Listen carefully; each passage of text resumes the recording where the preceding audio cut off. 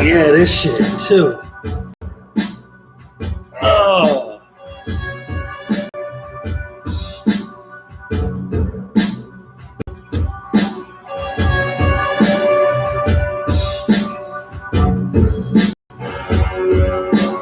Oh no.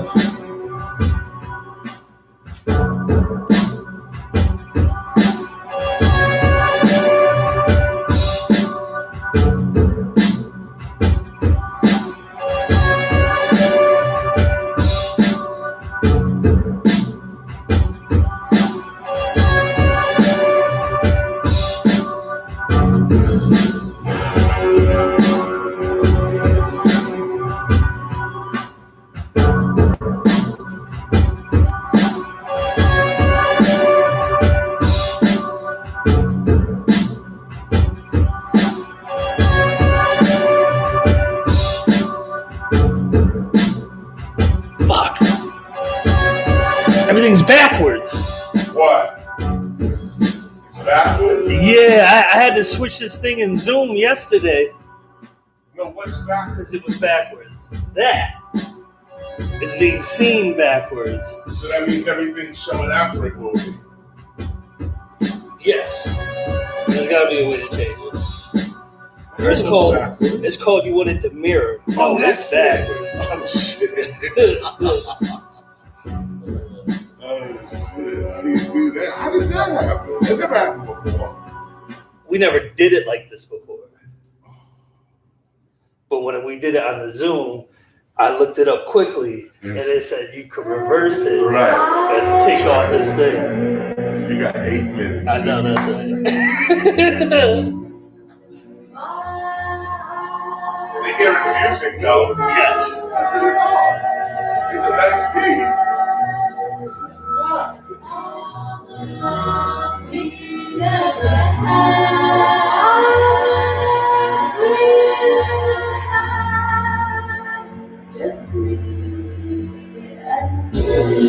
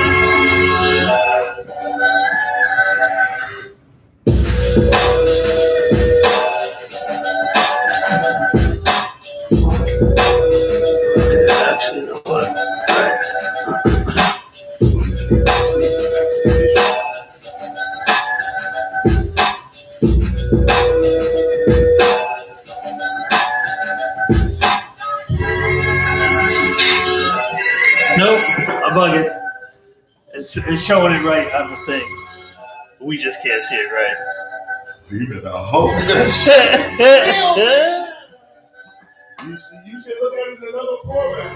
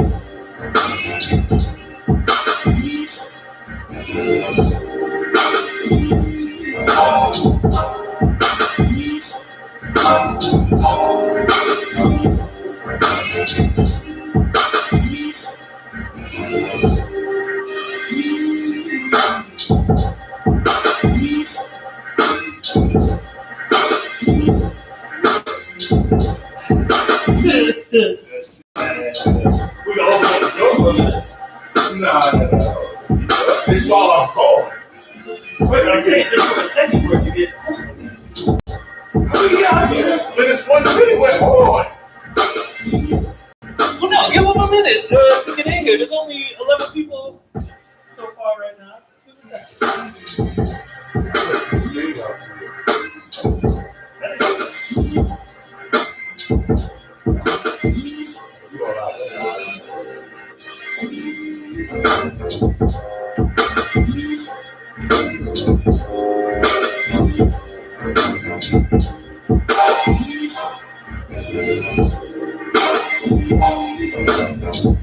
I should walk in from outside.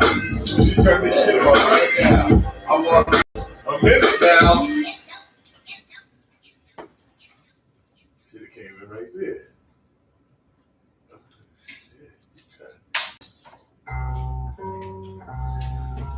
That's my shit right here.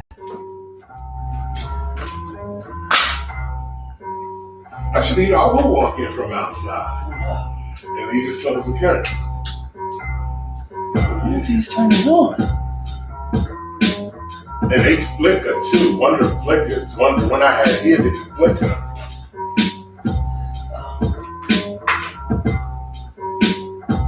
There was some flickery shit going on. That's why I cut one off.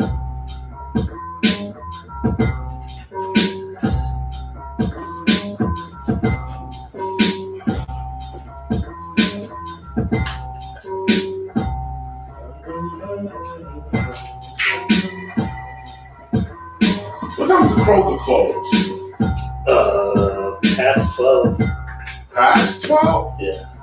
Okay, so I got time.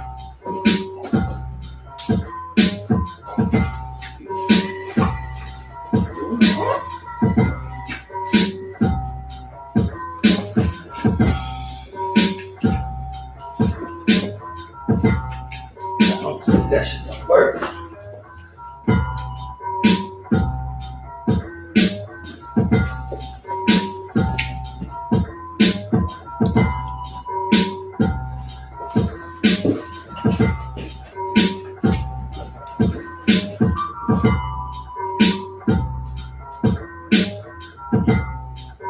One check. Yeah. Trying to use that. No, I'm just trying to see if it works. You know these people that say, you just start this shit already. Yeah.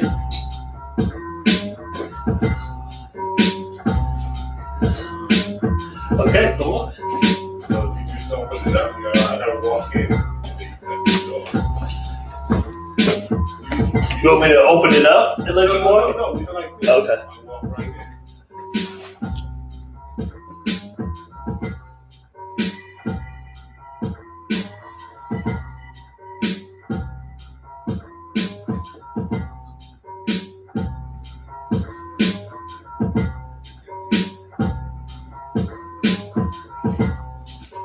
Ooh, yes, indeed. Let's hit that door real quick. Yeah, let's get it in. All right. Well, I like that.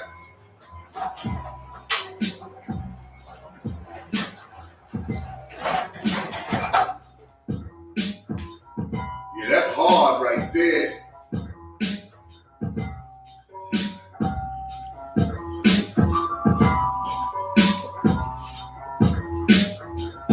I'm on, right? Microphone's on, yeah? Yes, sir. Okay, good. So welcome to the Temple of Hip Hop. Here we are. Make sure we in the right mode here. As a matter of fact, you know what? Let me just stop that real quick.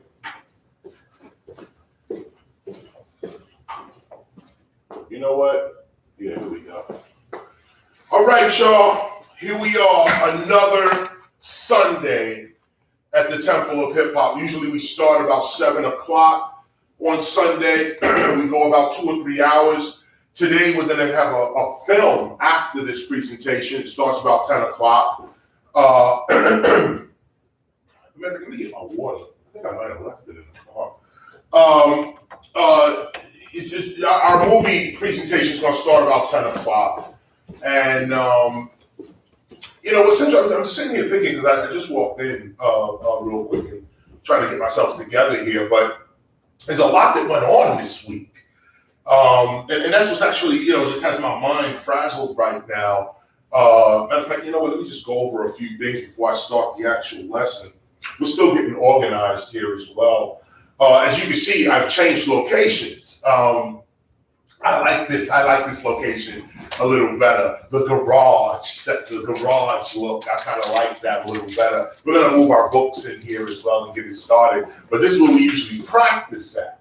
And the turntables are here. We got behind this is like a whole board and stuff like that we could actually get it in. Go look, and I'll take that.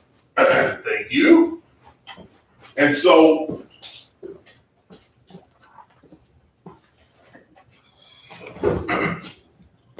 like I was saying, you know, there's a lot going on this week. Let me run down a few things to you just before we start, like I said. Starting in March, we're going to be reading the Gospel of Hip Hop through and through.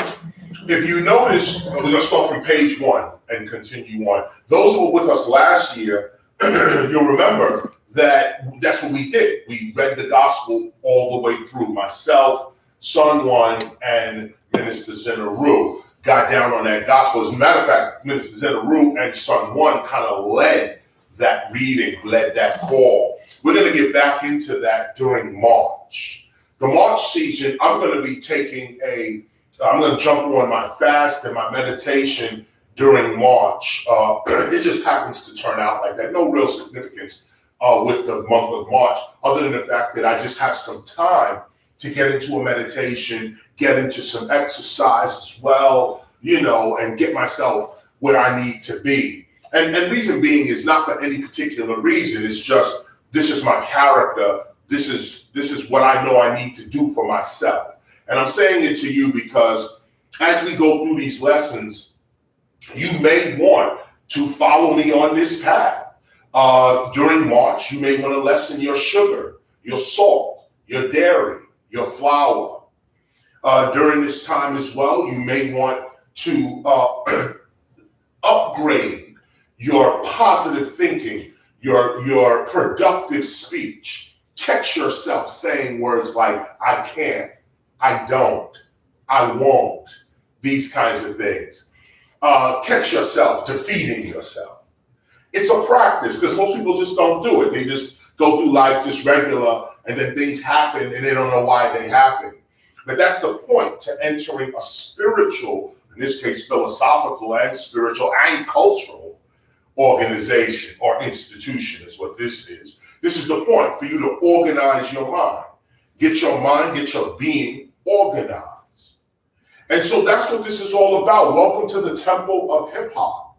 Now I was just running down a few things.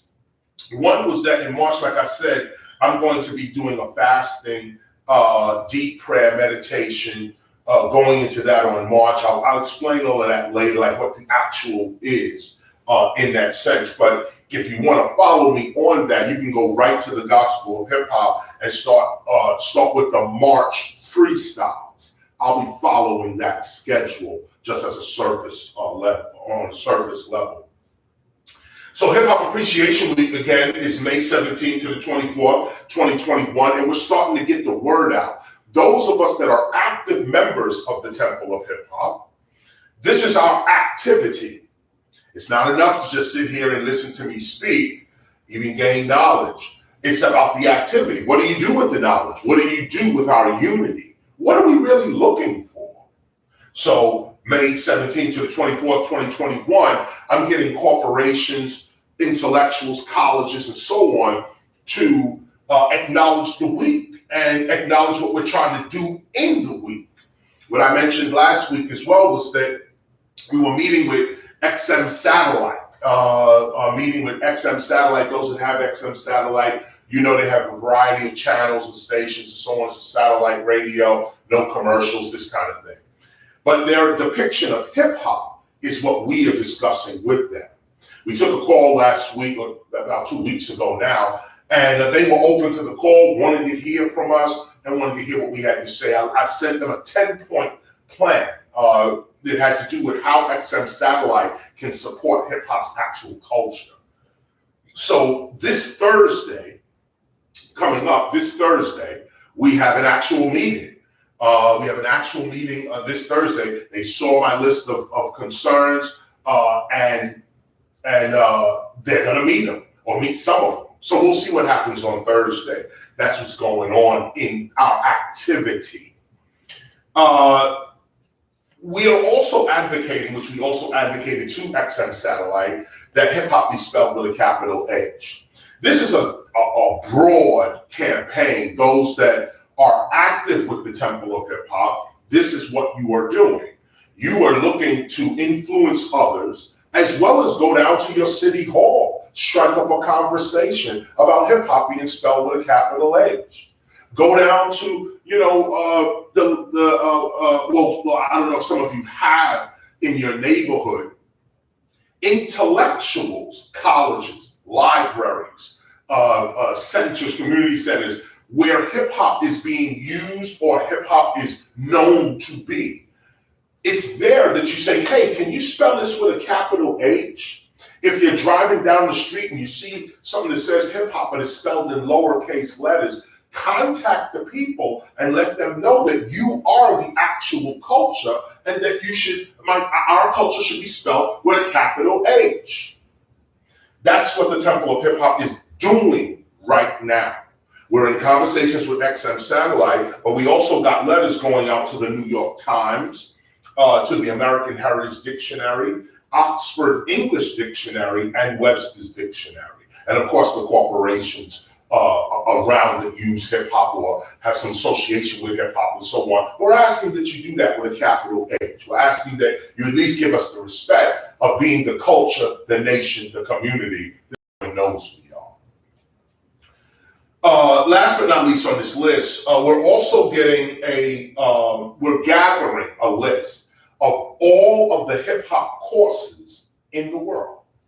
Starting with the United States, moving over to Europe and England, we are looking for all the hip hop courses that are taught in the world so that we may legitimize the teachers of those courses.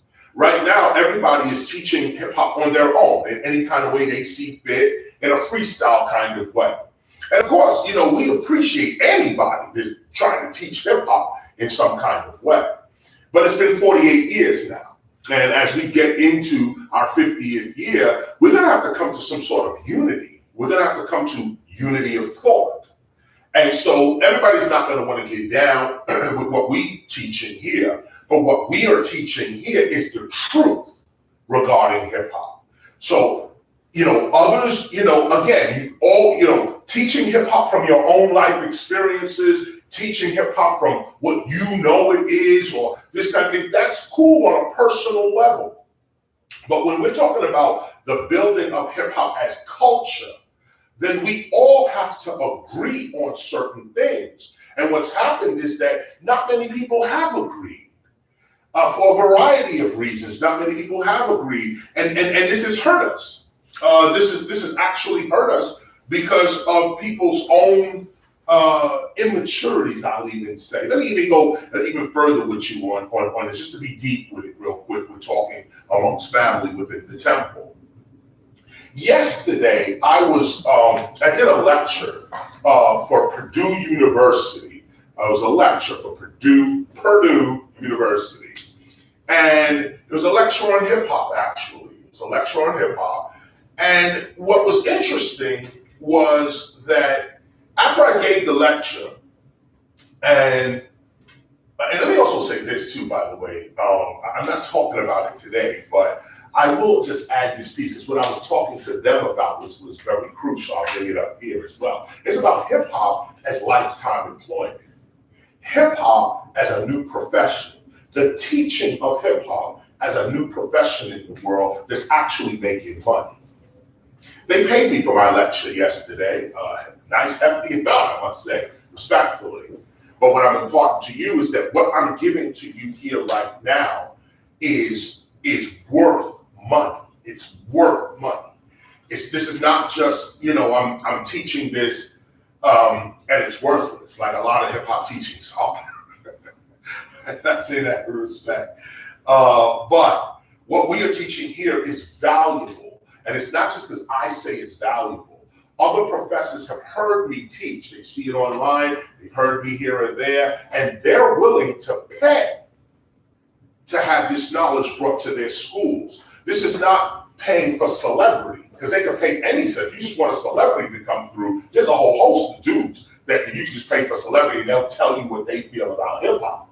But what I'm noticing is that my 30 years in this, we've grown an industry where people can actually live. You can actually, it's like work, like a job, like employment, to teach hip hop. And the way in which we are teaching hip hop is the correct way to teach hip hop for two reasons. One, we have actual evidence that our teachings work. Everything I'm teaching here, I've done or I'm doing. Everything. So there's no, I'm reading this and we'll see if it comes out true. We'll see if, no, I'm not doing that here at the temple. Everything you see me teaching here, I've already experienced it. And that's the blessing in his teaching. So one, you're dealing with an experienced teacher of the knowledge in which he is teaching. He has mastered the knowledge in which he is teaching. And I'm telling you, this is wonderful. I'm living it right now. I'm living it right now. Number two, I am the first teacher of hip hop. This is the second piece. If you are a teacher of hip hop, if you're a teacher of any subject, you want to be taught by the original of the subject. It's called authenticity. And teachers know that without authenticity, you really don't have any authority to teach. This is why some students, like there's a difference between going to Harvard or Yale or MIT and doing the same or doing the same study at, say, a community college. You can get the same knowledge. If you put your mind to it, you'll get the same knowledge that Harvard is giving at a community college, if you really want to know. But those that are going out to compete in a job market, and you need prestige and some sort of reputation and all of that, well, where you are learning and who you are learning from is just as important as what you are learning. Why is it some students go only to, some students say, look, my parents are going to send me to Yale. Why? Because I want that Yale degree. Why do you want a Yale degree? Why do you want a Harvard degree? Why do you want an MIT degree? Because they are thought to be authentic. These are the original universities, one of the first universities in America, Harvard and Yale, among the first. So you want to be there because they're also turning out presidents, senators, governors, all types of inventors go over to MIT, and all that, lawyers, every time they're turning out the people that run society. So you want to go to a certain school, not just to learn, but you also want the culture of the school. You want the prestige of the school. You want your degree. You say, what kind of degree do you have? You're 3 doctors standing around. One doctor says, I have a degree in medicine from my community college. Somebody else says, I have a degree in medicine from a state college, North Carolina University. I have a degree from there. Somebody else says, I have a medical degree from Harvard University.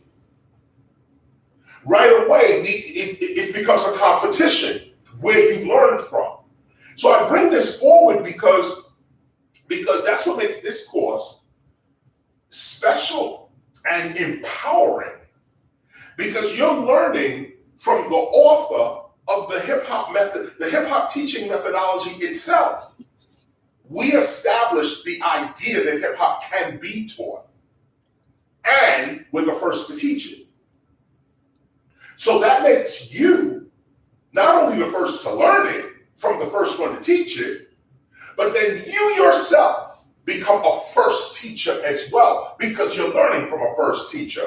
No one else on the planet can offer you that. No one. We are the first teachers.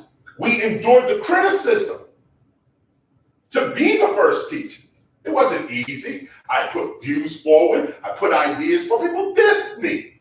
Straight up dissing, writing all types of craziness.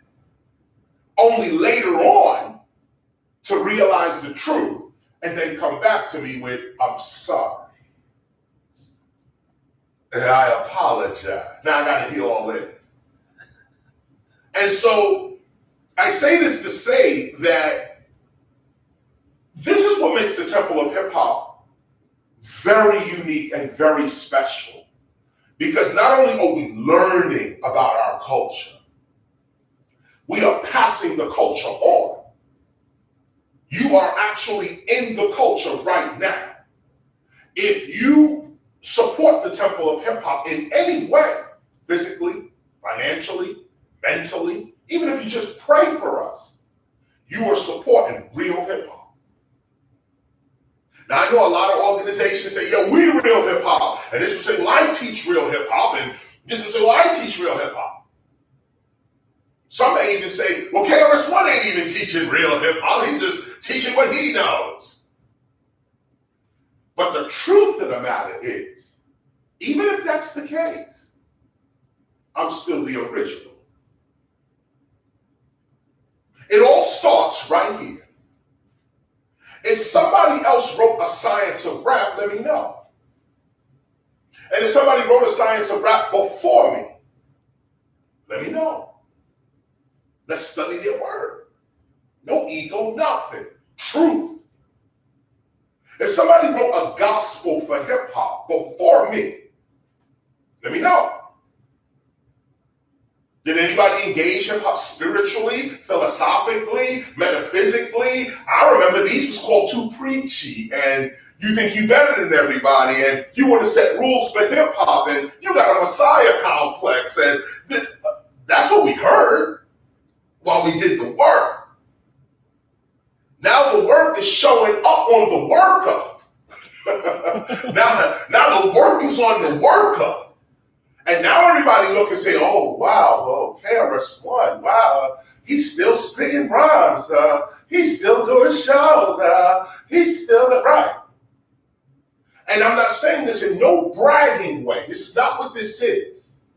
I'm telling you a truth that is important for you to get with.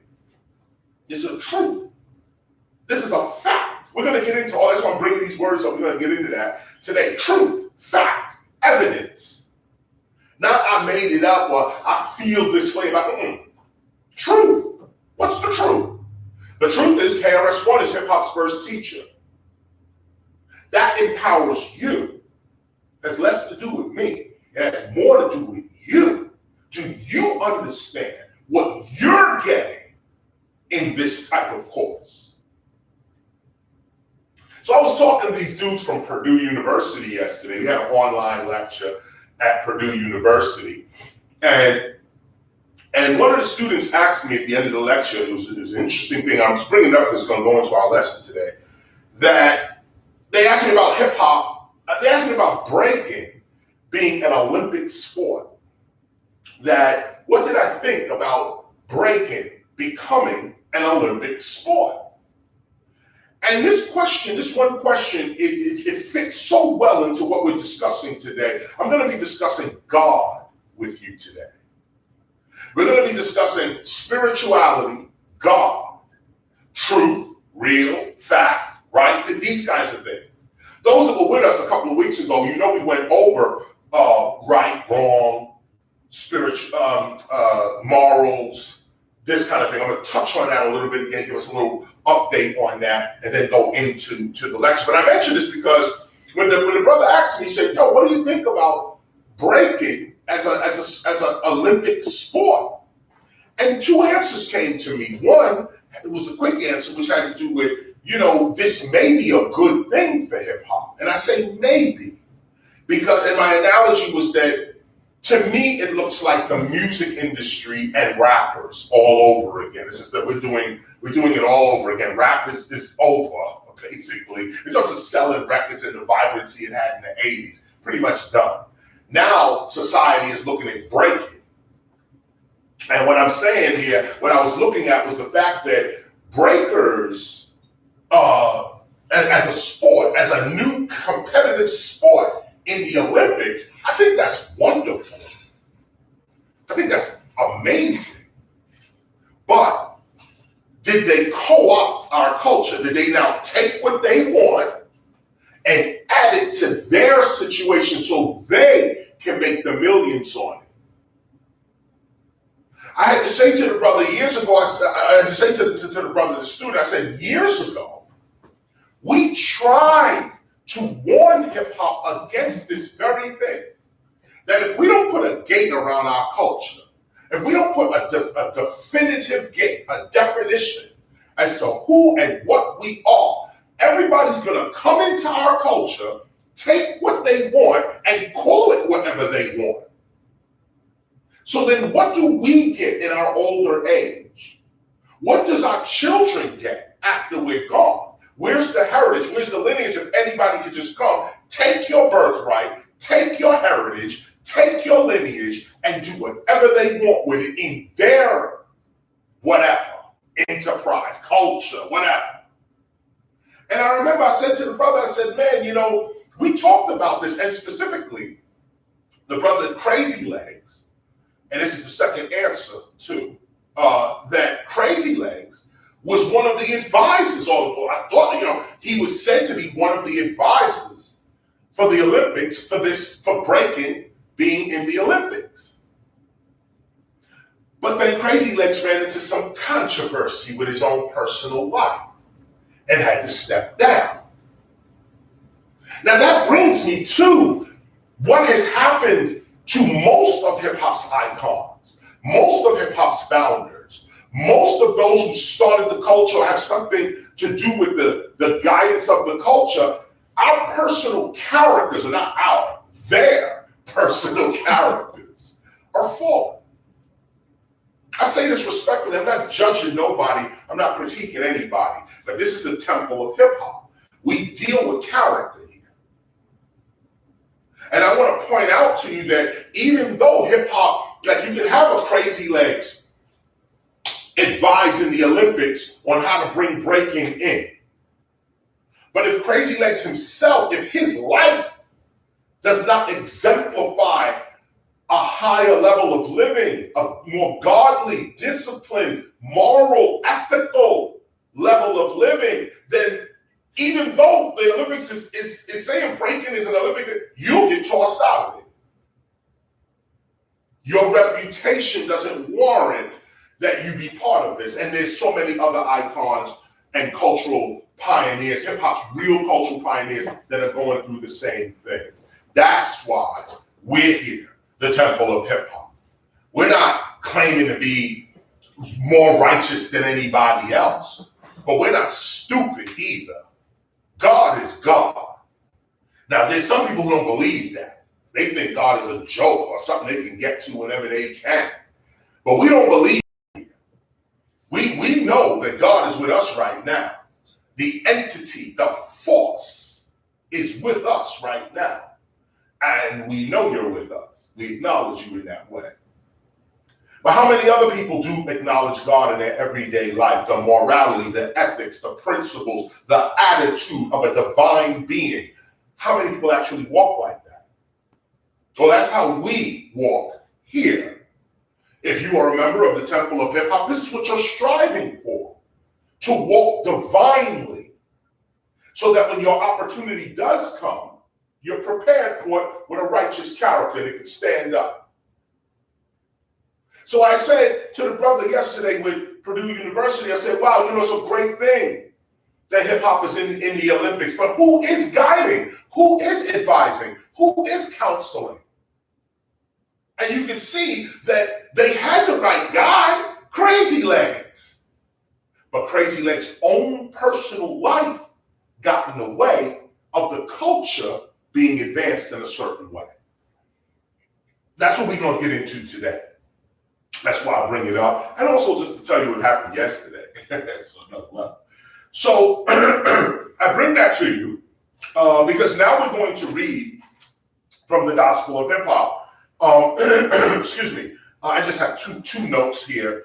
Actually, those that are just joining us, some that may be just joining us now, remember that we are rising with the sun. We are rising with the sun. December 21st, 2020 marked the winter solstice, where the sun was at its lowest position in the sky. The spring equinox will be March 21st. I'll be in a meditation during then and a fasting. Over the next 6 months, the sun will rise to its highest position on June 21st, 2021. That's the summer solstice. That's the summer solstice. And that's when the sun is at its highest peak. And my meditation will be over at that point. Right there. Let me just mention this thing as well. Movies. Excuse me. Movies. Hold on, correction. I'm sorry. Yes. June 21st. You're not meditating till June 21st. Yes, I may be. Okay. I may actually go there till June 21st. Yes, Okay. Sir. Okay. Yes, sir. All right. Yes. my meditation does take me to June 21st. Although you are right, it's within this period that the meditation takes place. I may only meditate for and fast for March. Right. Yeah, that's what you're doing. Till the spring equinox. To the spring equinox, yes, right? Indeed. Right, yes, indeed. 21 days. Right. March 1st, 21. You get that 21-day detox, 21-day fast, and then the wizard. No, but I may take it further. Okay. I may actually go further than that. Well, hold on. And while I'm being rude, Be rude, get in. I'm not going to show my face. I would just say that everybody who's on the call right now, when we begin reading the Gospel of Hip Hop, we'll be doing that privately, and those will be on Zoom calls. It will not be necessarily to the public because it's a higher knowledge that everybody can't necessarily handle publicly. Mm-hmm. And so with the things that we'll be talking about, which will pretty much be sensitive and the sensitive nature type of thing, we're going to take this to Zoom, and so that also all of our new members, we can actually see each other and actually commune with each other in that way. So again, if you want to be a part of that, send an email to templeofhiphop@thetempleofhiphop.org. Again, that's templeofhiphop@thetempleofhiphop.org. And I may say that one more time just in case we have new people by the end of the call tonight. No doubt. Thank you for that, Minister Sun One, who is also rising with the sun. Yes, I am. I'm about to put my glasses a little bit. So, what I was going to get into before Sun One's announcement was our movies. I'm always advocating that you watch movies like Matrix 1, Waking Life, What the Bleep Do We Know, and Gaia, the channel. If you have a, cable, certain cable providers, there's a channel called Gaia, Gaia. You can get it through your streaming services too, as well. You can get it through your streaming services too, as well. Like Prime Video. And there's Roku. And any of these streaming services will have Gaia. Minister Sunone is bringing this to us. It's a good channel to watch in terms of spirituality, to see what people are dealing with.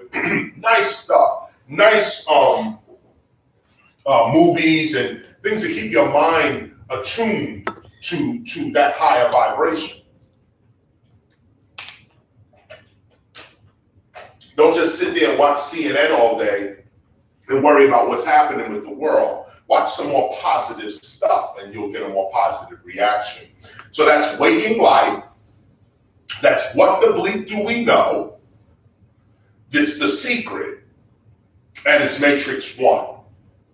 And What the Bleep Do We Know is personal to us at the temple because the producer and writer of this film is also a friend of ours as well. The one who put this together, a guy named Sam, his wife, teacher, and so on. But they put this together and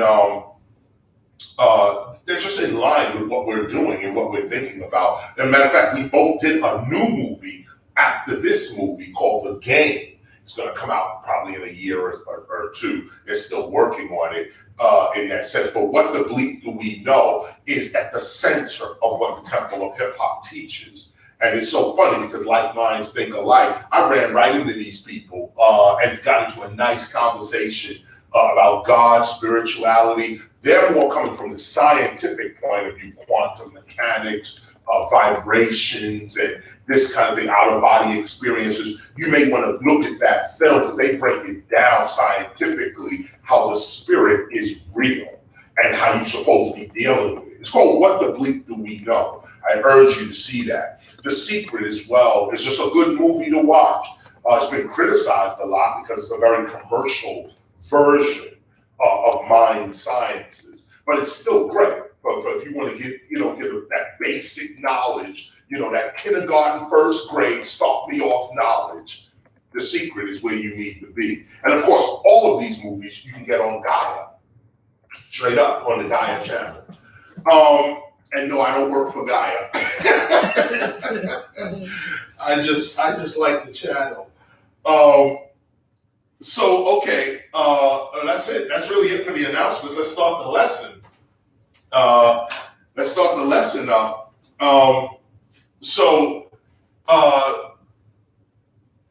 For those that are new to our Temple of Hip Hop, to this scene right here, you can always get a copy of this book, The Gospel of Hip Hop, at krs-one.com or anywhere that books like these are sold.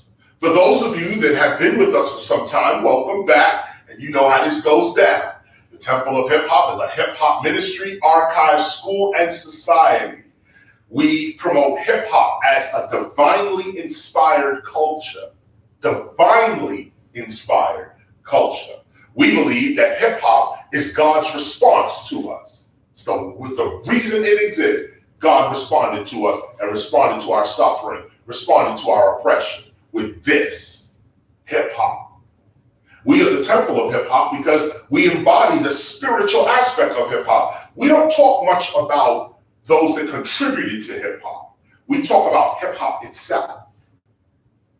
Yes, we do bring up the cool DJ Hertz, the Africa Bambadas, the Flash, the Theodore, the DJ Hollywood, the busy bee, love bug stars. Yes, we bring these people up.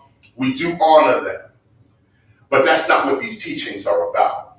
These teachings are about hip hop itself, not necessarily who's contributed to it or so on, who got some out of it. But let's talk about hip hop itself. That's what it's called, the temple of hip hop.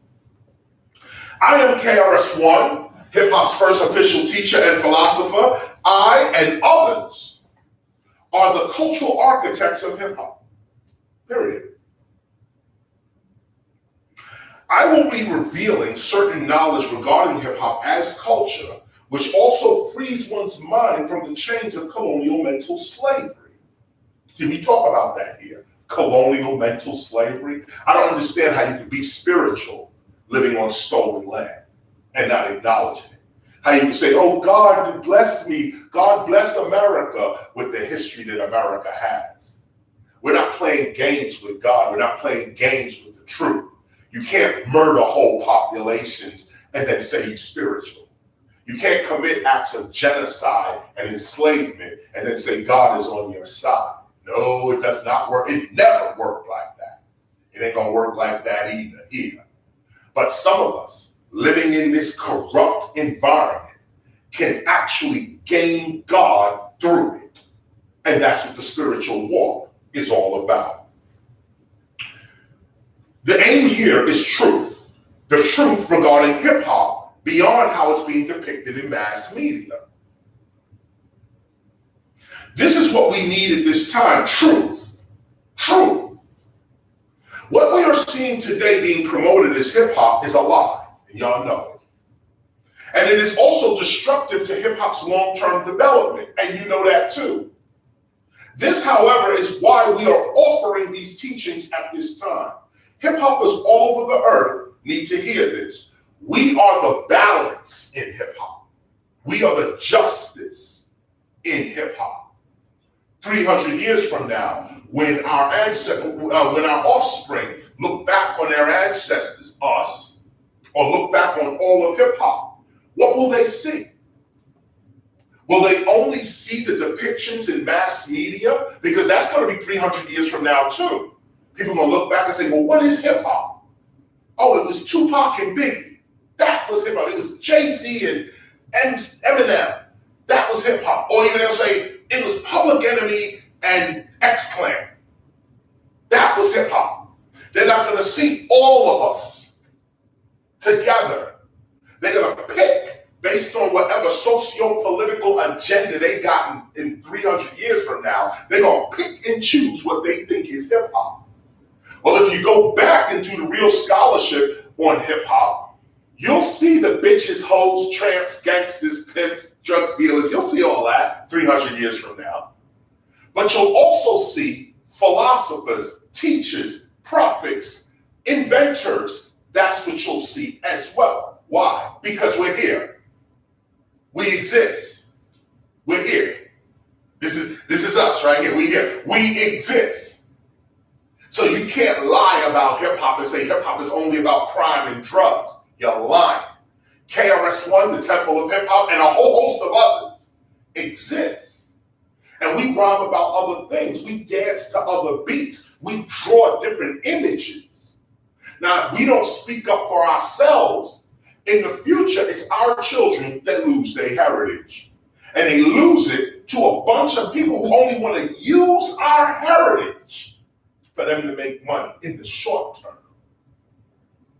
That's why we exist. We are the justice. Those that are true to hip hop are indeed concerned with its preservation. Yes, we want money, but not at the expense of our culture. This is where we draw the line. But if we have no unity of thought, no agreement as to what hip hop is, then we cannot save our children from the inevitable destruction any culture will experience when it lacks unity and a sense of self-respect. We cannot allow this to occur. And I say, and I read this little statement here because each one of these lines also have histories behind this last one. I'm going to read this last one to you again and talk on it. This is where we draw the line. But if we have no unity of thought, no agreement as to what hip hop is, then we cannot save our culture from the inevitable destruction any culture experiences when it lacks unity and a sense of self-respect. We ain't allowing that to happen in hip hop. That's why we're here. That's why we do this free service every Sunday. Because we're not allowing hip hop to be disrespected or that its unity be lacked. Now let me bring this up to you. Years ago, I tried to bring this unity and this sense of self-respect. And hip hop itself was too young to understand it. We were ahead of our time. We know that we are ahead of our time. So there's no disrespect, there's no criticism. It's just the truth. The truth is, everybody was told what it was. Back in the 90s, they were told what it was. Yo, these corporations are gonna rip us off. Let's unite. Everybody said, nah, I don't want to unite. Join my organization. And then I could see. So I went and joined everybody's organization. I joined every, you name any serious hip hop organization, they can say KRS-One was there with us. I joined all these organizations, and at the deepest level, not just I joined, I planned with these organizations. That's why I can speak the way I'm speaking. I know these organizations in and out. And I'm bringing the problems that we had over 20 years here to the temple to be worked out completely. What was one of the problems? I ain't following no man. Huh? Yeah, I ain't following no Chris. Look, I love you, Chris, but I'm not gonna follow you around, and I'm not. Wait a minute. Are you stupid? I'm not asking what to follow me. In fact, I'm following you because you're headed for self-destruction. So I'm following you, saying, hey, listen, we got a whole culture here. We don't have to be pimps and hoes, drug dealers, and this and that. We can start out like that, sure. But after we gain maturity, come on, guys. Come on, our children are here. We are here. Let's build this. Nobody wanted to hear it. They didn't want to hear it. And it's sad. It's so sad. Because when you practice what you preach, you the one that win. Look at my face right now. Do I look sick to you?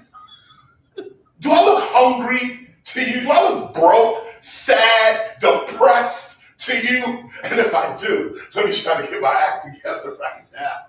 Because none of that is how I really feel. I'm vibrant right now. I can lift this podium up right now.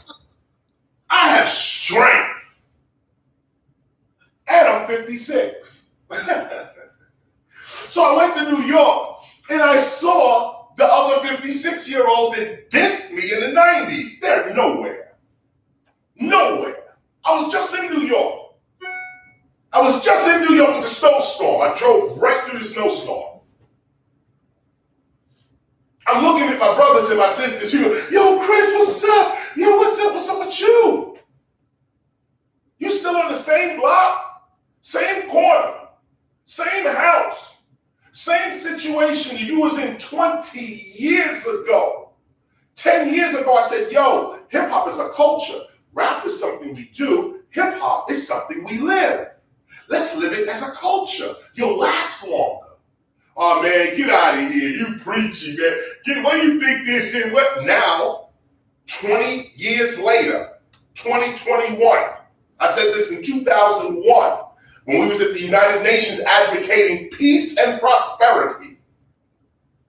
20 years later, the same people that disrespected and couldn't understand, they're nowhere.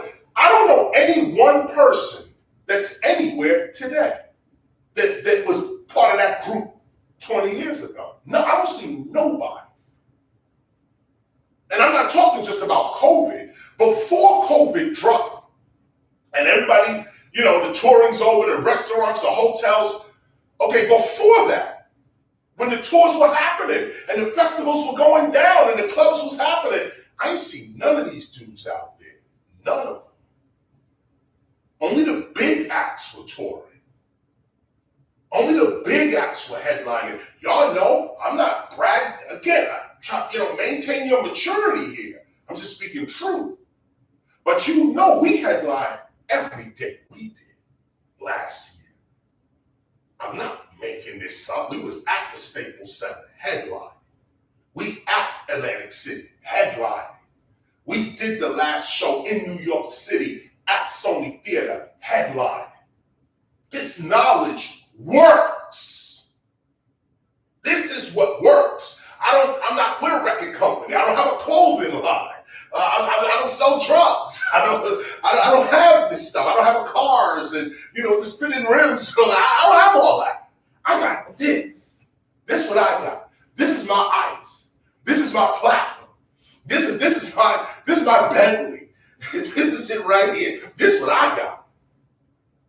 And now I walk back to New York and dudes like, Chris, you look so young. Oh, Chris, whatever. Oh, Chris. And I say, okay, yeah, whatever. But in my mind, I'm like, what's up with you, though? Don't just look at me and praise me. Me and you were standing in the same spot 20 years ago. I moved on with the knowledge I was preaching. You rejected it. Now we're here. This is what I don't want you to go through 20 years from now. It's 2021. Let's just say it's 2020. Are you going to be in the same position in 2030? That's the question. It's 2021. In 2031, who will you be? Where will you be? I can tell you right on this camera right now while we're recording. In 2031, I'll be chilling, okay? I'll be having the time of my life.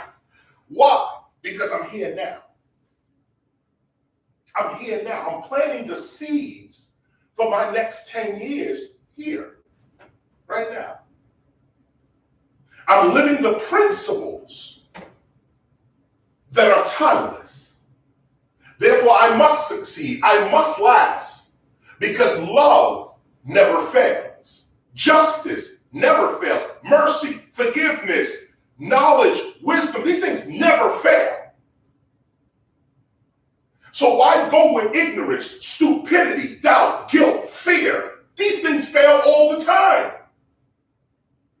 Why not come with confidence, trust, faith? These things win all the time for thousands of years. So it's really a very simple thing.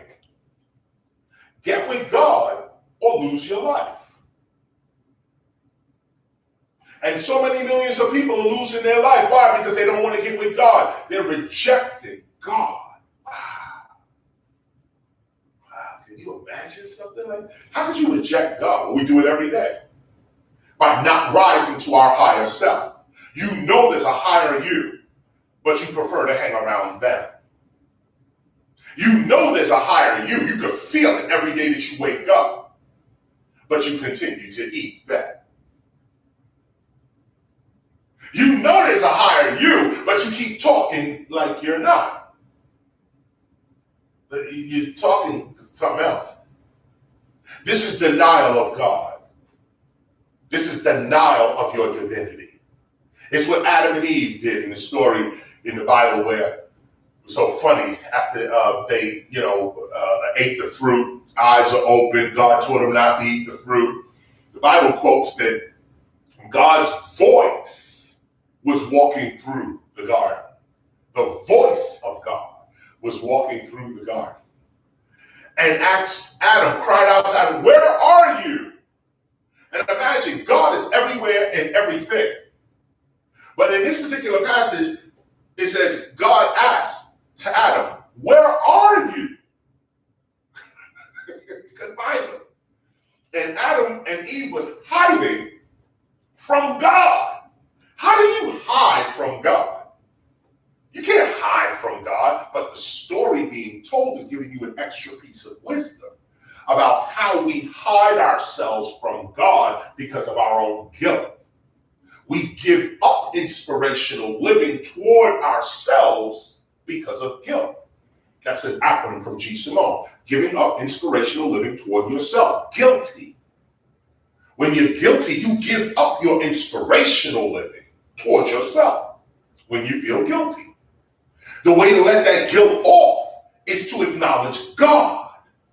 And when you acknowledge God, the all-seeing, all-knowing, omnipresent, omniscient one, the ancient one, when you realize God, you realize that you didn't do anything.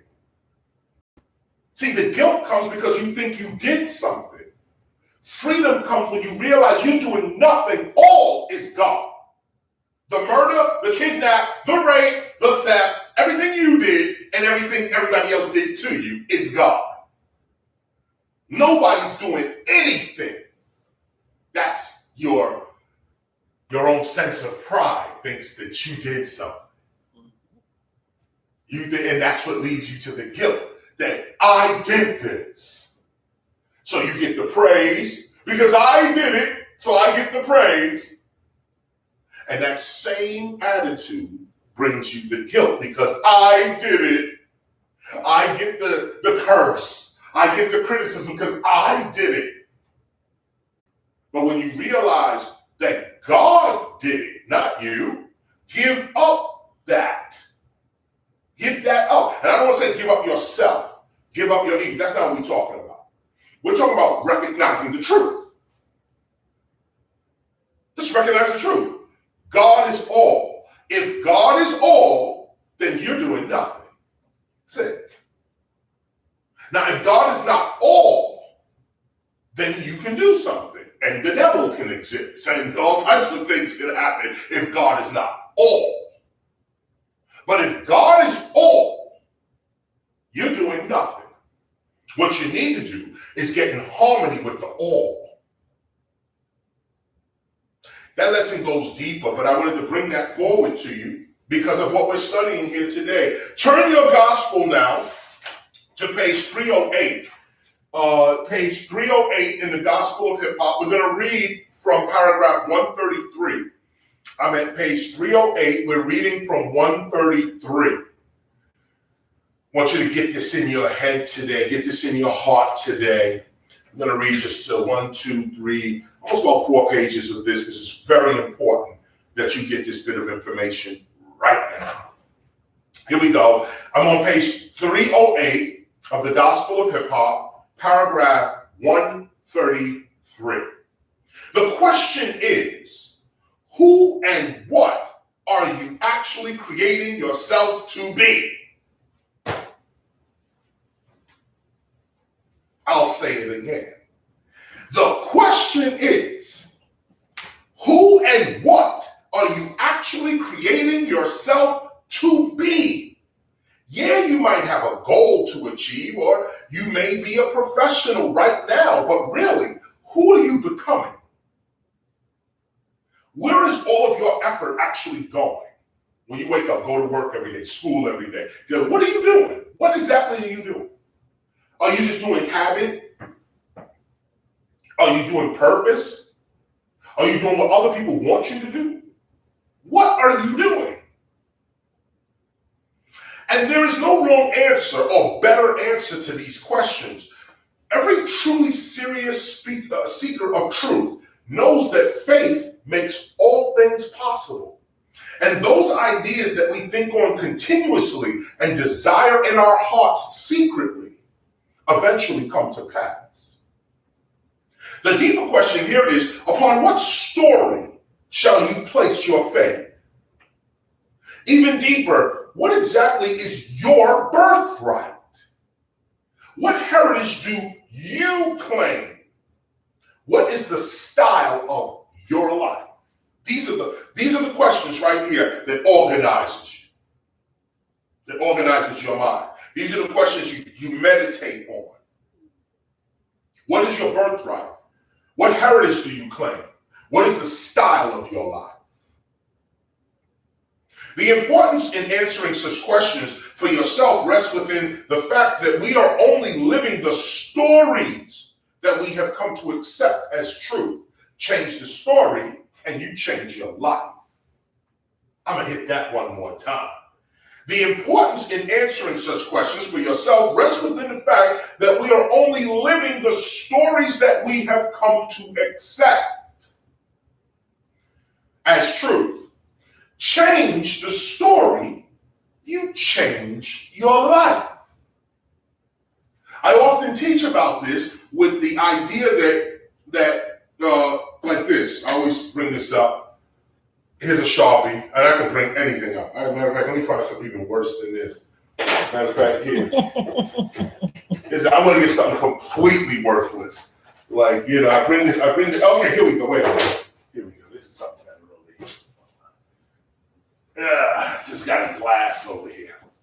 Okay, so here's my glass. Okay, let me put it here, right? Here's my glass. Okay, this is my glass. Put that glass right there, okay? Now, this is a worthless glass.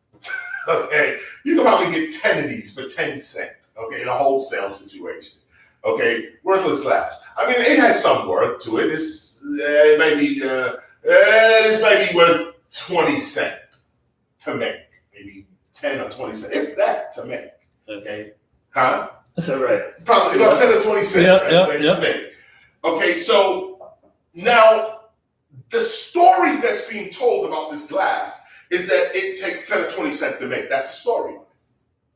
That's the story on this particular piece of glass, or this glass. Okay?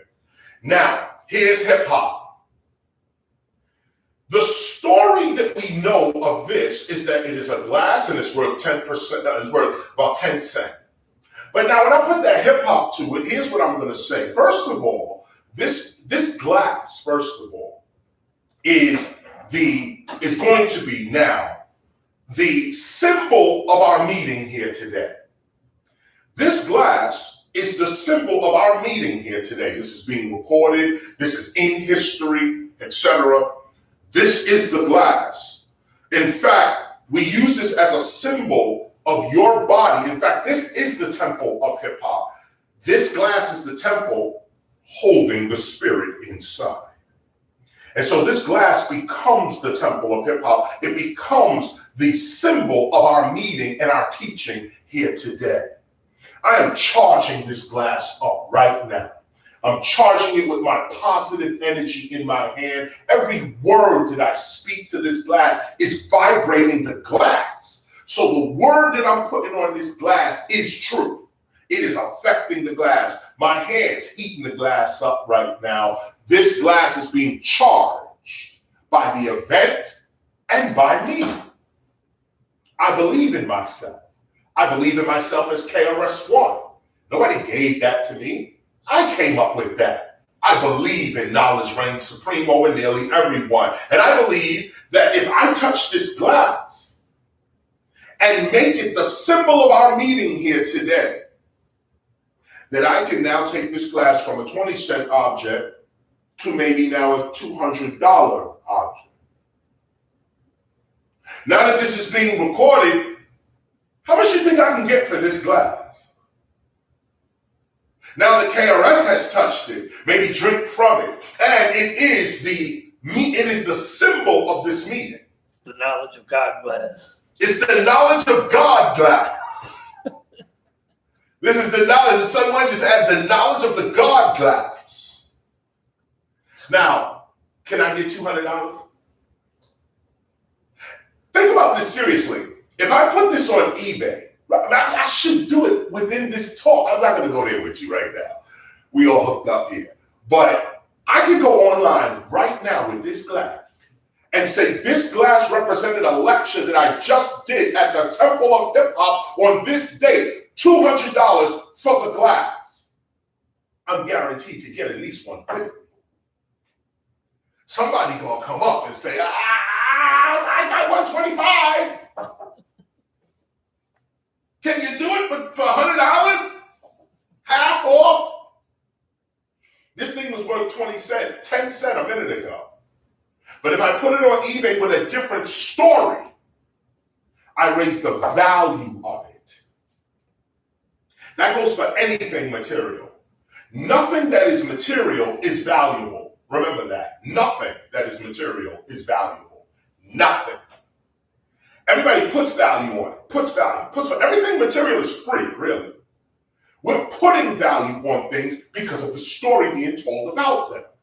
Why does diamonds cost so much? Diamonds are rocks, period. There's no more crystals, in fact. If you want to hype it up a little more. Okay, a diamond is a crystal. Okay, that's it. It's a rock. But when they get you on the TV where it begins with K, love begins with, I don't know what these commercials, they got you all teary-eyed. Oh, I gotta go get my girl a diamond. Because of the story being told. You can get your girlfriend a slice of bread. That may even actually be better. A slice of wheat bread. Say, here, this is my Valentine's gift to you. A slice of wheat bread. That's actually better for her than a rock. So the stories that are being told about items is what's giving them their value. Why do I mention this? Because the story you tell about yourself is going to give you the same value.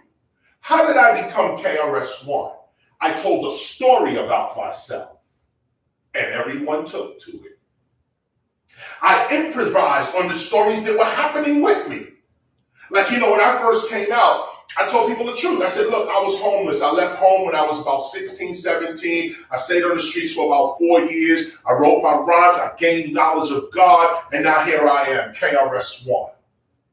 And everyone said, wow, you was homeless for 4 years. How did you do it? I said, look, God guided. God? What is that, God? Yeah, there's a force in the universe. Matter of fact, it's the force of the universe that's actually guiding this, right? Oh, really? This guy is crazy. Oh, wow. But they took the story, and suddenly my story was not, I'm on the corner and I got these bitches and we chilling. That wasn't my story.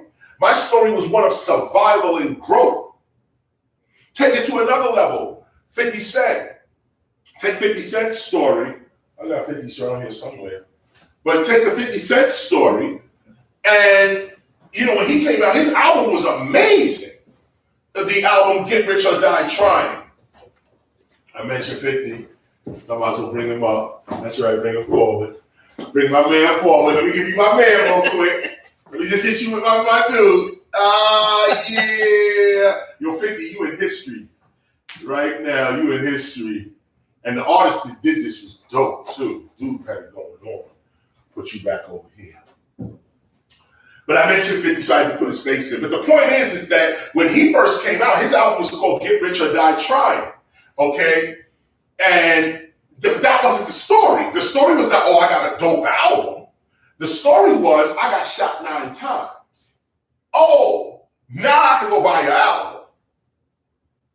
And it goes on and on.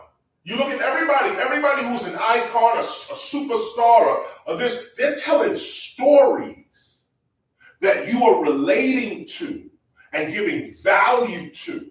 And this is why you see them in the way that you do, because of the story they told you. And this is for everything. The government is the government because you believe the story they're telling. The church is the church because you believe the story. The mosque, the temple, the synagogue, whatever. You believe the story. So you give that story value and you give it life because you believe the story.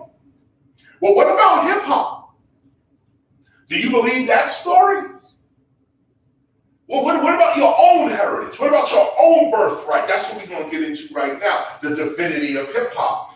So change the story, you change your life. Our work as Templars reestablishes a spiritual heritage, a cultural birthright, and a daily code of conduct. Let me say that one more time. Our work as Templars, this is what I started out with, the active members, what we're actually doing.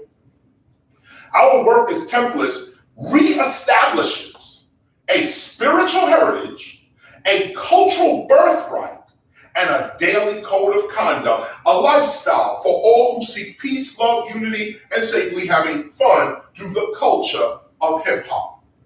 Although it may have been called many different names throughout human history, that which we call hip hop today is a very ancient experience. This first instrument, Gospel of Hip Hop, speaks to the spiritual observations of our tribe.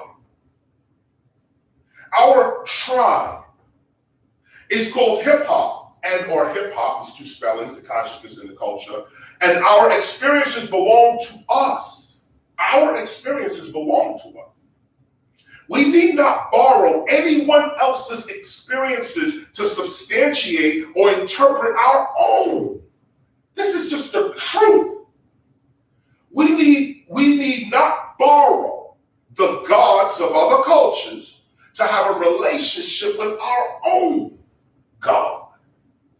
Say that one more time. We need not borrow. I'm saying it again louder too. We need not borrow the gods of other cultures to have a relationship with our own. That's the matter of fact, highlight that. Highlight right there. That's paragraph 137. It goes right over to page 309. We need not borrow the gods of other cultures to have a relationship with our own. That's just the truth. Why borrow or adopt the birthright and or heritage of a foreign culture when you can clearly point to the richness of your own? Or do you borrow the customs of foreign cultures because you know not the divinity of your own? Wake up. Wake up to the reality of the loving God who loves you as you are, as hip-hop, as a hip-hopper. And this is the good news for our people today searching for identity and meaning to their lives. Wake up. Believe in yourself. Believe in the divinity of your own everyday experiences, and you shall live in the reality of who you believe yourself to be. That's me. That's what I'm preaching, teaching, living right there. For we are all made up of the stories that we choose to believe. So what do you believe of yourself and of hip-hop's story? If you are not prepared to live this culture, hip-hop, to its fullest, then please close this instrument and hand it to somebody who is. However, the real question is, where do you place your faith? And is it really working out for you? People front all the time. They say, I'm Christian, and Christian kicking their ass. I'm Jewish, and the Jewish kicking their ass. They just have it. It's just, I'm just locked into this mode. I've been saying it for 20 years, so let me just say it again. No weapon formed against thee shall prosper. Under the Lord Jesus, my Savior and Savior. And Moses and the Ten Commandments, a hard Krishna, and the 5 baskets of Buddha, and all that's kicking your ass right now. It's true. Let's be true. See, I walk the spiritual path, so I talk to spiritual people. I'm in spiritual environments. I see what's going on. Nobody's spirituality is working for them. No one. Let's keep it real. Let's keep it really real. Let's keep it really real, son. One, I don't want you to walk out the room and quit the temple. I'm sorry. I don't want, but I'm telling you right now, I see it every day. I'm walking around. I'm in the bookstore. I'm in the metaphysical store. I'm online. I'm talking to people. Nobody's God is with them. They're still searching, looking, with all types of problems in their life. You walk this path, there's no problems in your life. There's no problems in my life. Let me just ponder that. That's real. That's real. Ponder that for one The only problems that are things that I make up. Right. And that's the only problem there ever is. That's the only problem there ever is the one you make up. That's, you said a mouthful right there. Right. The only problem I got is the problems I make up. But I say that to say also that, no, there's something truthful to be said about that. Like I always say, maintain your maturity here. We joking and laughing and stuff, but what we're talking about is very serious, and it's so serious that this is not about you believing in something. If I am teaching you from this book right now, I had better be the book. It's not. There's no way around it. If I can't show you the experiences of this knowledge, if you can't see it on me, then what's the sense? Then why be here? Why read this? Why join the temple of hip hop? Why have anything to do with this if the teacher of the temple can't manifest what's in his own book? This is the point. Now apply that to those who crack the Bible. You can't do nothing they saying in that book, but you want me to believe you. Crack the Quran, the character of the Muslim. I haven't seen a Muslim yet. I ain't seen nobody acting like that Quran. That Quran. No. And then don't let me start getting on the Jews, okay? With your Torah. Okay, let's not even get over there. Ain't nobody following no law. What do you think, the law of Moses means something in Judaism? Come on. If we could talk truth, everybody has violated their own book. Everybody has fallen short of their own God. And they're making excuses for it. Hip hop ain't about that. We ain't about that. We fall short, but we know where we're supposed to be. We may be ignorant, but we're trying to get this knowledge. We may be poor, but we're trying to raise our self-worth. Others are rich, got land, got government, and still can't find God. And possibly because they have all that. You know, in the Bible, there's a story, a Christian story, not to be hard on the Christians today, but there was a rich man that came to Jesus. And this is a story. He says, I give to the poor, I pray every day, I follow the commandments. What more do I have to do to enter the kingdom of heaven? Jesus turns to him and says, sell everything you got and follow me. And the Bible records, it says the man walked away sad that day. Damn. He said, the man walked away from Jesus sad. Like, oh God, why'd you tell me that? I gotta sell the Bentley. I gotta get rid of this house. I gotta take these jewels off. Why you tell me that, Jesus? Why? Yeshua, why you doing it? But that was the truth, now wasn't it? And then after that, Jesus turned to his disciples, his students, and he said, it is easier for a camel to go through the eye of a needle than for a rich man to enter the kingdom of heaven. That's the Bible. Now take a look at the mega churches. Now take a look at the preachers with ice and gold and talking about God blessed me with all this material stuff. Now see, hip hop has no time for that. No time for that. And this is what you got to understand, overstand on this particular hip hop spiritual path. We're not fronting here. There's no fronting here. You either with God or you not. You either hip hop or you not. There's no middle where I think I got maybe with God, but I think I'm without maybe. No, that's the devil. If you believe in things like that. So here we go. I'm now on paragraph 141 on page 309. Ask yourself seriously, are you at peace? Are you in love? Are you whole? Are you empowered by your faith? Is God really real in your life?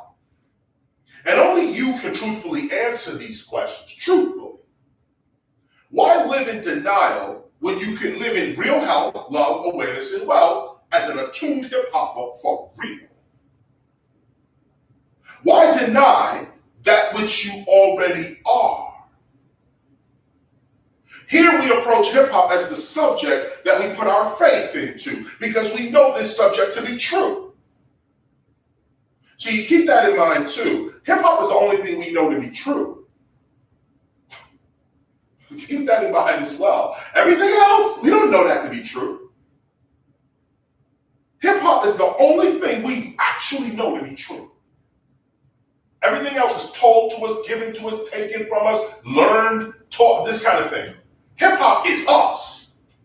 And we know we true. We know we're real. So we know hip hop is true. In our time, and possibly in yours, we have learned that the history that we are taught as the facts and as the truth about ourselves cannot be trusted. In my time, all American history is inaccurate and incomplete, especially when it comes to us and our experiences in the United States. And when I say us, I mean hip hop. You can put black, white, and whatever your ethnicity, nationality is, you can put that there too. But I'm talking about hip hop. When I say us in the gospel, we're talking about us, hip hop. Okay? When it comes to us and our experiences in the United States. Therefore, to regain and know the truth about ourselves, we must be ourselves and not our education.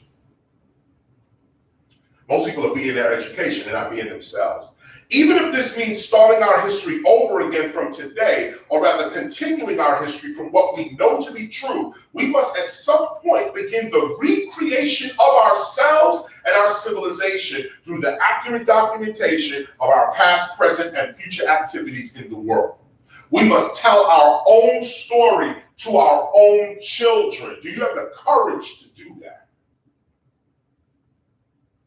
We must seriously begin to believe in ourselves and our historical documentation and the historical documentation that we are inspired to create for ourselves. We must stop saying that we have lost our history, culture, and heritage and begin proclaiming the rebirth of our divinity and the establishment of a new history, culture, and heritage. Let us not see our ignorance or loss of accurate historical data, resources, land, etc. as a handicap, but rather as an opportunity to be truly born again. In fact, whoever we were as a people led to our enslavement and present state of oppression. I mean, that's all people. Enslavement and present state of oppression. However, we can recreate ourselves today. This is what hip hop is all about. And yes, we can believe in what is true for us, and hip hop is what is true for us. We can believe what's true for us. It's okay to believe in what's true for you. And hip hop is true for us. It may not be true for anyone else. Others may find peace and prosperity in the strict observances of other faiths and the histories of their religions, and they are right to do so. But here, we are hip hop. And we are right. We are also right to believe in ourselves. Here, hip hop is the unique activity of our collective consciousness. Hip hop is our collective faith in action. Hip hop is what we are being, and hip hop is what we are doing. When we appear, hip hop appears. And when we are gone, hip hop is gone. Indeed, life is what you make of it. And hip hop is what God has made of our lives. Let us live and learn the gospel that reflects the experiences of our unique history as hip hoppers. Let us learn from the accumulated wisdom of our ancestors. Is God not with us also? Did God not create us also? In fact, the real question here is, where is an omnipresent God not? Even deeper, what exists outside of God? This is what I was pointing to before. If God is all, then you've done nothing. Release the guilt. But here, we're pointing to what exists outside of God. If God is all, then God is hip hop. That's what this is speaking to. As a matter of fact, that's the next line. But if God is all, then God is hip hop. And we need not borrow anyone else's interpretation of God to have a union with God. We are not God's children. I'm sorry. Are we not God's children also? Let us then begin to act like the sons and daughters of the Most High God and draw the blessings that only come by way of a pure heart, a clear mind, and an upright character. Highlight that. That's highlighted. Go ahead and highlight that. Where it says, the blessings that can only come by way of a pure heart, a clear mind, and an upright character. That's the key right there. Pure heart, clear mind, upright character. And if it's not happening, that's why you're suffering. And if it's not happening, why don't you come over here? Because if it's not happening, now listen, if this is the cause of the suffering. Okay? It's not a pure heart or a clear mind or an upright character. Look at that. It's not a pure heart, it's a dirty heart, a heavy heart, a resentful heart, a hateful heart, a fearful heart, not a clear mind, confusion in the mind, doubt, guilt, insecurity. And an upright character? No, a downright character. The one that wants to steal, the one that revels with gossip and hearing someone else's demise, the one who wants to lie, the one who needs that. This is what causes the problems. If you walk with a pure heart, clear mind, and an upright character, you ain't got no problems. Is this not the whole point to even the most ancient of spiritual practices? Of course it is. You can be very talented. You can be a very and this piece here, paragraph 151 speaks to what I was saying about Crazy Legs, our brother. Crazy Legs going through what he's going through right now. 151. You can be a very talented graffiti writer, MC, DJ, etc. But if your personal living habits and views on life are not in alignment with the truth of your being, you cannot expect to achieve any real fulfillment doing whatever you do in life, even if you do it well. Prophecy, right there. Right here. Let's just heed that right there. You can go ahead and highlight that whole paragraph 151. I'll say it again. You can be a very talented graffiti writer, MC, DJ, b-boy, beatboxer, street fashion, language, knowledge, entrepreneur. You can be the best at that. But if your personal living habits and views on life are not in alignment with the truth of your being, you cannot expect to achieve any real fulfillment doing whatever you do in life, even if you do it well, even if you're a pioneer, even if you're a cultural icon. One thing that we have learned for sure is that it is the hip-hop lifestyle itself, not one's talent, that empowers one to live a peaceful and prosperous life, approaching hip-hop's artistic elements with success. So let us begin the study of ourselves seriously. That's that lesson right there. That's the lesson that I want to bring to you right there. That's what it is right there. Let me turn my music on, and I'm gonna go ahead and take a break. This didn't start up like that. Yeah. Go ahead and start that up. We're gonna take a break. I'll be right back. Ponder these words.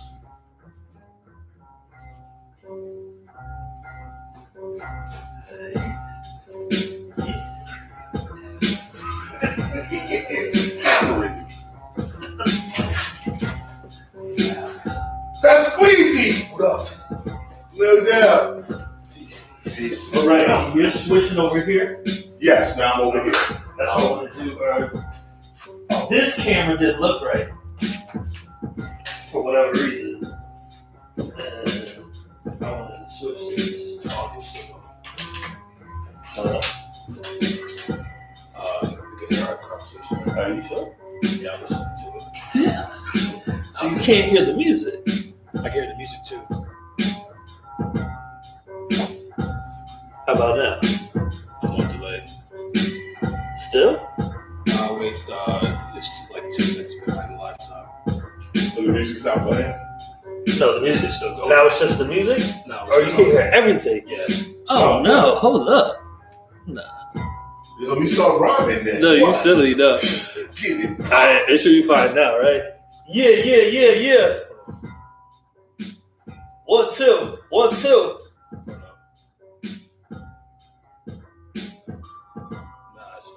Okay. Wait, you can still hear us? Yeah. Oh shit!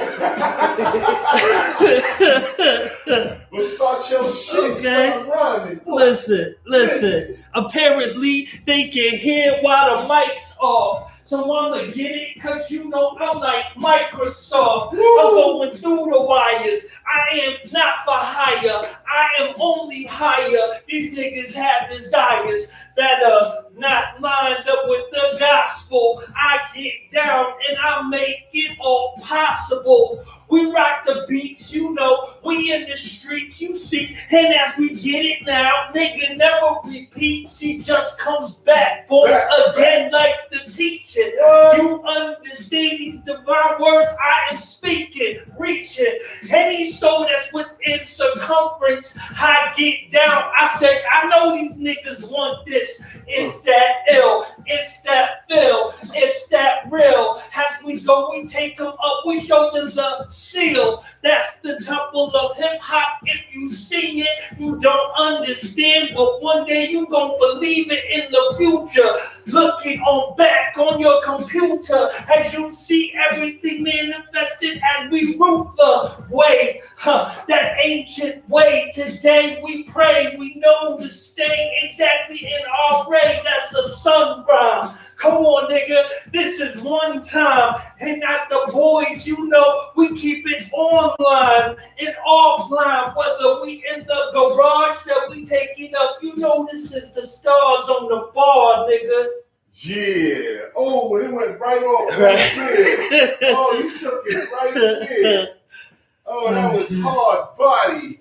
Can they see this real quick? Yes, sir. Yes, sir. Yes, sir. Right here. There you go. So I got Dre up real quick. I got Dre because we just started sending a warm get well. I mean, he's well now, but I got a chance. I'm here now at the temple, but Dre went through some craziness, a little sickness, with him.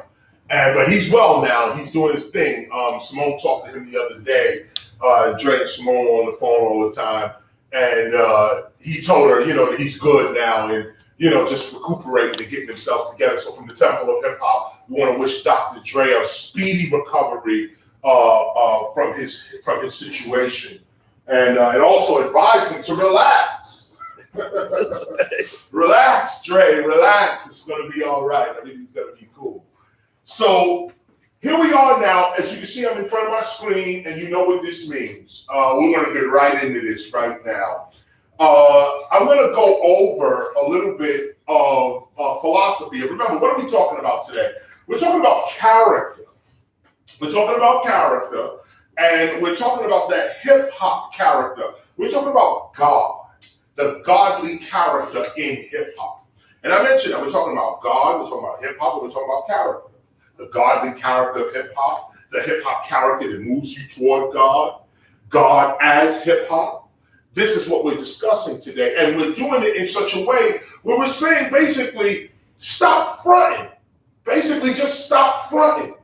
I'm not dissing nobody's religion. Your faith is high, your faith is high. If your religion's working out for you, please do that. But if what you're studying and praying to and giving money to ain't really bringing you what you need to really, to get you where you gotta go, you gotta start questioning that. You gotta start. So I'm over here now. Uh-huh. So you gotta start questioning that. You gotta start questioning that. And that's what we're doing here. We're not dissing nobody, but hip hop is of God. Hip hop is divine. We put our faith on what we know to be true. So I'm gonna walk you through real quick philosophy. I went through this before. I don't know if we even broadcasted it last time, but I'm gonna go over it again real quick with you. Just a recap on philosophy so that we can get to the God knowledge, so that we can get to the divinity. And for those that are maybe new to this teaching here today, this little update will actually help you out as well, bring you up to where we are with this. So usually when I start with philosophy, I always show this picture first because this picture is really what philosophy is about. It's a famous picture. You see it everywhere. If you're in those circles, you'll see this picture a lot. But it's a famous picture which points to, really it points to the medicinal effects or the medicinal effects of plants. See these plants down here? These are all medicinal plants. Not all of these two are. They show you the mushrooms down here. This all medicinal plants. But you can see where the gentleman, this is reality as we know it. Okay, this is 3 dimensions plus time. This is the 4th dimensions we in. This will be a 5th dimension or a 6th dimension, a 7th dimension. This is him sticking his head out of reality. This is reality, and this is him sticking his head into a deeper reality. And that's what philosophy is all about. It's about that deeper reality. Here's another version of it. Here you have the regular world as it is, and the philosopher is sticking his head out into what we would call hip hop, that other reality. Okay? So the question then becomes, what is philosophy? I'm going to run through this real quick. Those that have seen this already, just bear with us. We're going to run through it one more time for your own recap. And for those who are just joining us here today, remember that the Temple of Hip Hop is a hip hop preservation society, ministry, archive, school, and society. So the ministry part of us is really based on philosophy. It's not really religion and it's not really science. It's philosophy, which is the mother of both religion and science. At one time, back in the ancient philosophical days, religion and science were the same things. And this is why we have such problems today within Western philosophy, because the Western approach to things is that all of reality is outside of you. There's nothing real in you. They want to pull yourself out of you and destroy it or use it to their advantage. And as a hip hopper, you got to be clear with that. You got to know what's going on. You know, we always turn to the compact edition of the Oxford English Dictionary. Those that know, we work with this book often. We are MCs, so we are also wordsmiths. Every MC should have this book right here. But this right here is the compact edition of the Oxford English Dictionary. We go here because it's also the authority on the English language. The etymology is what you need here. The Oxford English Dictionary is special because it gives the history of words, not just the definition. It's words, they give the word based on its historical definition. That's why you come here first. Then you go to American Heritage or Webster or one of the other dictionaries. But here we got philosophy. We get it right from the source. Philosophie. Philosophy, 13th century, philosophia, da, da, da, da. What is a philosopher? Philosopher, in the original and widest sense, the love. I'm sorry, what is philosophy? I'm reading here, philosopher. What is philosophy? In the original and widest sense, the love, study, and pursuit of wisdom or of knowledge of things and their causes, whether theoretical or practical. Okay? The Oxford English Dictionary defines philosophy as the love, study, and pursuit of wisdom, as well as having knowledge of things and their causes, whether theoretical or practical. Philosophy, then, is the pursuit of wisdom or the love of wisdom. Wisdom, in the same book, is defined as the capacity of judging rightly in matters relating to life and conduct, soundness of judgment in the choice of means and ends. Come back over lives, or something in which this is exhibited. First definition, capacity or judging rightly in matters relating to life and conduct. This is just the second half. This was at the bottom of the page. This is at the top of the page in books. I just put it there like that. Capacity of judging rightly in matters relating to life and conduct. Soundness of judgment in the choice of means and ends. Sometimes less strictly, sound sense, especially in practical affairs. The opposite to folly. You get this? Now, why am I bringing wisdom to you right now? Because when you're trying to make a choice, in your spiritual life, this is what you need first. You don't enter the spiritual life to get wisdom. It is wisdom that brings you to the spiritual life. So the philosopher is the one who is seeking wisdom, the one who loves wisdom. What is wisdom? Making right choices. Being able to make the right choices. That's what wisdom is. All these other hyped up, it's some old man with a beard, and wisdom is you gotta be so smart, and this and no. Wisdom is just about making the right choices. That's it. Here, this is another part of wisdom. Wisdom, having or exercising sound judgment or discernment, capable of judging truly concerning what is right or fitting, and disposed to act accordingly, having the ability to perceive and adopt the best means for accomplishing an end, characterized by good sense and prudence, opposite to foolish. Now I want to bring you back here real quick. Discernment, okay? Capable of judging truly concerning what is right or fitting. This is the part. And disposed to act accordingly. That's the key piece right there. That's the key piece. That you're doing all this, you can think like this, but do you act like this?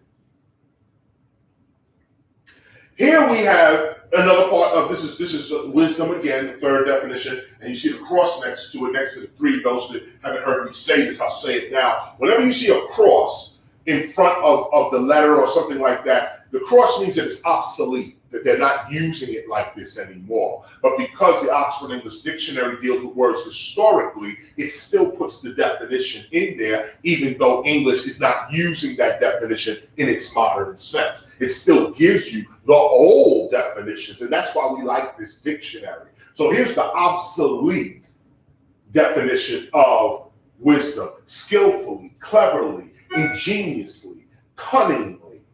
That's what it means to be wise, or to have wisdom.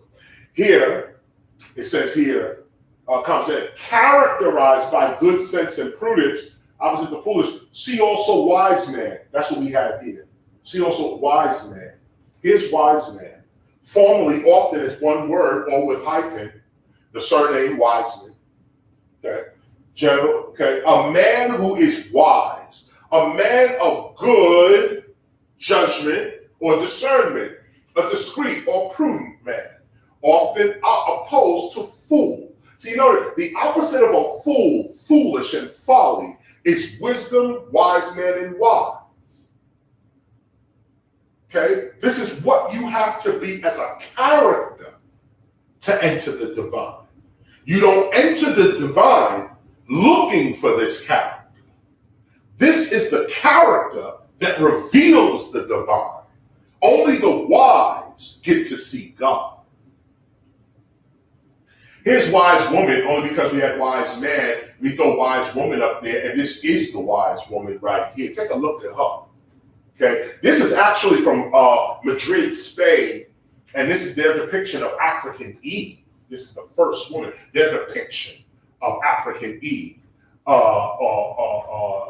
And some will say in paleoanthropology, this is Australopithecus afarensis, or Lucy, one of the earliest known beings. This was their depiction of her. They always depict early Africans as apes and monkeys. That's racism. This is what they know we look like. And I got that out of Madrid. So the wise woman, a woman skilled in magic or hidden arts, a female magician, soothsayer, etc., a witch, sorceress, especially a harmless or beneficent one, who deals in charms against disease, misfortune, or malignant witchcraft, and so on. So I put this here too because you can see, let me come back here real quick. You can see here wise man. You can see the wise is a man who is wise. So why isn't the wise woman a woman who is wise? And I just want to show you this because you've got to be able to, this is about making choices, making the right choices. To make the right choices, you have to be able to discern. You have to be able to know what is what, everything in its place. I know that that's that and that is that. They don't look the same to me.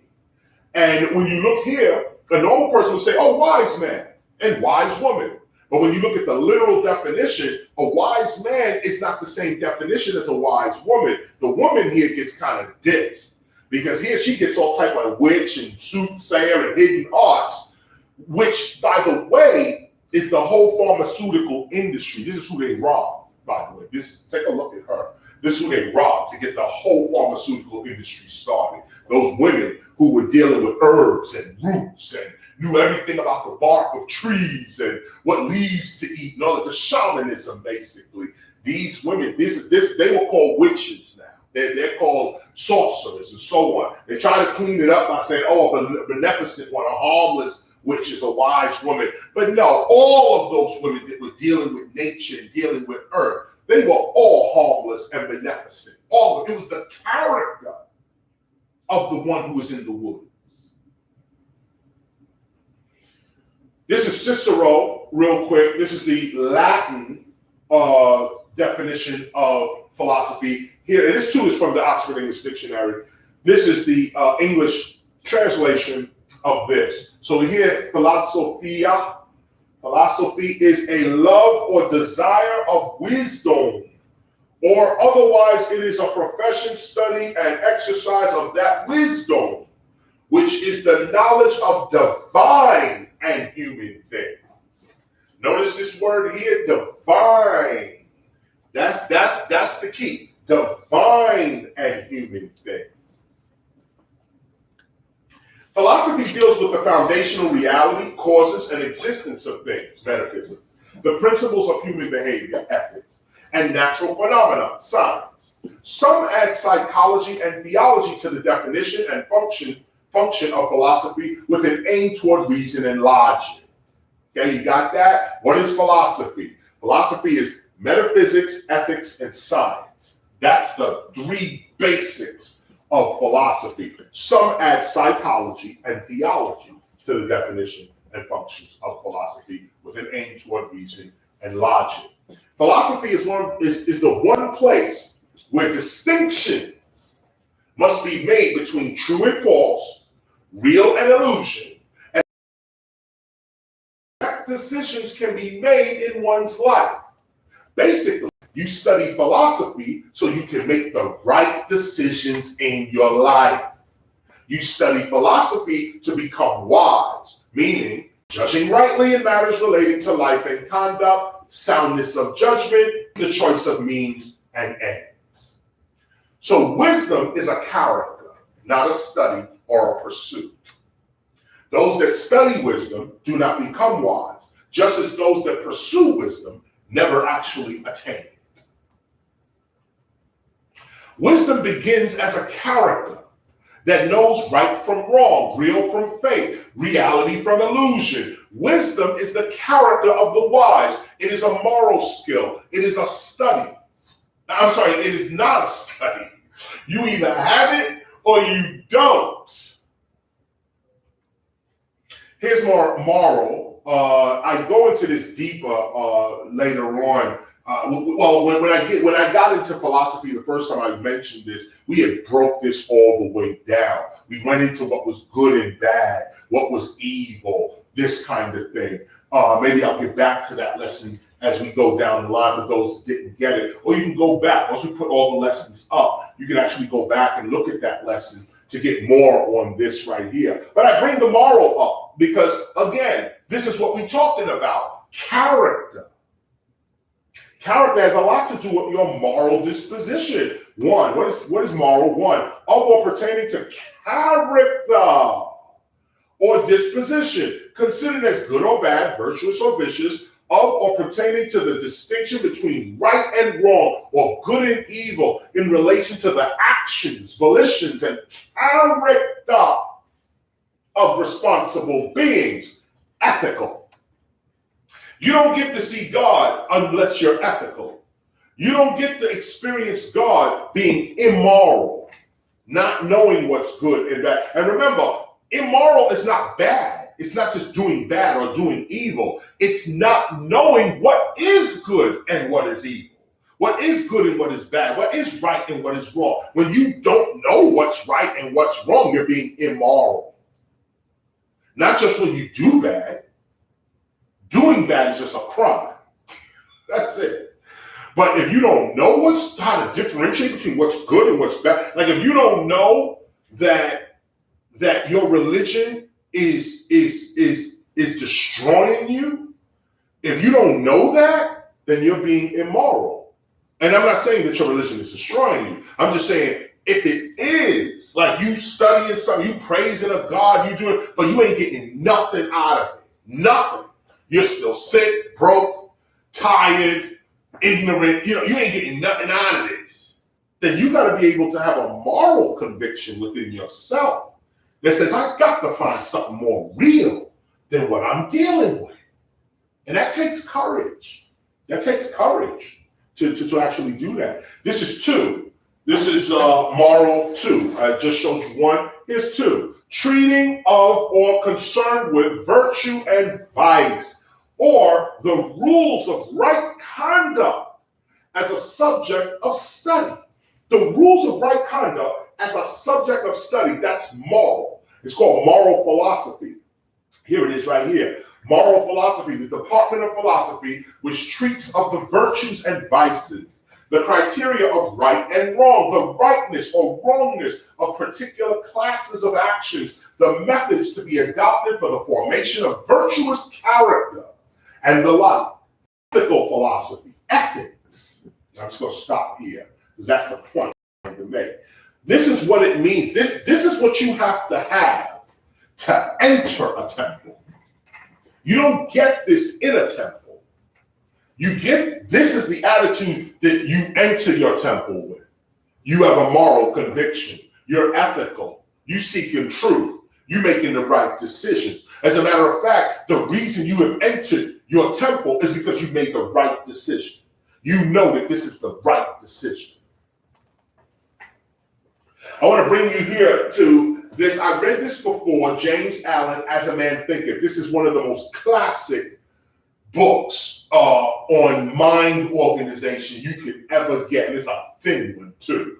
He breaks it right down. It should be in every mystical library. Every spiritual library should have this book. I'm going to read you 4 pages. Let's read this together. It's important about character, thought, and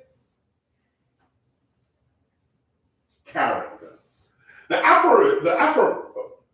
aphorism, as a man thinketh in his heart, so is he, not only embraces the whole of a man's being, but is so comprehensive as to reach out to every condition and circumstance of his life. A man is literally what he thinks. His character being the complete sum of all of his thoughts. As the plant springs from and could not be without the seed, so every act of man springs from the hidden seeds of thought and could not have appeared without them. This applies equally to those acts called spontaneous and unpremeditated as to those which are deliberately executed. Make sure you hear this, because I was just saying that people, something happens and then people go, well, I don't know how that happened. I don't know why these things are happening to me. Because you have to organize your mind. You have to organize your being, organize who you are. And how do you organize what you are? What you think is what you're going to become. What you think is what you are. So if you think in evil, negative, destructive, guilty, doubtful thoughts all day, that's what you are. That's not just what you think, that's what you are. And thus the problems start arising. Act is the blossom of thought. I wish I could underline that right on the TV. Action is the blossom of thought. What's on your mind is how you're going to act. Act is the blossom of thought, and joy and suffering are its fruits. Thus does a man garner in the sweet and bitter fruitage of his own husbandry.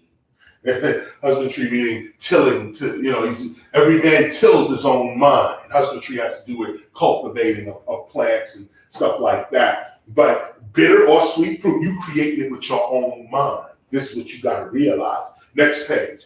So he quotes this person here as a quote. Thought in the mind hath made us.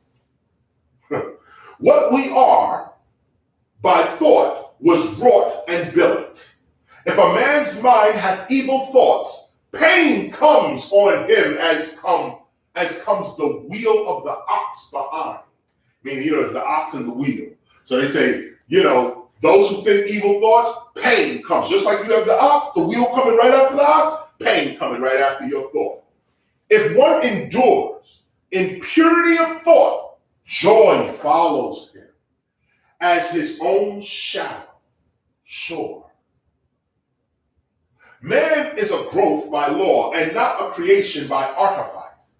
And cause and effect is absolutely and undeviating in the hidden realms of thought as in the world of visible and material things. A noble and godlike character, you can see I underlined this, a noble and godlike character is not a thing of favor or chance, but is the natural result of continued effort in right thinking. This is so key and so crucial. A noble and godlike character is not a thing of favor or chance, but is the natural result of continued effort in right thinking. The effect of long cherished association with godlike thoughts. That's the and I gotta say this one again, so I don't know why I didn't underline that. It's the effect of long cherished association with godlike thoughts. Long term, 30 years. Can you think like God for 30 years? Can you keep these thoughts, high level thoughts on your mind for 10 years? Because if you can do that after a while, God-like thoughts, you start getting joy, peace, love, unity. All of that comes with God-like thoughts. An ignoble and bestial character, by the same process, is the result of the continued harboring of groveling thoughts. And notice how they didn't say negative thoughts. They didn't say evil thoughts, groveling thoughts. Thoughts that are groveling, always begging, always thinking you're lower than somebody else, never standing up for yourself, never speaking with confidence. Groveling. Man is made or unmade by himself. In the armory of thought, he forges the weapons by which he destroys himself. He also fashions the tools with which he builds for himself heavenly mansions of joy and strength and peace. I am living proof of that. By the right choice and true application of thought, man ascends to the divine perfection. By the abuse and wrong application of thought, he descends below the level of the beast. These are the laws. These are the laws right here. Between these two extremes are all the grades of character, and man is their maker and master.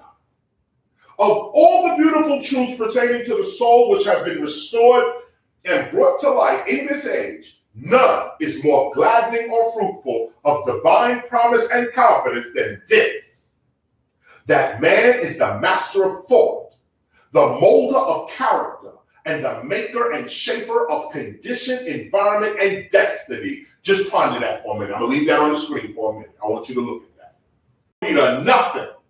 Okay? This is the law right here. If you have the ears to hear it, hear it. I'm going to say it one more time. Here's this line right here again. Of all the beautiful truths pertaining to the soul which have been restored and brought to light in this age, none is more gladdening or fruitful of divine promise and confidence than this: that man is the master of thought, the molder of character, and the maker and shaper of condition, environment, and destiny. That's your power right there.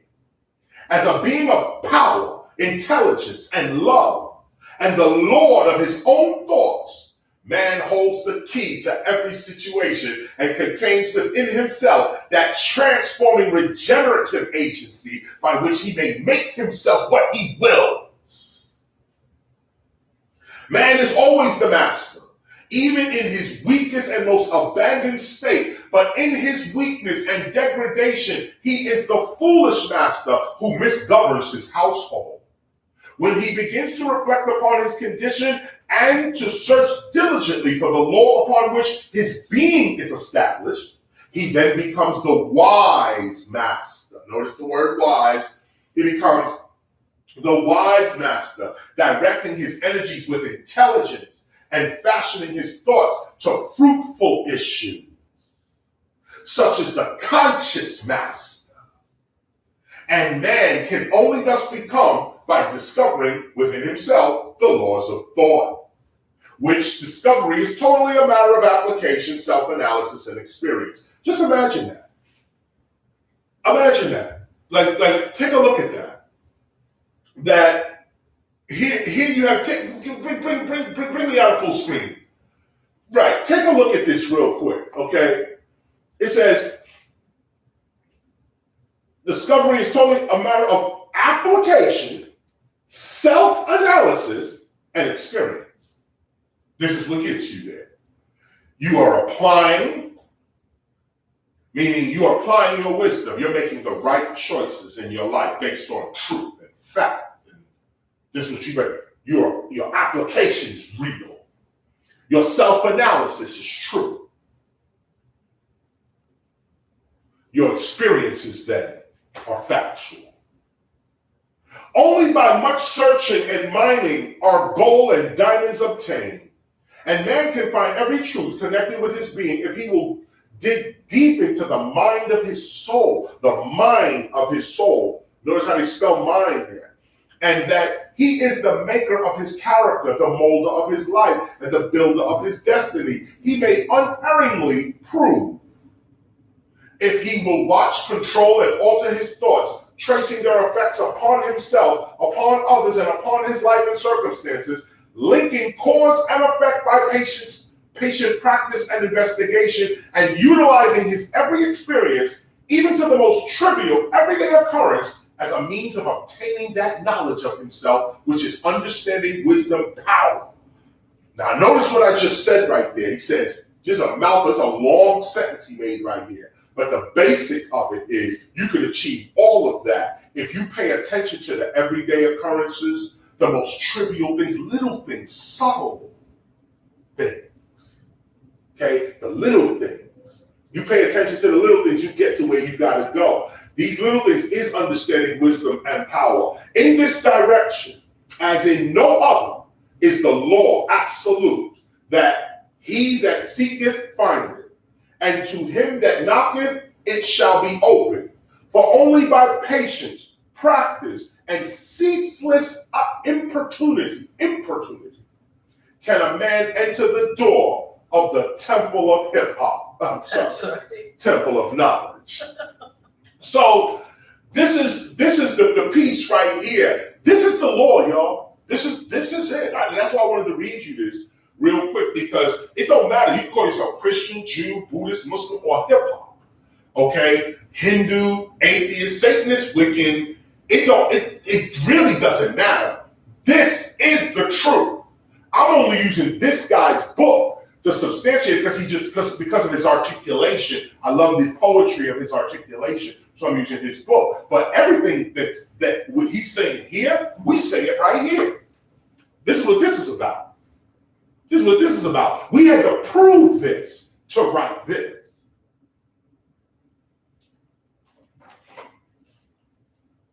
So again, the love, study, and pursuit of wisdom is a character, not just a study. In fact, it is actually the philosophical character that reveals the study. It is the living of the sage's life that reveals wisdom and the power, while the pursuit of wisdom and or power only proves that you do not possess them, or that they are naturally foreign to you. The pursuit of something is not the something that is being pursued, just as the love of something is not the something being loved. Philo and Sophie is what they, Greeks, saw as the character of enlightened, sunburnt beings who obviously loved learning.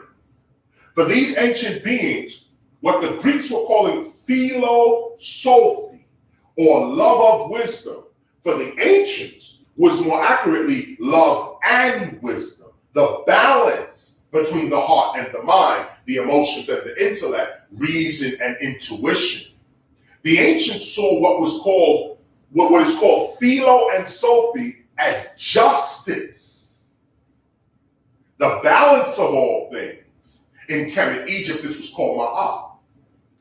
This balance, which was expressed as a certain character, then led to the deification of the sage. The sage became God at that point, which was the ultimate point to the knowing of oneself. It was to achieve union with the mind of the universe and nature.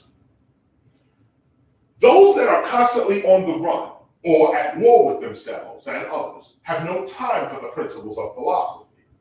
Skills like astronomy, agriculture, architecture, writing, weaving, clothes making, pottery, etc., all took hundreds of years of development to achieve.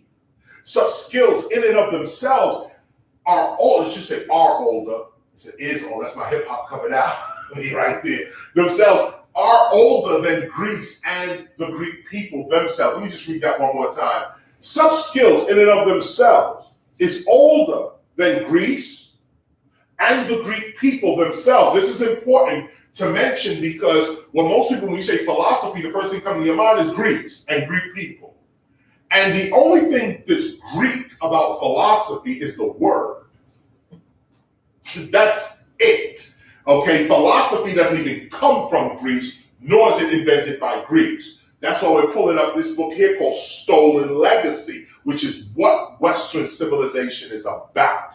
Stealing your birthright, stealing your legacy. And I'm not dissing, I'm not pointing fingers. This is what happened. And it's still happening. So we open this book up. And this is the book. We're going to open this book up real quick. I'm going to read from this section first. Then I want to come over here. But we're going to read this one here first. Let's get into that right now.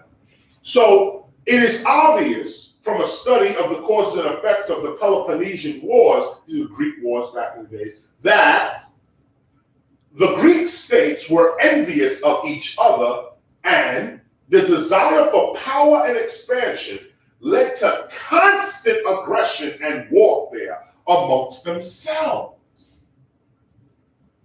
The condition of constant warfare between the city-states was unfavorable for the production of philosophers. Before passing on to consider my next proposition, I would like to say that it is an accepted truth that the development of philosophical thought requires an environment which is free from disturbance and war. Aristotle, that's 640 to 322 BC, was exactly the opposite to one of peace and tranquility. Therefore, it could not be expected to produce philosophy. The obstacles against the origin and development of Greek philosophy were not only the frequency of civil wars, like fighting amongst themselves, and the constant defense against Persian aggression, outsiders coming in, but also the threat of extermination from the Athenian government itself, its worst enemy. So how do Greeks create philosophy when you're killing philosophers constantly? That was one of my rhymes years ago. But this is the point. The Athenian government, Athens, which was originally a black civilization too, by the way, got taken over. But they took over, and guess what they took over? They were real black people studying philosophy. Some other Jews, Persians, Romans, or what would become them, would come later and invade these peaceful people who are saying, imagine, Look at what it says here. It says, the development of philosophical thought requires an environment which is free from disturbance and worries. So imagine the ancient philosophers, they ain't got no problems whatsoever. They are living in bliss. This is why they can make astronomy, agriculture, architecture, all types of medicines. They got hundreds of years of nobody messing with you, no murder, no killing, no theft, no robbery. They don't even know these concepts. Their character can't even produce that. So they get to live in environments where they can look at the stars for 200 years and pass information on over 1,000-year period because nobody's invading, robbing, and colonizing them. So now these people here, the Greeks, they're telling you right here in the book Stolen Legacy by George G.M. James, too, by the way, the name of the author. And by the way, he was killed right after he wrote this. His death is a mystery. Of course, conspiracy theories say he was killed because of this. But he was mysteriously killed right after this book was written. But you can see he's dropping the knowledge on you right here. This may be a reason why they didn't want him to put this out or whatever it was, but this is what it is. And my point here for bringing this up is to first show you that the Greeks did not create philosophy. Africans did. And we can't even call them Africans or black or anything like that, although they were dark-skinned people. They lived in Africa. But you got to be real clear with this. We're talking about character. We're not talking about skin complexion. We're not talking about hair texture. We're not talking about that. We're talking about character. All Africans were not philosophers. All Africans were not seeking truth. All Africans were not wise. This is a specific group of people whose bloodline is now scattered throughout humanity, actually. And you got to ask yourself, do I have a piece of that bloodline? Do I naturally feel like the ancient one? So I'm continuing on. You can see down here, it says, from the Athenian government, its worst enemy, bring you up here. From the Athenian government, its worst enemy, reading on. Philosophy requires a suitable environment. I must now add the following quotation which depicts this period. Quote, for although the natural ills that beset mankind are many, we ourselves have added to them. This is the Greeks talking about themselves. For although the natural ills and civil strife against one another, so that some have been unjustly put to death in their own cities, others driven into exile with their wives and children. This is what happens to the philosopher. This is what happened to the philosopher. Some were killed outright in their own city. Killed. Then others were driven into exile. That's what happened. Philosophers ran into other parts of Africa. This is how the knowledge gets out there. And this is also how the bloodline gets out there. The sake of the wives and children, and many have been compelled for the sake of their daily bread to die fighting against their own people for the sake of the enemy. Woo! Like that ain't going on today. For the sake of their daily bread. Like you could pay Greeks to kill other Greeks. Okay? Possible for philosophy to have began in Greece or with the Greeks. They didn't have the character that would produce wisdom and philosophy. Open the book back up so you can see it. We just read this section. Let's come over here to this section now. And what we're looking at here is this top part. I'm going to read this whole thing right here. Greek philosophy was the offspring of the Egyptian mystery system. Did you hear that? Greek philosophy was the offspring of the Egyptian mystery system. The Egyptian theory of salvation became the purpose of Greek philosophy. Remember what I'm saying to you. The Greeks are pursuing wisdom. They don't have it. The Greeks love wisdom. They don't have it, though. They're admiring it. They're envying it. They're loving it. They're desiring it, but they are not it. And that's the point. The earliest theory of salvation is the Egyptian theory. The Egyptian mystery system had as its most important object the deification of man, and taught that the soul of man, if liberated from its bodily fetters, could enable him to become godlike and see the gods in this life and attain the beatific vision and whole communion with the immortals. We look at this word beatific. Does it mean joy? Did that mean joy? The beatific, beatific?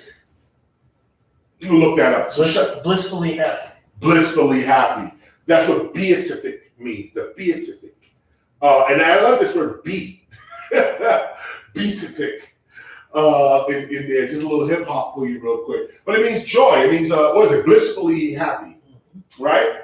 The blissfully happy vision and whole communion with the immortals. This was the point to philosophy. This was the whole point, to become godlike. But in a Western world, to become godlike is the crime. They say you're blasphemous, you're this, you're that, but don't be, you can be anything, but don't be God. You can be anything, but don't be God, because that's the problem. That's a crime. You can't say you God. Why? On Halloween, we all dress up like the devil. Why Halloween suits? Why nobody sells God as a Halloween suit? What would that suit even look like? Why when Halloween come around, we can't walk around like God? We walk around like devils and demons and goblins and dead people. Why can't we walk around like God and afros? I was going to say angels, but afros. And keep in mind, Halloween is a Christian holiday. And Halloween is a Christian, pagan Christian holiday. Which we'll get into. Which we'll get into later on. Don't even start with that. We ain't even nowhere near Christmas. Okay, so don't even start. Let's get back over here.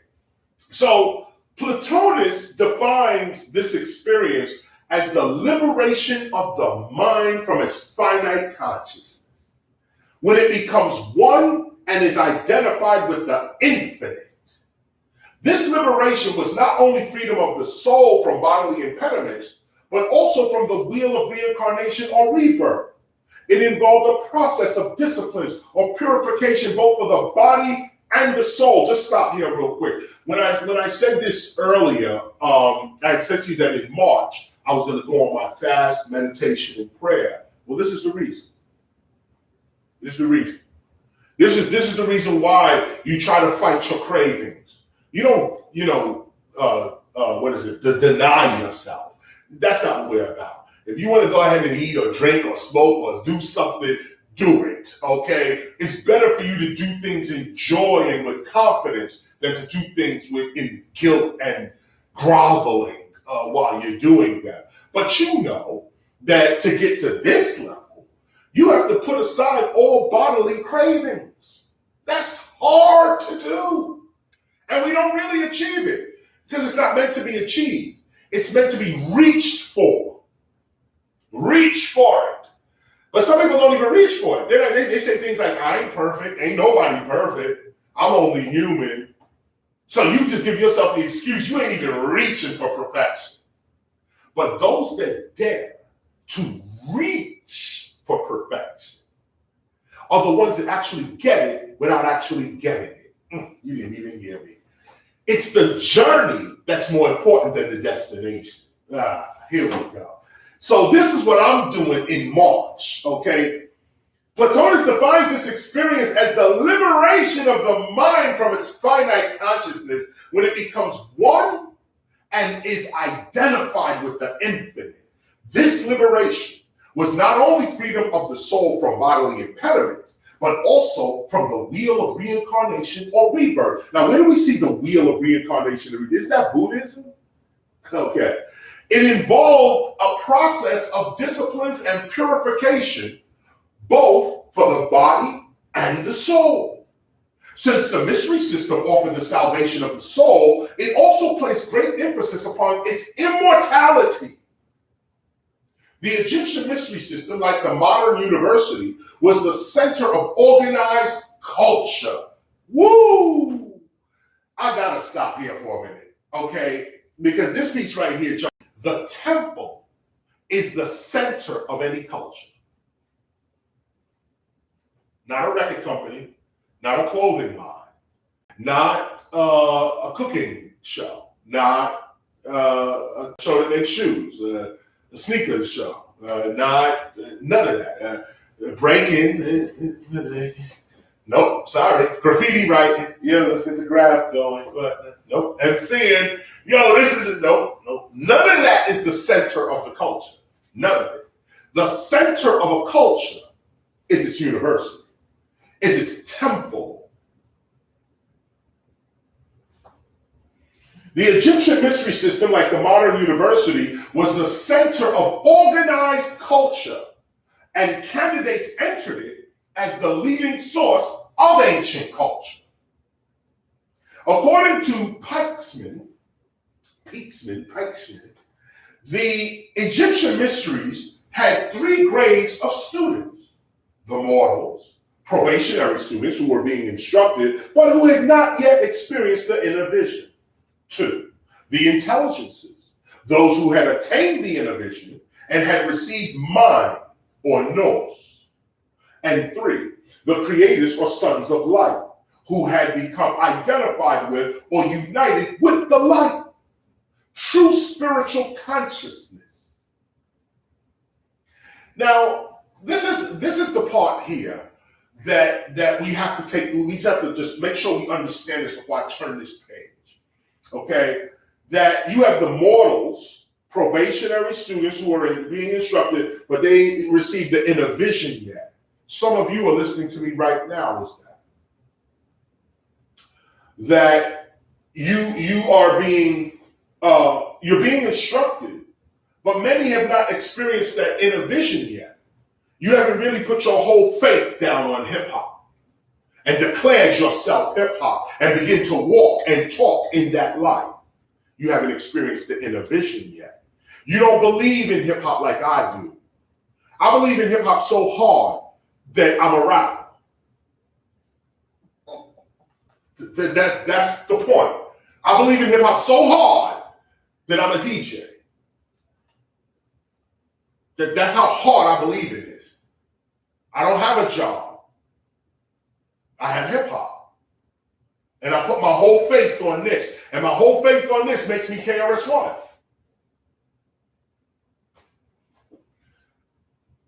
These first students didn't really get the inner vision yet. Here's the second one, the intelligences. And there's other names to these too, by the way. But this is what his book is saying. The intelligences, those who had attained the inner vision and had received mind. So what is the inner vision? It's a level of mind. It's actually mind. And what is mind? Mind in this sense is what I was talking about when I teach the fifth dimension, or what has been called the fifth dimension now, or the rock star lecture. I didn't make these names up. These names have been given to my lectures online. This is what other people are saying. These lectures should be called the rock star lecture or the fifth dimension, this kind of thing. But when you go and look at the lecture, you see I talk about a whole bunch of stuff, but that one little piece is what they pulled out, and it's become whatever it's become on the internet. But the thing is, though, is that mind or nous, you'll notice that I used to say all the time, I used to say, when you go to the Egyptian mystery system, the first thing they say to you is, know thyself, and thou shalt know the universe and God. That was on the Temple of Apollo too, not all the temples, just the Temple of Apollo. But the point is that saying was it was common. It was common, and the common saying was that can you say like I say all the time, hip hop? Let's say hip hop to ourselves. At the count of three, we're going to say hip hop to ourselves without moving our mouths. 1, 2, 3. And if you said hip hop to yourself, then you ask yourself, who just said that? Who just spoke without using their mouth? Who just saw with the eyes closed? Like, how do you see your future? How do you see your past? How do you speak without a mouth? And how do you hear yourself speaking when your mouth doesn't give any vibration out? That's called mind. That's called mind. It's called nous. And people were walking around without nous, without mind, like people are doing today. That's why when I said this, so many people said, wow, right. I can speak without my mouth. I can see without eyes. I can hear without ears. Wow. Well, it was the same way 3,000-4,000 years ago. People walking around with no mind, no sense that they can control themselves. Then, of course, the third one was the creators and sons of light who have become identified with or united with the light. True spiritual consciousness. That's where I'm at right now. I am united with hip hop. That is my spiritual light. That's how God is talking to me. That's how the ancestors are talking to me. That's how they come at me, through hip hop. So, and this is a blown up version of what I just read, actually. This is just a blown up version of it real quick. Let's go past that. Back to the Compact Oxford English Dictionary. So now we come to real. You understand what character is. You understand how to get there. You understand what the original purpose of philosophy is.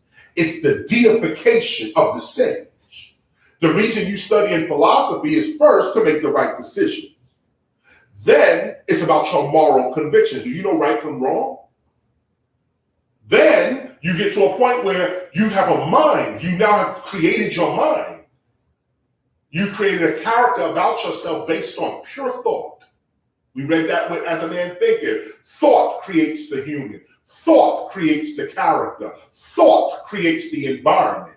Thought creates your circumstances. Once you have mind, once you know you have mind, you know yourself. When you know yourself, things get real. So what is real? The definition of real, having an objective existence, actually existing as a thing.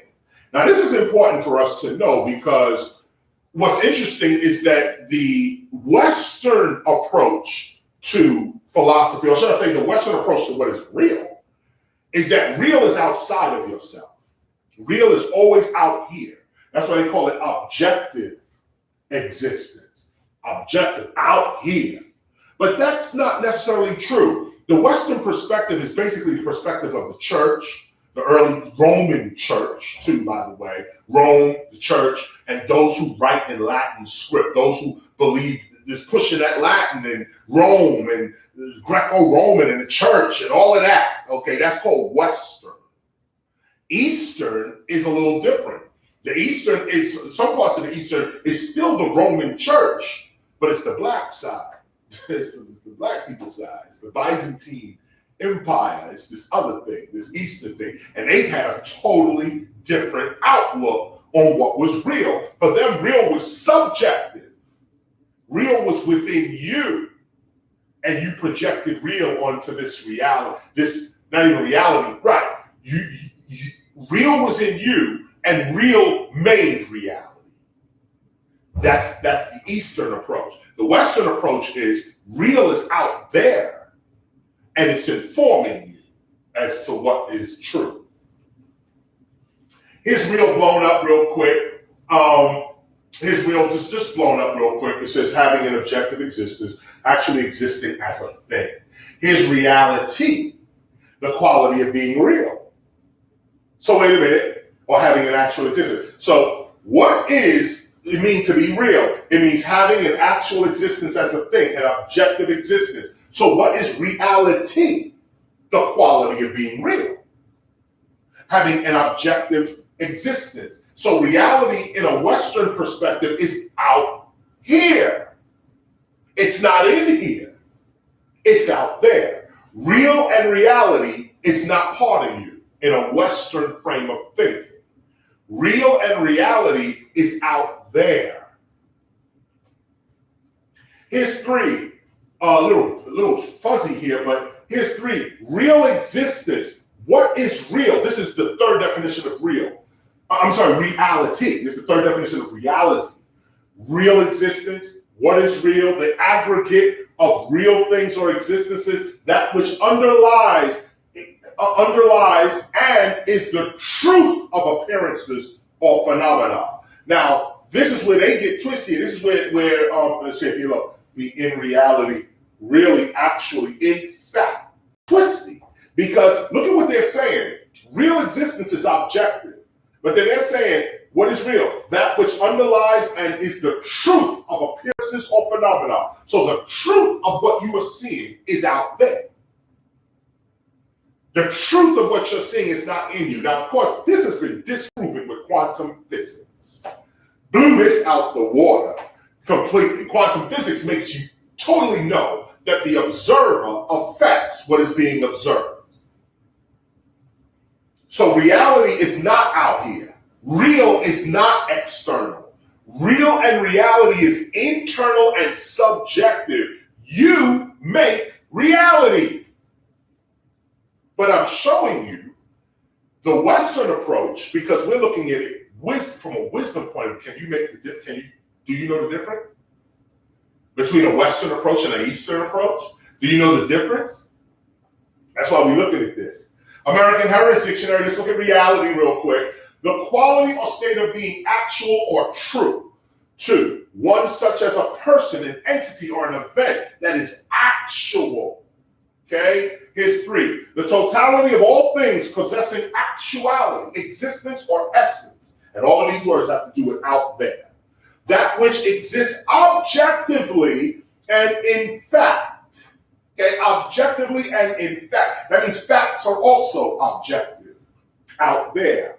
Relating to or being a genre of television or film in which a storyline is created by edited footage of a people. This is reality. They talk about reality TV. Footage of people interacting or competing with one another in unscripted, unrehearsed situations. Idiom in reality, fact, actuality. They talk more about reality TV. But what we're looking at, true. Okay? Here's fact. And most people say, show me the facts. And when people say, show me the facts, they usually grab something and say, this is a fact. But as we can read right here, we can see, what is a fact? A fact is a thing done or performed. Did you just see that? Did you see this? Okay. A thing done or performed in neutral sense, an action, deed, course of conduct. See that word? See the kind of conduct? Course of conduct. Okay. Effect. Also action in general, deeds as opposed to words. Do you see this? Deeds as opposed to words. So when people, and here's the OBS, it's obsolete. That was the first definition of facts. Deeds as opposed to words. So when someone says facts, show me the facts, and they bring you a book, that's not a fact. Books are not facts. Action is facts. Conduct is facts. When people say, you say something that is true, people say facts or those are the facts. No, they're not. No, they're not. As we can see right here, a fact is not a spoken thing. A fact is a done thing. A fact is an act. As opposed to words. It's the opposite of words. A fact is what is happening. Okay, your conduct is a fact. Take a look. There go act in the word. Acting the word. Well, act is, yes, but act is in the word. Oh. Act is in the fact. Yes, son one, bring that forward to the discussion today. That's the truth. That's your hip hop site.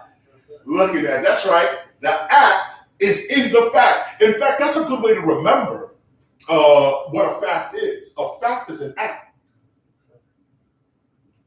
Moving forward, here's some more facts. This is the 5th definition. Often usually used for something that is alleged to be or conceivably might be a fact. But again, remember what a fact is. A fact is an action. The original fact was an act.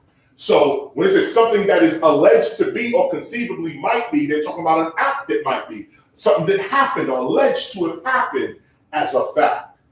Down here, number 6, that which is of the nature of a fact. That what has actually happened, or in the case, truth, attested by direct observation or authentic testimony. Reality. Look at what reality is.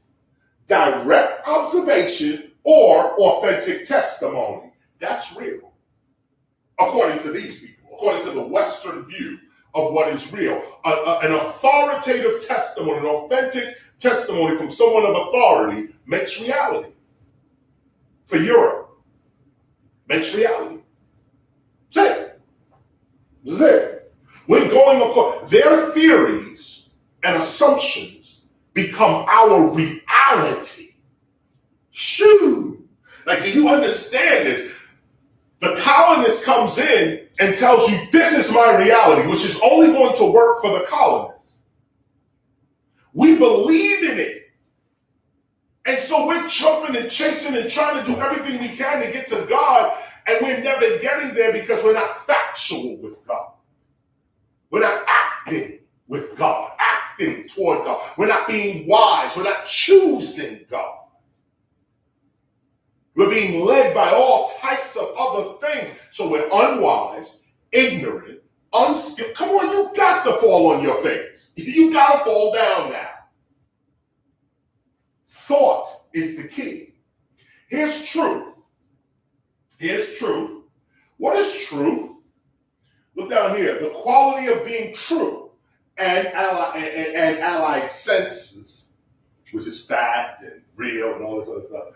One, the character of being or disposition to be true to a person, principle, cause, etc. Faithfulness, fidelity, loyalty, consistency, steadfast allegiance. That's true. You see, we talk all the time, yo, I'm the truth. I'm speaking the truth. But when we really look at these words literally, okay, in the dictionary, literally, we see that a lot of what we're talking about is fantasy, is illusion. And those that are studied, they listen to us and they say, "No, people ain't going nowhere." They're unstudied. They really don't know the English language. So they really don't know what they're saying. In fact, what they're saying is only going to help us oppress them more. So let them keep talking the stupidness. They're never going to get an Oxford English Dictionary and really look up the word truth. So here it is, truth. What is truth? A character. What is truth? A character of being or disposition to be. True to a person, principle, cause, etc. Faithfulness, fidelity, loyalty, consistency, constancy is what it says. Constancy, steadfast allegiance. This is the truth.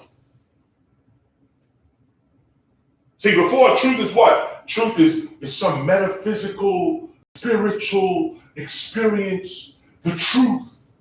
No, that's fancy. Here's the truth. The truth is, what are you loyal to? Are you being true with hip hop? Or is it some side thing with you? Are you being the truth with hip hop? Are you being the truth with the temple of hip hop? Are you loyal? Where's your fidelity? Steadfast allegiance, faithfulness. You have any of that for the temple? Though it would show in your activities. Shows in your activity. You're sitting here now, you're watching me right now. Right now. The question is, who's being true? Who's watching me right now? Who is the truth in hip hop? Who is loyal, constant, steadfast, faithful? Who is that? And I ask that because, again, only you can answer the question. But this is what the truth is. Let's take a look at truth again. This is the second meaning of truth, which is also obsolete. But here's the second meaning of truth. One's faith or loyalty as pledged in a promise or agreement, as solemn engagement or promise, a covenant. And troth is the other word. I should have brought troth up here. But a covenant. What is the truth? When two people agree. This is why I'm stressing unity of thought so much, because if we don't agree, we don't have the truth. The truth is not 1 + 1 = 2. That's not the truth. The truth is you and me agreeing that 1 + 1 = 2. Because if you and I agree that 1 + 1 = 11, that becomes the truth too.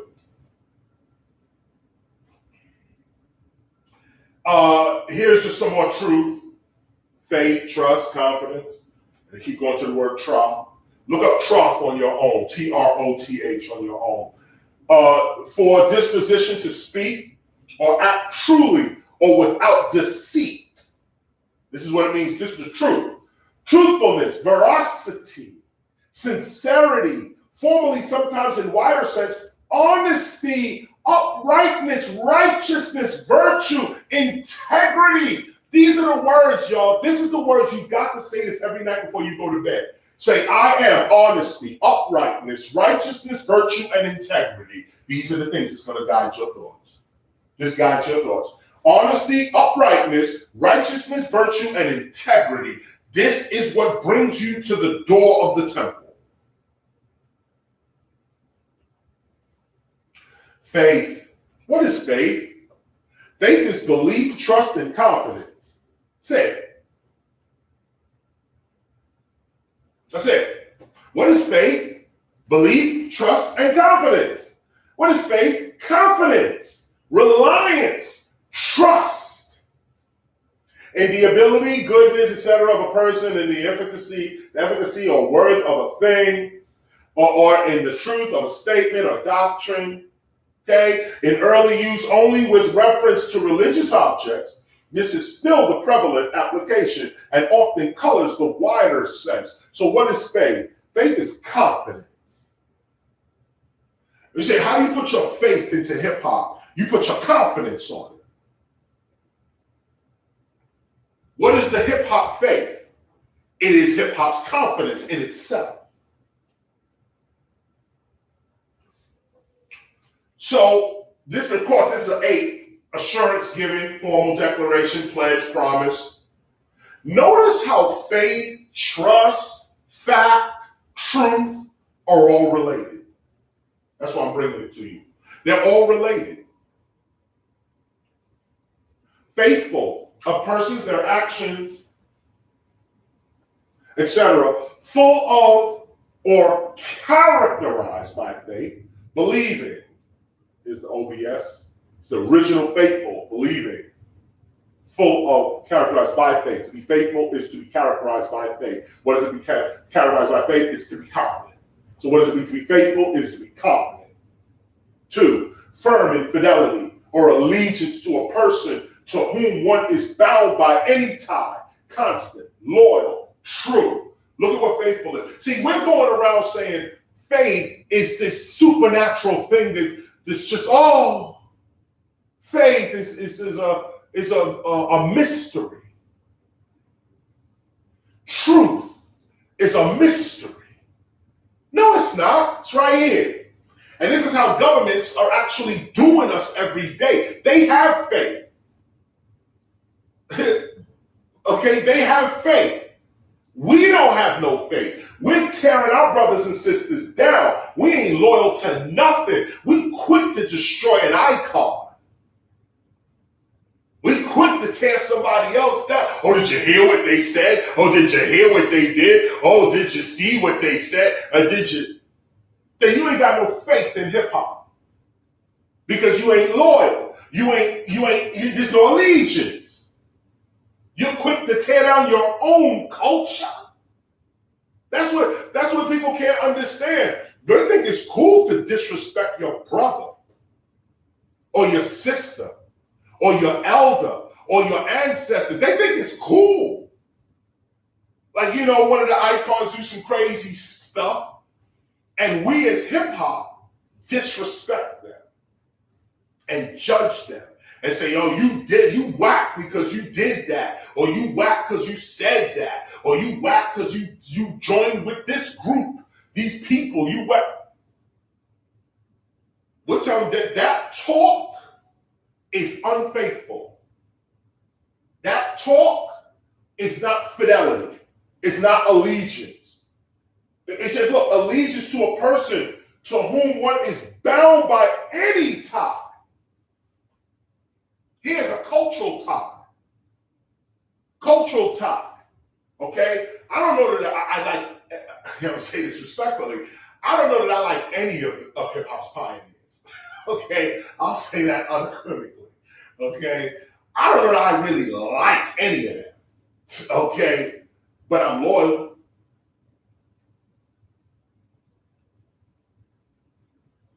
That's it. Say it. Call me whatever you like, but I'm loyal. I'm not going to diss my founders, my elders, my ancestors, even if I know they're wrong. I'm still not going to disrespect them.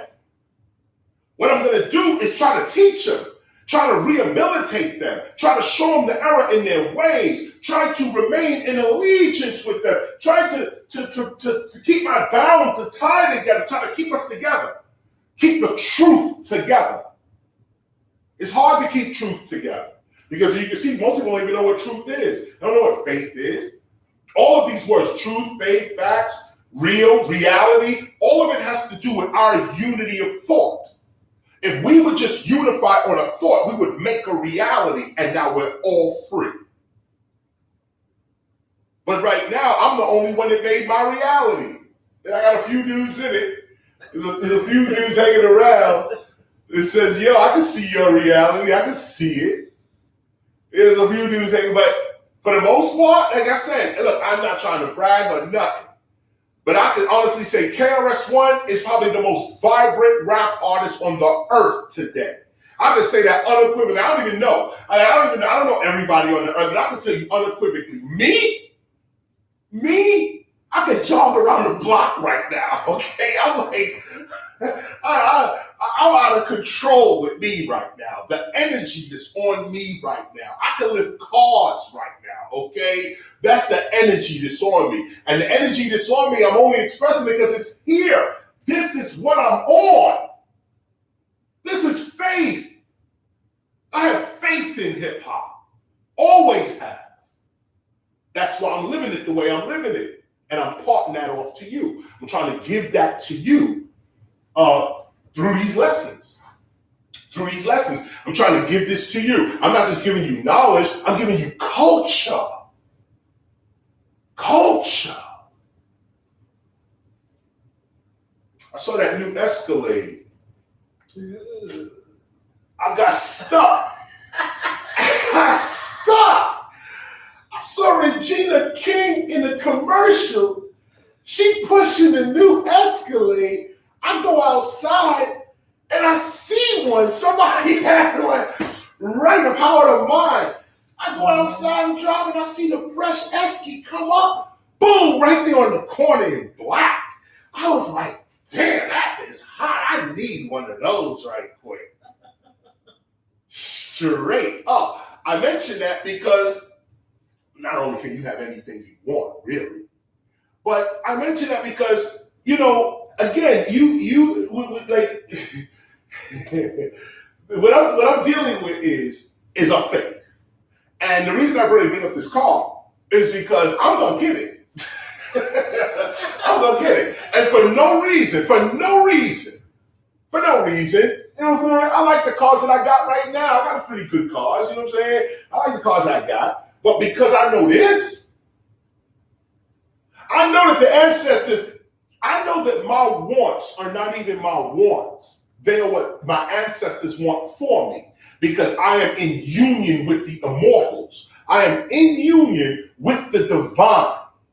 So it's not me saying, oh, look at the Escalade. It's my ancestors saying, Chris, do you want that?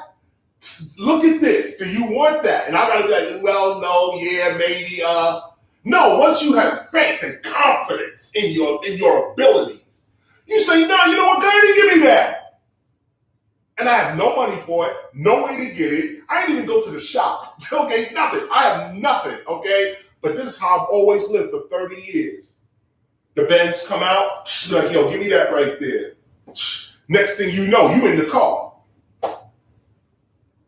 Not no, I need a car because I'm materialistic, because I want to look like something, because I want to, faith. Put your faith to the test. Bring your ancestors to the test. This is how you know you walking with the divine when you can say, and I'm just saying car, I'm just using that as an example. You can say anything like health. Okay, like health, so with health. Tell your ancestors to heal your body right now and believe on it. This is what it means. This is what it means. So what is faithful? True to one's word or profess belief. What does it mean to be faithful? True to one's word, true to profess belief. Word or belief is what makes you faithful. This is what also gives you confidence. True to one's word or profess belief, abiding by a covenant or promise, steadfast, okay? Abiding by a covenant or promise, that's called the hip hop declaration of peace. I abide by that. By me abiding by the hip hop declaration of peace, I get confidence. That confidence turns into real currency when I'm trying to do things with my real life.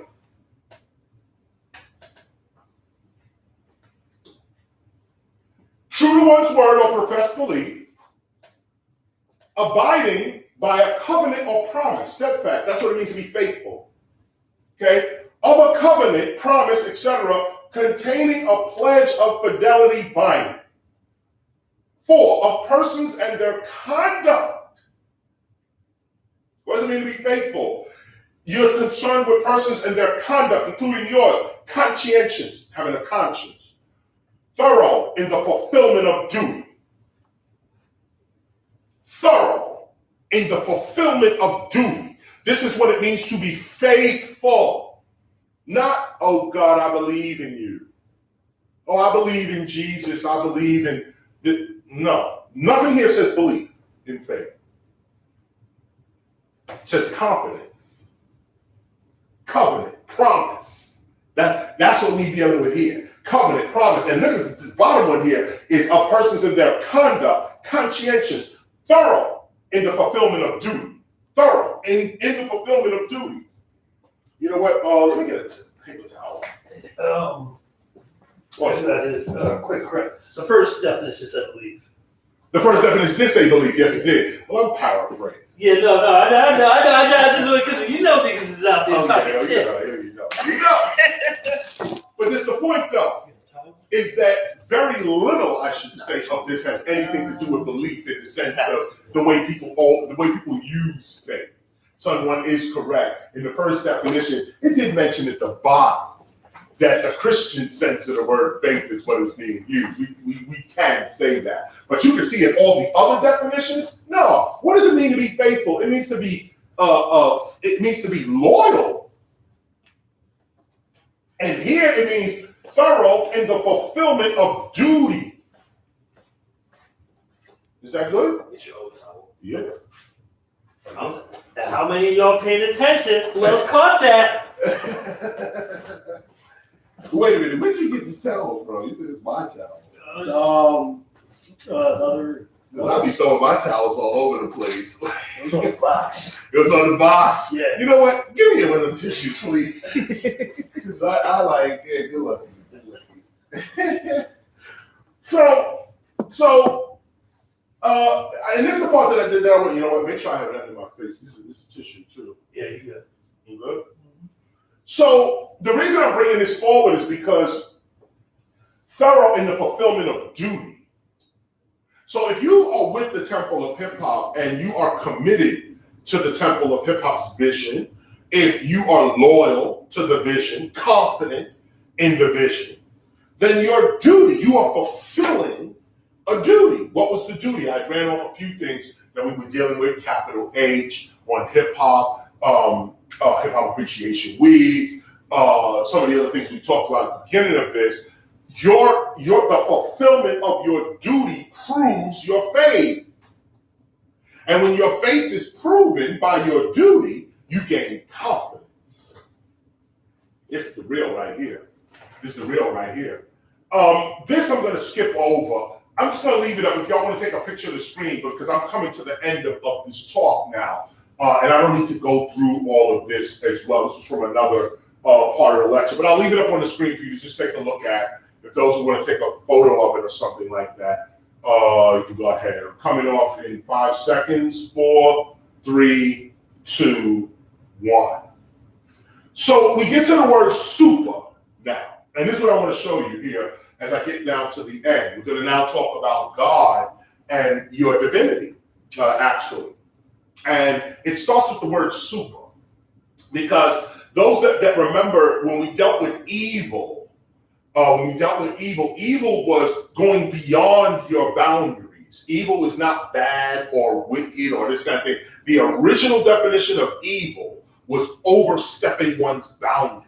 Overstepping due measurement is what it was actually called. Overstepping due measurement.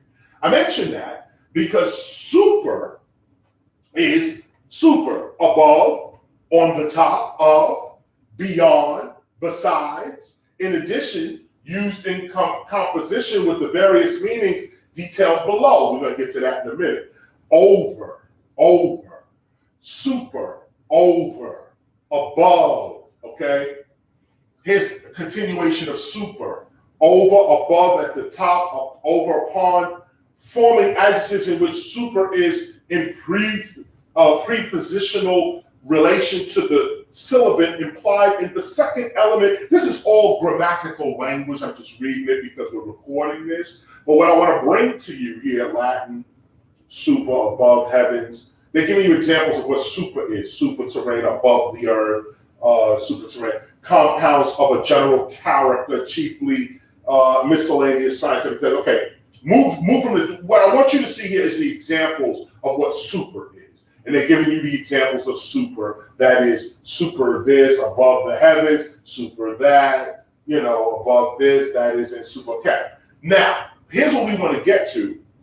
When we start looking at words like superhuman. Okay, this is the bottom of the page. That's why it looks like this. This is from something else. Superhuman, okay? I want you to see what this is. See, super, we just saw super, and human. We'll get to that as well. Now, I want you to look at these words, superhuman. Okay, this is the other side of superhuman. Above that which is human, more than human. Okay, more than human. Now, human is basically animal. And that which is above human or more than human, or you can really say that which is beyond the average, is super. Of a person or being higher than man, having a nature above that of man. Now, when people read this, they say, oh, he's talking about a god or a deity. No, that's not what this is talking about. This is just talking about basically somebody higher than man, like woman. But something higher than man. Like, for instance, if you are living in an environment where men are stealing, where it's just a common habit that men steal, and you're the one person who refuses to steal, you are superhuman. You are above man. Not all man. And that's the fantasy, like trust, truth and faith. And we're hyping these words up in our minds. That's why we can never attain that. We're hyping it. We're hyping ourselves up. Say, oh, evil is this, and bad is that, and good is this. That's all Hollywood. When you really get down to the literal definition of these words, you see that they are very attainable. And governments are studying this, which is how they're able to rule over, above, and beyond man. They know that superhuman doesn't mean God only. In fact, God has nothing to do with human. So who are we really talking about when we say superhuman? Hold on. I'll tell you who we talk about. Go back. Hold up. Slide back. Come on. This is who we talk about right here. Come on. Christ Hey. is a superhuman person. Can you put that up on the screen for us so we can see it? It's at the bottom.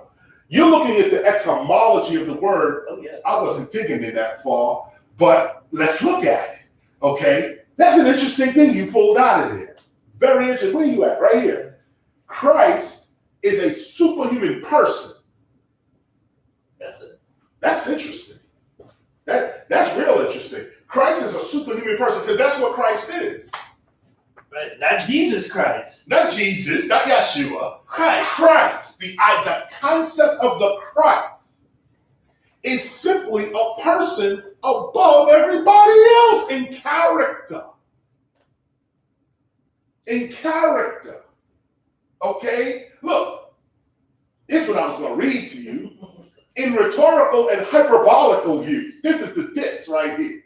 Okay? But this is what's really real. Higher or greater than that of any ordinary man.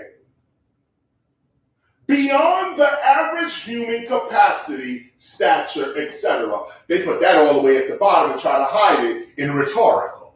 No, this is how it really went down. I'm going to bring you some other information as well to substantiate that. This is the real definition right here. Higher or greater than that of any ordinary man. This is in the definition of superhuman, by the way. We're looking at the definition of superhuman. What does it mean to be superhuman? Okay? It means to act, to have a character and an ability above the average ordinary dude. Beyond the average human capacity or stature, etc. That's what superhuman is. It's not you flying through the air. It's not you busting through a wall and saving the girl. That's not superhuman. Superhuman is, are you just beyond the average dude? When it comes to MCing, I'm superhuman. Okay, so here's supernatural, not the MC, but the actual word, supernatural. And what is it? That is above nature, belonging to a higher realm or system than that of nature, transcending the powers or the ordinary course of nature. That is supernatural, to be above nature. But those of us that know nature, the real philosophers that know nature, we know that you can't be above nature. The way in which you become above nature is by submitting to nature. When you submit to nature, you rise to a higher level or realm of nature. That's how we became human. We submitted to nature on deep levels and gained mind. Transcending the powers or the ordinary course of nature. Look at that. If you, like, for instance, it's raining, so you bring out an umbrella. That's supernatural. That's supernatural. You're altering the regular course of nature. The water's supposed to fall on you. You bring out an umbrella. Or it's a snowstorm. You jump in your car and you drive. That's all supernatural. Anything that nature's, the sun is blazing, 90 degrees outside, you are baking in the sun. You throw the AC on, air conditioning. The air conditioning is supernatural. That's what it means. So this hyping, we hyping ourselves up, oh, the supernatural is Superman.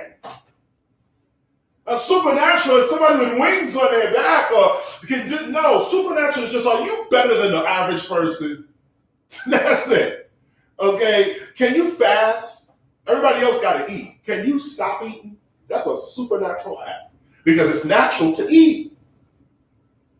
So if you can fast, you're doing a supernatural act. I'll be on mine in March. So relating to, dealing with, or characterized by what is above nature. That's supernatural, what is above nature. Acting not like nature, but acting above it. And what does it mean to act above nature? It only means to be God. And that's what humans are. Humans are gods.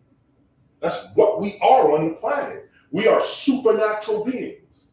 More than the natural or ordinary, unnaturally or extraordinary, extraordinarily great, abnormal, extraordinary, beyond the normal number, supernumerary, supernumerary.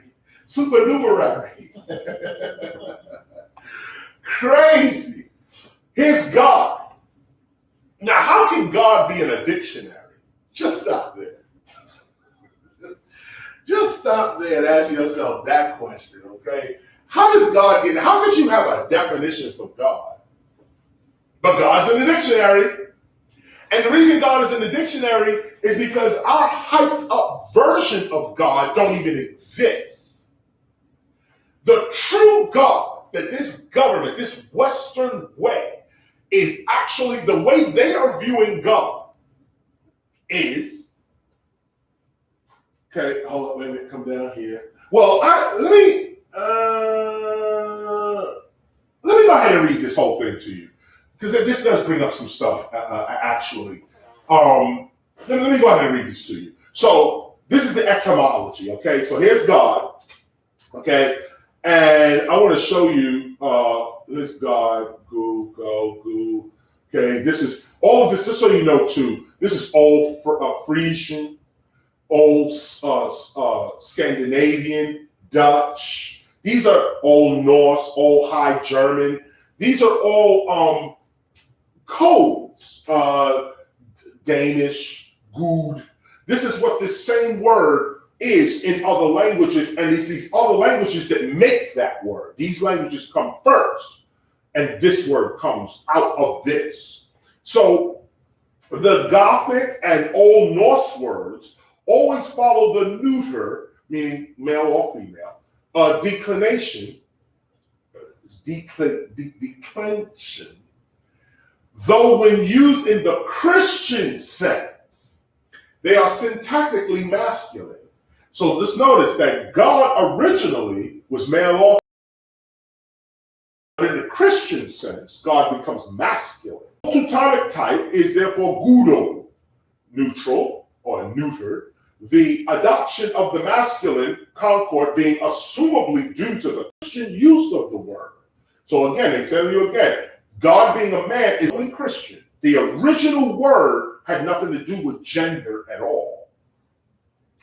The neuter, so that in its original heathen use, which is everybody that's not Christian, would answer rather to Latin numen than to the Latin deus. These are two different words, numen, deus. Deus is where God's coming from. Numen was something else. The heathen use had a numen God, okay? Another approximate equivalent of deus in Old Teutonic was ansu. Gothic and Latinized plural form, ancestors and so on. And this is interesting. This may be where ancestors come from. Interesting. I just caught that just now. Ancest. Okay. Impersonal names, so on, but this. The An is son. The unson. An. Where you see it? No, An is son. Oh, on is son. Yes. Oh, nice. Back in the day. Back in the days, the on was the son. Interesting.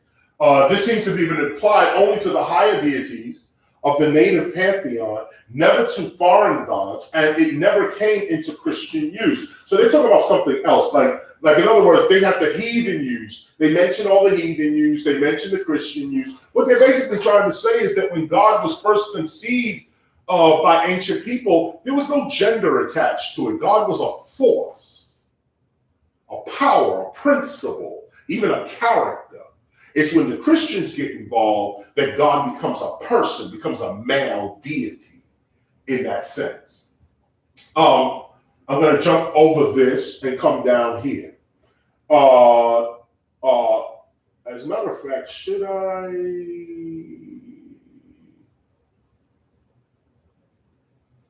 Yeah, let me go ahead and hit you. Let me hit you. What is my time line? 10:07. It's 10:07. I'm feeling the spirit, actually. That would be time spirit. There'll be times they say you're talking too long. Because we're supposed to be done at 10. We're supposed to end at 10, and then we're going to show our movie called Streetlight at 10. What I'm going to do is just go maybe 10 more minutes, and then I'm going to cut it off. Let me know when it's 10:10. And then I'll just cut it off. So I'm not going to read this. You can go ahead and take a photo, put it up on the screen. You guys can take a photo of the top half. Let me read the bottom half. God, this is the definition of God. A superhuman person. Did you see that? Let me take it off the wall for me. Get back over to me, please. I just want to point to it, because I don't think anybody saw that. Okay, the definition of God, okay, is a superhuman person. Regarded as masculine, and then it says, see goddess. Interesting. Who is worshipped as having power over nature and the fortunes of mankind. A deity. chiefly of the heathen divinities, when applied to the one supreme being, this sense becomes more or less modified. Now look at this, chiefly of the heathen divinities. When applied to the one supreme being, this sense becomes more or less modified. What is God? A superhuman person, regarded as masculine, who is worshipped as having power over nature and the fortunes of mankind. And that word worship doesn't mean, oh, you the greatest, you the this. Worship in its real sense means to cultivate, to take care of. When somebody worships you, it means they're taking care of you. So the ancients were taking care of superhuman people. There were people that was above the average person. And the average person recognized that and was probably benefiting from it and chose to care for this person, which is what is called worship. What is God? A superhuman person. What is God? A superhuman person. What is God? A superhuman person who is taken care of because they have the power over nature. Agriculture is power over nature. Astronomy is power over nature. An umbrella is power over nature. Okay? His worship is having power over nature and the fortunes of mankind. That's a king. That's a queen. That's a ruler. That's somebody who got the food. That's what we're going to see in Lord. That's a bread lord. Okay? A bread lord. Okay? That's who that is. If you control the fortunes of mankind, you're just a king. You're a ruler. And the original rulers and kings were considered gods. They were the first gods. The very first gods are the kings and the queens of communities. Here's godlike of persons resembling God. Wait a minute. This is in the dictionary. That means it's fact, or can't say fact anymore. It's true. This is true. How is this definition? And if this was fantasy, it would say that. This ain't fantasy. This is how governments are ruling people through knowledge. Right. There's no perhaps. Ain't none of that. There's no maybe. There's no maybe. There's no perhaps. There's nothing. Let me read it to you, son, once so that you can understand. Godlike of persons, not of animals, not of things, none of that. None of that. Of persons resembling God or a God in some quality, especially in nature or disposition, divine. Put it full screen so they can see it. I know they don't believe. Nobody's really listening to me here today. We're going too long. Nobody can see this right now. We're probably all blind by now. I need this on the screen so you can see what it is. Godlike, resembling God or a God in some quality, exposition of God. You are godlike.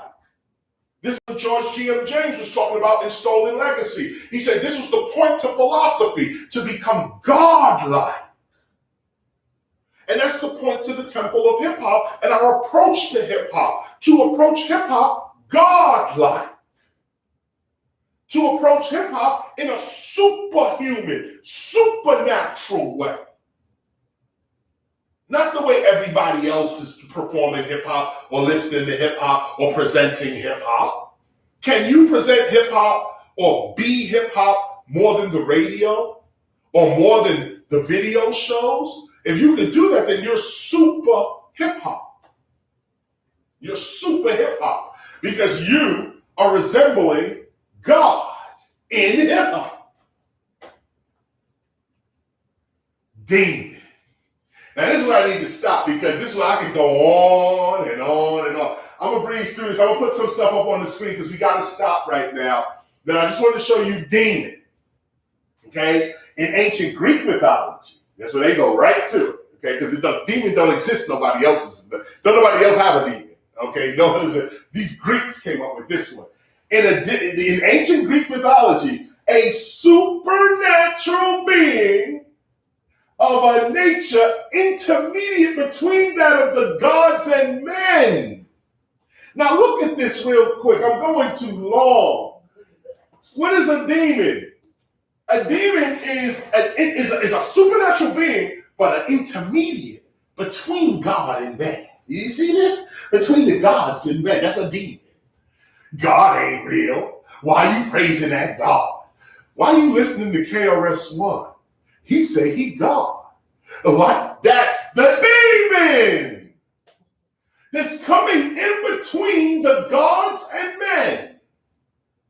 This is the demon. Coming in between is a supernatural being, somebody else who's above man, somebody else who's not normal, but they're not as divine as you are. They are between gods and men. So you can either they're say, in GM James's part 2. right.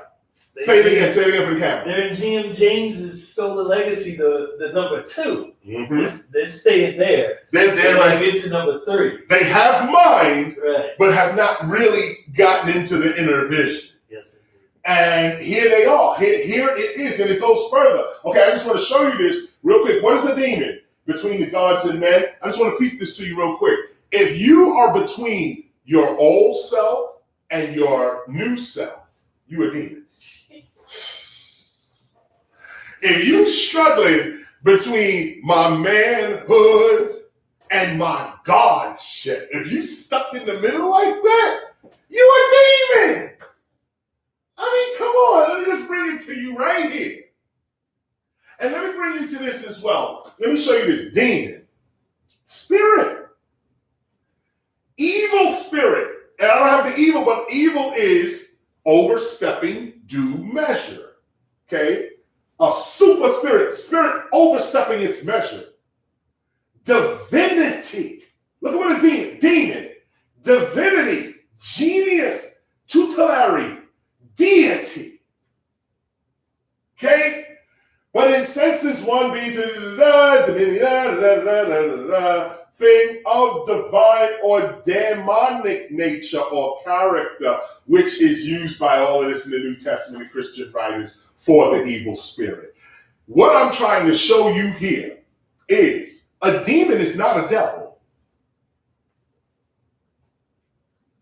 A demon is a divine spirit that gets in between men and gods. Look! And you can either take this as an actual being that does this, or a person that comes up, or a character that does this. Whether you have the character or somebody else is bringing the character. But anybody who's standing in between man and God and say, I'm not God, but I ain't man, that's a demon. Okay, in the general current use, an evil spirit. Malignant being, see, now we're getting down to what everybody else thinks a demon is, okay? Malignant being of superhuman nature. A devil, here's where the devil comes in now. That ain't the original meaning. That's, now we're going further down. Here now, we're going further. Applied to a person, animal, agency, personified, malignant, cruel, terrible, destructive nature, or hideous appearance. This last one here, hideous appearance, applies to black people. That's what they used to call us, devils. Actually, the definition of a black man is a devil in this book as well. But look at it. Look at what the demon is, okay? This is going further, and this is how demon gets translated from the Hebrew into the Greek. I'm not going to get into this right now because I'm going to bring it to a close. I want to bring you to hell real quick. Some of you who was with us last year, you saw this last year. We went into it. I went deeper into it last time. But this time here, I'm just going to breeze over it. Hell. What is hell? Okay, what is hell? Literally, the coverer up or hider. That's hell. Okay, cover up, hider. To hide, conceal. Now keep in mind that the original definition of black was this too. This is how the devil, hell, everything is associated with black. But originally, to conceal or hide something, this was the original. As a matter of fact, the god Amun, the chief god of the Egyptian the Kemetic pantheon, the god Amun, his character, actually Amun and Amunet, was to conceal, to hide, the hidden. Amun is the hidden one. But in this culture, the Western culture, everything that is their enemy becomes the demon, the devil, wrong, this, that, and the other. And you'll notice that as well. But I want to point out hell because we're also hyping this up in our mind as well. Literally, when you look at hell, okay, it says here, the abode of the dead, the place of the Hold on, you gotta say that proper name. Where's that? Right there. You just want Heal, keep going. conceal, right there. Old Norse. Also, the proper name of the goddess of the infernal regions, the ogress, Heal or Hell. The Proserpine of Scandinavia, the queen actually, leader of Scandinavian mythology. That's hell. That's her. Hell. Healing or hell. Hell. Hell. Now, one of the reasons why Son One had me read this as well, because what I'm going to get ready to point out to you is that hell is not, like it says here, look at this. The infernal regions of lower world, regarded as a place of existence after death, the grave, Hades. Okay, I'm gonna show you what this comes to. Okay, a place of turmoil and wild discord. This is what hell is in our minds. Okay, this is what hell is in our minds. A place of torment, burning, all of that type of stuff. Okay. Now I want to show you this. Helen. Obsolete and rare. Hell, in. Although belonging to hell. Okay? Belonging to hell. Infernal, hellish. That's what it means to be Helene. Okay? Or Helen. Here's the same word. Helene. Okay? You can see it here. Here. Here. Okay? Same words. Here's the obsolete form. Here's the new form with this still in it. Helen is what? Belonging to hell, infernal, hellish. The place. Here's Helene. What is Helene? Greek. Huh? The plural occurs first in Homer as the name of a Thessalian tribe of which Helen was chief. That's what we read the other part. Helen was chief. In the historical period, it was the name applied to themselves by all Greeks. A Greek, what is a Hellene? A Greek. An ancient Greek of genuine Grecian race, a subject of the modern kingdom of Greece or Hellas. Hellas. Okay? That's when you look at Greece, they say the Hellenistic era, the Greek era. Here's Hellenism. Okay? Imitation of the Greeks, use of pure Greek idiom, Hellenism, you imitate Greeks. It's called Hellenism. And imitate Greek, performed in the Greek manner. That's a Hellenism.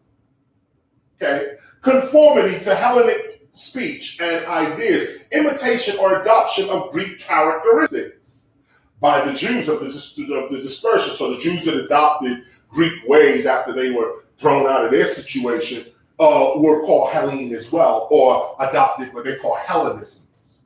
Here's hell in the American Heritage Dictionary. Christianity, often hell, the place of eternal punishment for the wicked after death. Often imagined as being presided over by Satan and his devils.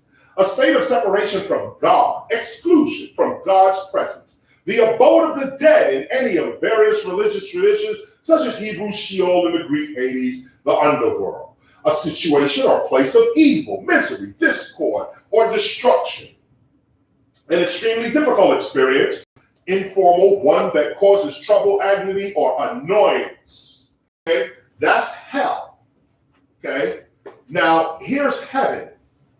Now, what I want to look at you, what I want you to see here is what is hell? Hell is Greece. Like, I mean, imagine somebody say, "Go to hell. I hope you should just turn to that person and say, thank you. I'll be in Greece sometime soon in my future. I hope it's hot when I get there. Because hell only means Greece.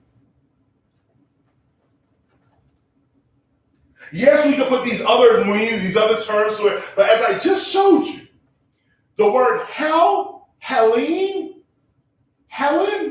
they're all the same words. They're all the same words. And Helen is Greek, but Helen and hell is hell, where the devil's at. Now, this is all our modern interpretations of this. What's my time like? 10:25. Damn, 10:25. I'll take it to 11. Heaven, look at what heaven is Hold on, actually. I got it real quick. Yep. Here goes the even more devious part of this, is that inferno actually comes from inverno, and inverno is cold and freezing, wintertime, and this is why, we're going to get into this, talk about the spring equinox and this, that, and the third, but it's also called the vernal equinox. So you see the inverno is wintertime, which is really the hell that they're describing. They're not saying it's hot. Right, It's it's freezing. And there was actually something about that. We had read something about that in our other text, that hell is cold. Yes. Okay. Hell is not hot. Hell is cold. Yes, it is. And you can see where the ancients are talking about what is hell. And hell was not actually the hell we're talking about. It's not even in Greece. It was in Scandinavia somewhere up northern Europe somewhere is where hell was perceived to actually be, and it was freezing.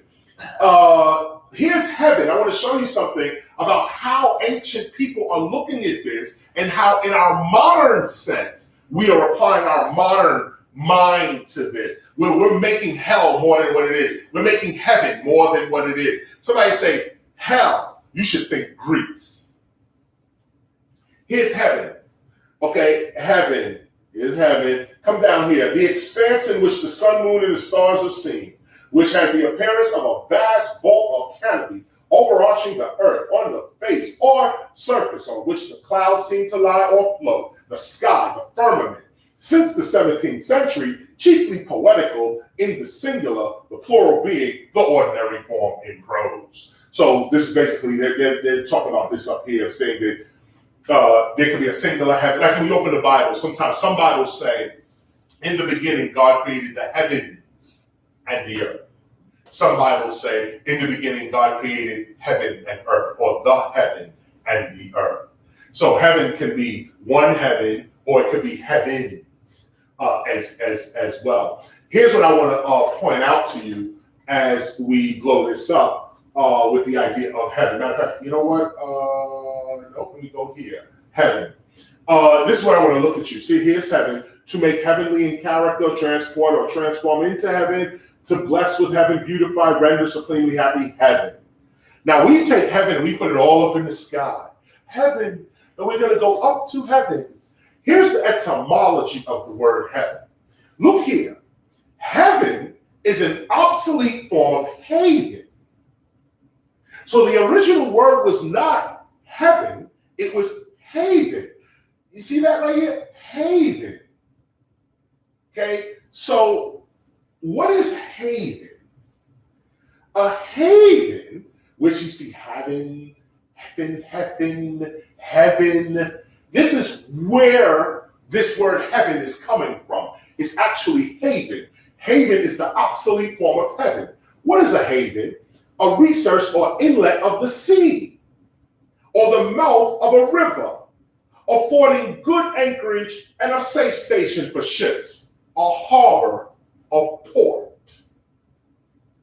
So you could be saying, when you boarded a ship from Greece, you would say, I'm leaving hell and I'm going to heaven, because heaven is only haven, and haven is a seaport. And you can see that the ancient Africans, who were excellent sea navigators, Check out the Phoenicians, the Carthaginians, and the Egyptians, all masters of the sea. So when they say haven or heaven, heaven could actually be that safe place you arrive at by sea. To an African, of course, hell would be Greece.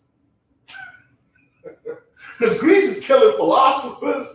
Greece is having wars within themselves. They're being invaded. That would be hell, a place of torment, a place of just death. That's Greece, as I just read to you. That's what Greece was when these words were being developed. And what was heaven? Heaven was a seaport, a harbor for ships, good anchorage. That's what it was, recess or inlet of the sea, and rivers. And we know that the first civilizations were off the coast of rivers and the sea. So when we say, it says haven, so you translate, to put a ship into a haven, to put into a shelter in a haven or port. Okay, that's what a haven is. And haven is the obsolete word for heaven. Here's Lord. What is Lord? Oh, the Lord saved me. The Lord. What is Lord? When we look here, right? I want you to look down here. Look down here for Lord, okay? It says, misprint note, C note here represent a prehistoric form of this. Look here. Bread, loaf, plus ward.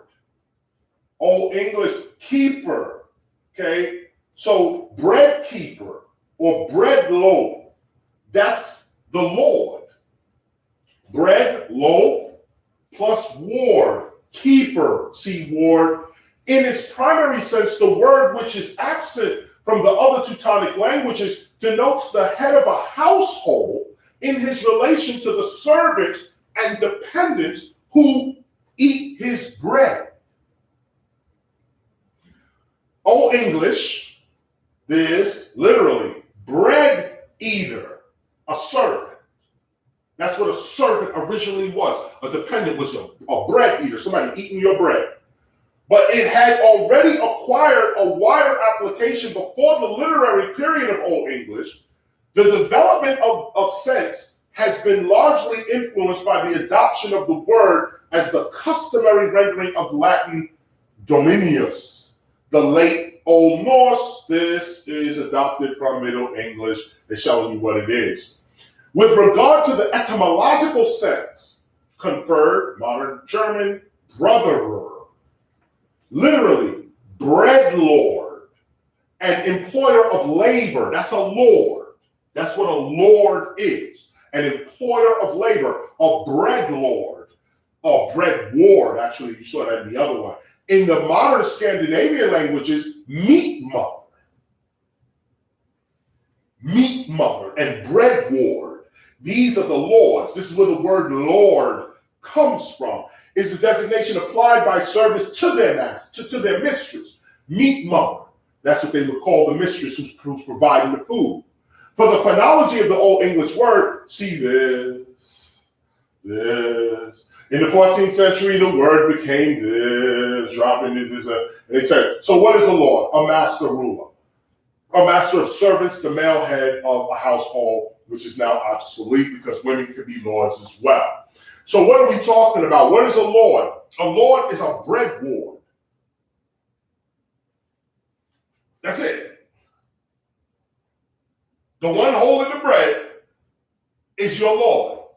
Yo, go give me a piece of bread. So don't even go to the kitchen, because I will bring a loaf of bread and show you that I am the Lord. And you are the Lord. Go grab a piece of bread in your own house right now and declare yourself the Lord. Keep that loaf on you. Keep that loaf of bread on you. No doubt. The Lord. And another thing too is, you notice how bread is a slang word for money. You know what I'm saying? Bread, money. So it's like the one with the money. The one feeding you is your Lord. So if you feeding yourself, what are you? So this is Wheelock's Latin. I wasn't gonna go here, but this is. Let me show it to you. This is Wheelock's Latin. It's Latin. The reason I'm showing you this Latin is because I want to show you that the G in Latin G, we saw this in the Real Niggas lecture. We showed you how the Latin G was never J. It was always G. And here we show you the Latin G. G was always hard, as in get, never soft, as in gem. And they give you Gloria, Garo. That's what that H was a breathing sound. But this is all Latin. This is Latin consonants and how you're supposed to say them. The G was always hard in Latin. There's no J in Latin. It's G. That's how we know it's not Niger. It's nigger. But this is also how we know. Go to the Latin dictionary. Let me bring up angel for you real quick. Okay, we go through God, Lord, demon, angel. These are all the words we have in our mind that are so, the angel came with wings on his back, and God is so over the top, and the devil is in a deep. No, bring it down to where you can reach it. And where you can reach it is with real knowledge. Take a look here at Angli. Okay, the Angli, a branch of these people in Lower Germany. Okay, and I'm getting to the Anglo-Saxons. Okay, Anglo. Okay, here's Anglia, and it's G. Okay, G. Angle. Okay, here's Angulus, a little angle or corner. Here's Angulus, a messenger. Do you see it? Do you see it? Angulus, messenger. Okay, they got you that. An angel. But it's called an angle here because there's no J in Latin. So it says angulus and then it says an angle. Now you could say an angel. And they are the same words. But in Latin, there's no J. It's G. So this angulus, which is a messenger, is also an angle. Or you could say an angel. Okay? Now, come here to the Oxford. Here's angel. Okay? Look at the forms. This is not angel. That's angle. Angle. Angle. Angle. Angle. Okay? But this is angel. Okay? This word is angel. Okay? But here's what they talk to you. They tell you right here what happened. Latin. With Old English, angle and angle conferred Old Scandinavian, angle, Old Frisian, angle. All of these different angles, okay, bring you down. Okay, here it is. Latin, angulus, we saw that. Or Greek, this, a messenger. Okay, we saw that in the Greek, in the Latin. Angle is a messenger. Angulus is a messenger. Okay, a messenger used by the late is to translate Hebrew malek. In full, this is what this is. Malek. Yehovah, messenger of Jehovah. So Malek Yehovah is messenger of Jehovah. Whence the name and doctrine of angels angles passed into Latin and the modern languages. So they're saying that first of all, that they are applying a Jewish definition to their word. They're saying that they're getting this word from the Greek, which is getting it from the Hebrew. But the Hebrew, Malak, in full, this, Malak Yehovah, messenger of Jehovah, whence the name and doctrine of angles or angels passed into Latin and the modern languages. That's how I got here. All other uses of the word are either extensions of this, the angles, extensions of this, or taken from the Greek in the primary sense of messenger. The Old English form, angle. See the angle? With G hard. They putting the emphasis on it. With G hard. remained to the 13th century. But eventually, under influence of Old French, actually Old Frisian, I think. I gotta look that back up. Angle with G soft. And Latin Angelus, initial A, prevailed. The forms in all and 14th, 15th century show the French influence. Now, what I want you to see here is the difference between angelus, and angel. Because the word angel is really the word angle, and the word angle is really the Anglos. This is also carried up Old French, right? It's Old French, just so you know. This signal here, Old French. Angle with G soft. Oh, I'm sorry, angel. Right. Since it was angle with G hard up to the 13th century. Then they said because of the French influence, the angle became angel. And the angel with G soft.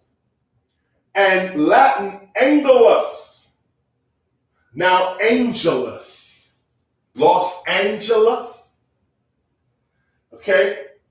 The forms, okay? Here's the definition. A ministering spirit or divine messenger. One of an order of spiritual beings superior to man in power and intelligence, who, according to the Jewish, Christian, Mohammedan, and other theologies, are the attendants and messengers of the deity. Now remember, in original sense, the deity was a king or a queen. The deity was simply the ruler. The messenger of the ruler was just a messenger of the ruler. They called him a Malach Yehovah, a messenger of Jehovah, a messenger of the God, of the king, a messenger of the ruler. This comes now into Old French, and it just becomes a messenger of a divine messenger, is what it now becomes. Someone superior to man. Power and intelligence. Power is influence, and intelligence is understanding. So if you have influence and a higher level of understanding, you're an angel. You're an angel. But be careful with this word angel, because what the word angel is really looking at is Ingle. Look at England. England. And this is England. Haji. Okay, England. Okay, England. Okay, what does it say? Literally, the land of the Angles. Okay, so who are you praying to? And you say, Lord, help me. What? You praying to an employer that's handing you bread? And you say, the angel, I'm praying to the angels. What you're doing is you're praying to English ancestors who actually killed your parents and stole your resources. So they're now teaching us to pray to their ancestors. You're not getting me right now. I'm showing you that an angel is an Ingle. And an Ingle, or an Anglo, okay, an Anglo from England is who you praying to. You praying to old dead white people right here. Right here. This is it. It's the Angle and the England and the Anglos that you are praying to. See, this is wisdom. If you can't separate out truth from fake, appearance from real, like if you can't do that, there's no way to be wise. There's no way to be a philosopher. There's no way to see what's real and true. There's no way to really see it because we're not really looking at the words. We are looking at Hollywood depictions of these words. And that's what's making us feel and act the way in which we do. So the next time somebody tells you to go to hell, tell them I'll be in Greece in a minute. The next time somebody tells you the angels got you, the angels will take, oh no, I don't want no angels. Take a look here. Angle, obsolete form of what? Because I know y'all didn't believe me saying it, so let me just put it up on the screen. Take a look right here. Angle, obsolete form of angel. Or angle, however you want to put it. But Engleland is Engleland. Engleland is angel land. Also, Ingle, obsolete. Okay, take a look. Take a look. So I'm going to conclude now with this. I'm going to conclude this session today. And I want to thank you all for taking this extra half hour.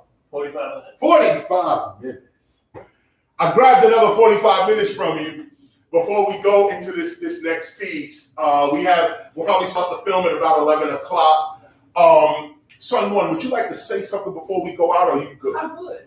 No. Come on forward and say something. I'm going to grab some water. But for that last 10, 15 minutes, I'll just recap and just say that what I'm trying to show you here, of course, we're not disrespecting nobody's religion. Keep that in mind. I want to keep saying that.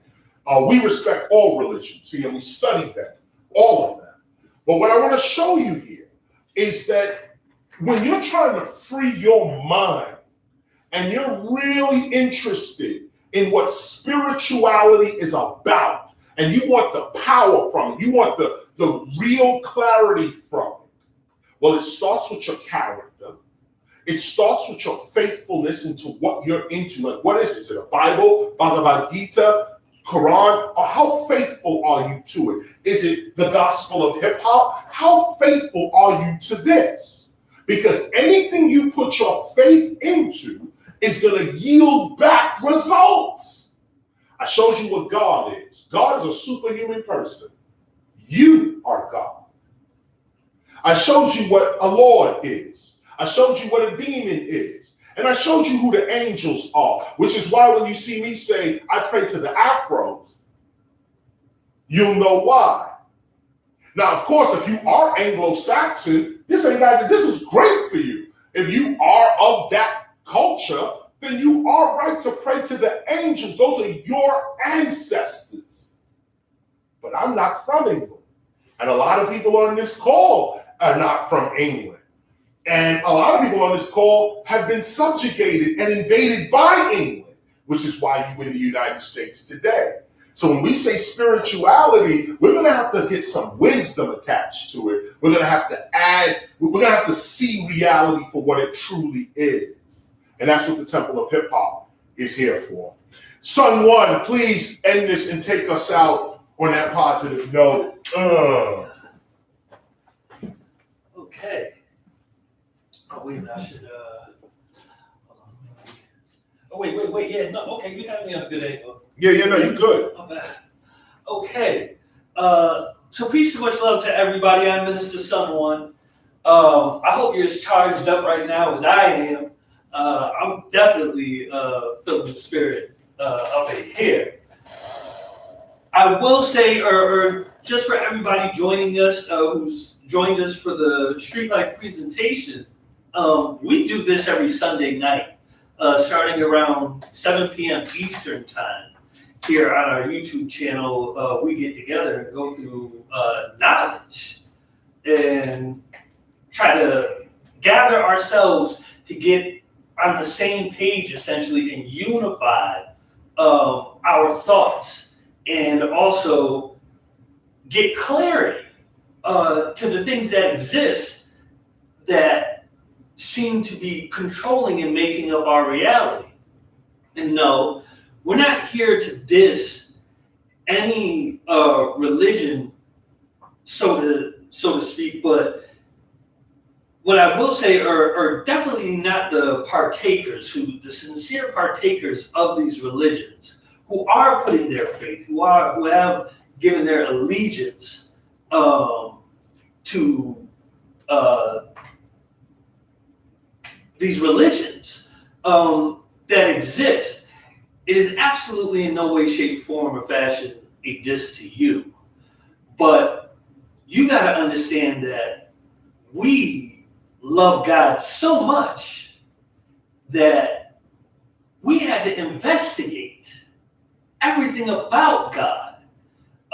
Because again, we're coming representing God. So we can't get caught up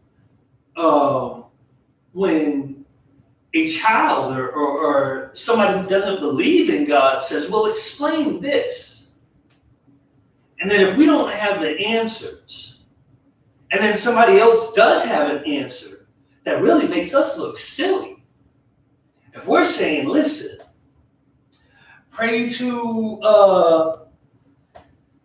the angel Gabriel and let his wings cover you and keep you safe. And one day you're going to go to heaven. Or if you do bad, you're going to go to hell. And we say these things, and we're essentially trying to help people believe in God. But then somebody comes with knowledge that even we can't refute. We look crazy. And we don't just look crazy because of what they said, but we look crazy because we believed in this so hard and never looked into it really. We just took it. We had blind faith. And then, and that seems to be what's happening. People are being taken advantage of in their religions. But also, it's partially, or it's a big factor of those teaching it. Because you would have to think that their love would affect them the same way it's affected us, which would make you look into everything about God and find out the truth. But there becomes a responsibility. And actually, hold on, can I say that gospel real quick? Yes, you can. There becomes a responsibility to investigate that which you are studying, to actually read all of that which you are dedicating yourself to, that which you are pledging your allegiance to.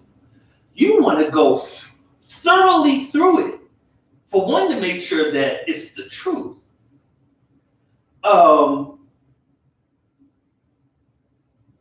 But this comes down to, it's clear and it's obvious that many people aren't reading their own books.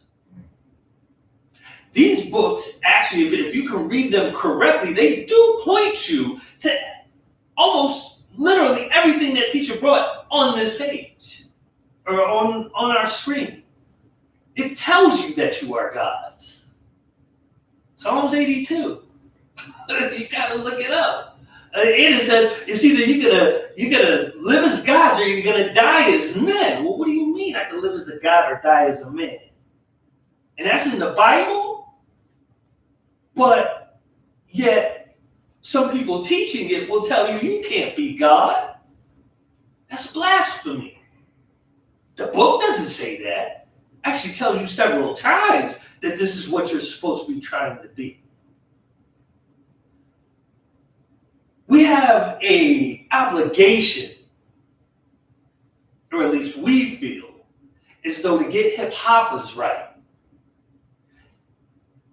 Others very likely aren't ready for this knowledge. As you can see, the majority or most of the time, we had about 60 people who are attending this type of study out of 7 billion. 60 people.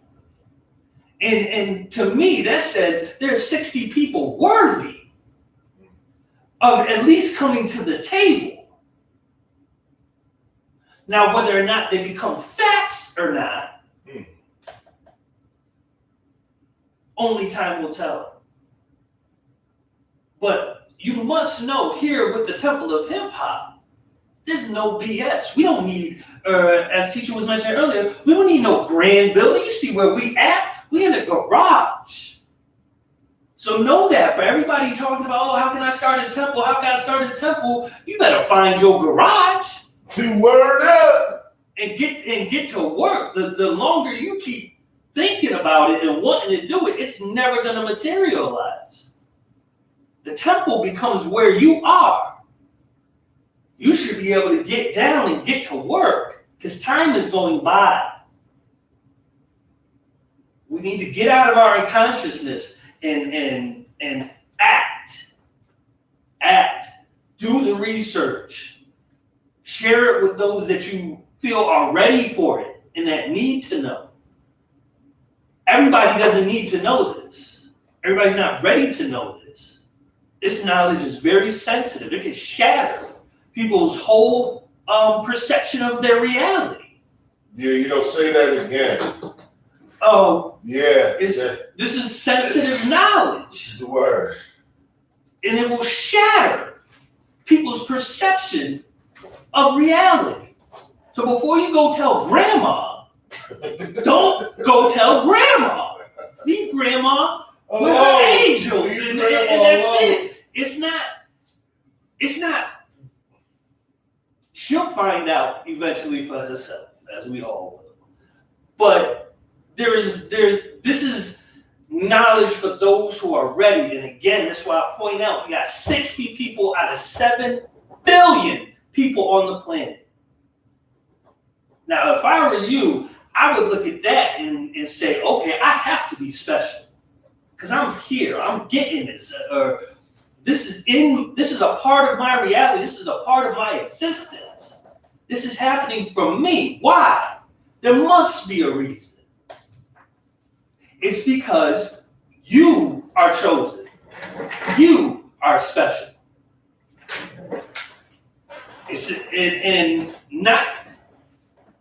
You gotta accept that. You gotta accept that, and you also gotta get into action. You gotta move with this. This is the hip. You gotta hop with it. If you don't hop, and you just remain hip, that's like the majority of things that are happening in the world. Word. A lot of people are hip. They don't hop. They don't hop. We at the Temple of Hip Hop, this is real hip hop. Such is why we're doing this. This is our allegiance. This is where our faith lies. This is our tie. And we're not letting go. even if it's just us. It is A-okay. Or really, for me, I'm trying to force my children. That's about it. But as long as we get it, there will always be, this spirit will always be on the planet, without a doubt, in many ways. But again, I just hope that you guys really understand that we do this out of sincerity.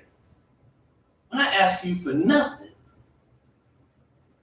you don't even have, literally when I ask you for nothing, we're making this for anyone who wants it in the present and in the future. If you really want to know, you'll come to this. Your being will be drawn to this. This is what God's about. The drawing near and having this knowledge. You wanted the knowledge, did you not? Why would you be here if you didn't? But now that you have it, what are you going to do with it? We're going to keep increasing. We're going to keep building our spirit. We're going to keep attuning, right? For the last 2 minutes, or really 1 minute, because I'm going to cut this street light on.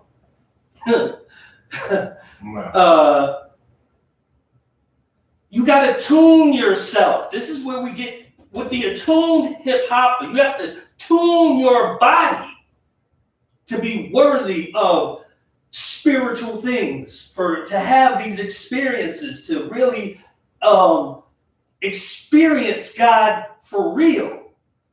Those who are on my social media, you saw the other day, I'm driving past the church late at night, it's like 3, 4 o'clock in the morning, and it says the inner city ministry. I said, I know that's right. Because this is what I am. Out of all the places, I don't know how many inner city ministry signs are up around the United States, but it's where I'm at. And for those who study the gospel, Again, if you don't know, you need this in order to know what that inner city actually is. With that, we wish everybody health, love, awareness, and wealth. We are a hip-hop preservation society, ministry, archive, school, and society. Our way of preserving hip-hop is unique. We don't just preserve memorabilia, music, art pieces, and this, that, and the third. Our preservation, we believe in preserving the actual hip-hopper themselves. And that way, hip-hop is forever. Peace and love. There it is.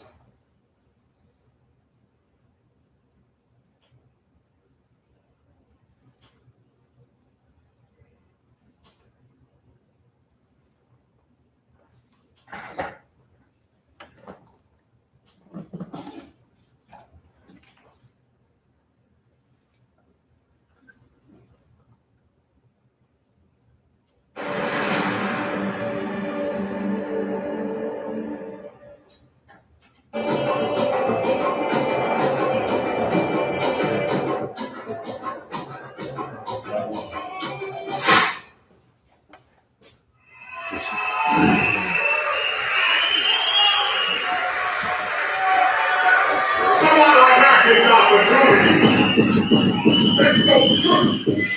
Let's really celebrate shit. Oh man, I see the photo in the air. Keep it in the air. I'ma spit it right there. Yeah, look at how it go. Look at how it go. He's so much up.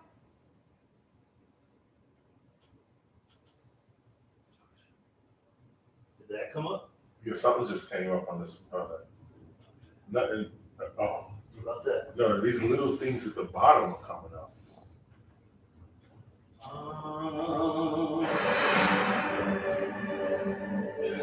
Audio's coming.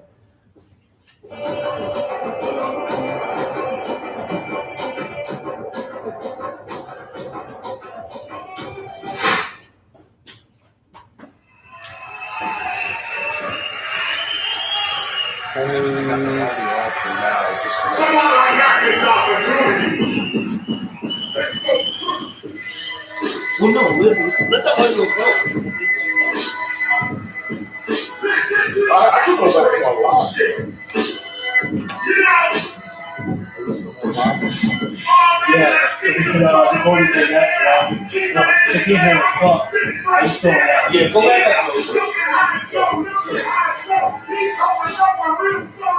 Yo! Oh, yo! Let it go! That shit's raw right there, man. He is a pro. We're trying to get our act together. That's what we're actually doing. Actually, where am I? Over here. We're trying to get our act together real quick. We just running around trying to get this thing up on the screen. The movie is actually called Street Life, and we did this last year sometime, and we didn't really show it publicly. Some people, it was like an 11-minute piece we showed, but the whole movie is only for those that had purchased it. We're going to show it to you now. If hopefully we can get our act together here. We can show you the movie right now. But I was just thinking about that because, like, the little part that someone was just playing, it just reminded me about we was in Baltimore, and it's one thing to be able to teach hip hop, and then it's another thing to actually express it. And it's like, if your hip hop instructor cannot express hip hop in some form or shape, you probably shouldn't be listening to it whatsoever. Which is why I love this presentation, because we get a chance to give it to you hardcore knowledge straight from books and other thoughts and ideas. But then we also come with the actual performance of that. We show you actually that we have mastered our craft, that we are who we say we are. And that is the faith. That is the faith. That is the fidelity. That is the confidence. That's how you get the confidence. It's a circular thing. It's a circular thing. You study, you get knowledge, you get confidence. You build upon that confidence and you keep going, you keep going, and you keep going. Remember, You are a special individual. And like someone was just saying, like, do you really believe that? Like, really? Like, do you really believe, or are you groveling? That's about you groveling. Remember, I mentioned in one of these definitions within faithfulness. Are you groveling, begging for God, as opposed to being God? Are you the loaf ward? Are you the one feeding others? This is the mentality that you got to get to in order to manifest your God-like character, which is the point of this whole teaching altogether, your God-like character. So we're here, we're trying to get this thing on right now. How are you doing over there? Do I have to perform this live? We try to get get this together real quick. That's right. And so we'll just as a matter of fact, you know what? Let me because while I got this little bit of time, let me just say this. I didn't say this earlier, but let me go ahead and just hit you with this. Yesterday when I was talking to Purdue University, I had went over, this was a few things that I wanted to go over with them. I'll go over with you right now. And whenever I'm teaching hip hop to those who are not the temple of hip hop, I always start off with this question right here. Why is hip hop important to know? And, it's a simple question. It's like, it's real simple. Why is hip hop important to know? But we really don't answer that question. When people go to teach hip hop, they don't really ask the question, well, why am I learning this? In all that sense. So here's just a few points, just pointers while we wait for this to come on. Why is hip hop important to know? Well, first of all, hip hop is last of the human skills. Simple and plain. Hip hop returns us to our human skills. The question to ask is, what can you do without the use of technology? Hip hop is a human skill. I can spit raw rhymes right now. I can dance. I can do all this without no plug. I don't have to plug into nothing. These are self-expression. My art, artistic hand, self-expression. Cutting, mixing, and scratching the turntable, self-expression. MCing, self. Beatboxing, self. Breaking, self. So hip-hop is last of the human skills. So the question is, what can you do without the use of technology? Hip-hop returns you to what you can do without plugging into stuff. Hip-hop, why is it important to know hip-hop? Hip-hop is lifetime employment. I was explaining to the students at Purdue University that hip-hop is not just an entertainment pastime. Hip-hop is also lifetime employment. And it was so funny because they were paying me to teach hip-hop, okay? So I'm telling the students, I'm telling you this is a job. See, again, it's like practice what you preach. But when you actually practice what you preach, you are the one who benefits from it. And you hope that other people get what you're saying. But if they do, they do. If they don't, they don't. But here I am at Purdue University, and I'm saying, listen, teaching hip hop pays good money. And they're the ones paying. It was funny. But it's true. Hip hop is lifetime employment. And all of you out there that's watching this right now, this presentation right now, this is not my knowledge for me to own. Everything you've seen up here, if you want this presentation, you can get it. Just ask somebody here, we'll just send you a flash drive of this. If you want this very presentation, you should be giving this presentation in your neighborhood. Just like you saw me give it right here. But of course, with your own flair, your own, add whatever you want to add with salt and pepper to it, whatever. But basically the basics of what we're teaching, you should be able to teach it too. And it's lifetime employment. So don't think that what I just showed you here today is just about me. It's just that this is what KRS teaches. No, it's not. I'm showing you something that we all supposed to be teaching. All of us supposed to be teaching this. Why is it important to know hip hop? Hip hop is healthy. Hip hop is healthy. If you could break 3 times a week, you would add at least 5 years onto your life. If you could break for 3 times a week for about 6 months, you will add years onto your life. Imagine that. Breaking gets the heart pumping at about 120 beats per minute. That's the heartbeat you need to have in order to maintain health. That's what when you're jogging, when you're doing exercises, that's what you're trying to get, the heart rate up to 120 beats per minute. You're jogging. Breaking does that. Popping, locking, does all of that. Plus, MCing unites the entire brain. I mean, the brain is already united. There's some new studies that came out that says it's the idea of a right and a left brain. It's not necessarily true that you can actually function with half a brain. They actually cut half the brain out of a human, and the other half did everything that the other half was supposed to do. Imagine that. Imagine that. So you can think with half a brain. But what I'm trying to say here is that hip hop is important to know because it's healthy. Breaking and seeing is healthy. When you do them, it's healthy. Why is hip hop important to know? It's what our ancestors did under other names. If you want to unite with your ancestors, do hip hop. The first 4 elements, breaking, MCing, graffiti art, and DJing, is what our ancestors did. It is what the original human beings did. Excuse me, teacher, I'm sorry. Yes. How do you add the video? You should add. Yeah, into the thing. You just drag it in. And then what? Oh, wait a It's minute. not creating itself as a slide. Oh, hold up. You make a slide. Hold up, let me get you over here. Yeah, just pull one of those slides up. There you have one. Now throw your thing in there.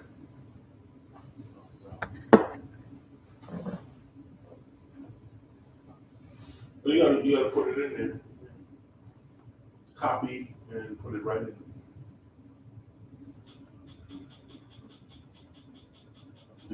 Is that it? Yeah. Press play.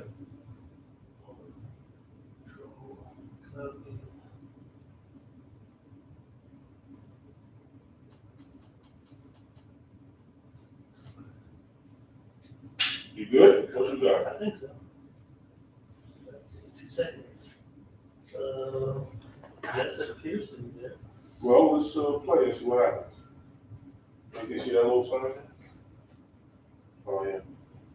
Well, I was going to go through the rest of my list. Yeah, no, keep going. Well, once you have it up, what's up? What are we saying? Let's see what we got. No, it's just showing that. It's not showing the.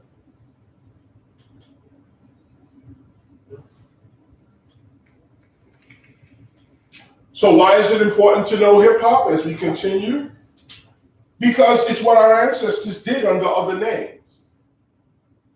When you want to unite with your ancestors, just master hip hop, and you will master what the earliest humans were doing with themselves. Why is hip hop important to know? Hip hop connects us to our ancient humanity. That's what I'm saying. Also about last of the human skills, but I can go more in depth with that, connecting us to our ancient humanity. That's later on. I have a whole paleoanthropology lecture that we actually going to give that within the week, so that you can see that. That looks different. Hip hop connects us to our ancient humanity. Why is it important to know hip hop? It's a global language and culture. Why is it important to know hip hop? It's a global language and culture. And when I say global, it means like anywhere you go in the world, it's global. I think this is it right here. Yes, it is. I think this is it right here. Let's take a look at it and see what we actually come up with. And of course, as a global language and culture, you could travel the world with hip hop. And so I'm gonna leave y'all alone now. This is the film, and enjoy. This is Street Life.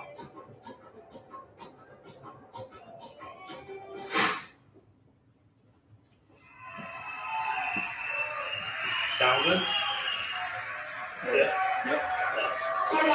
You still on? Yeah. No.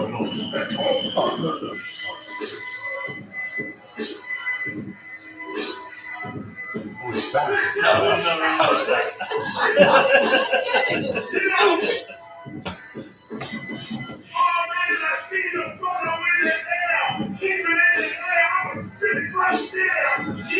You playing it from the front of the house. And we should remember that.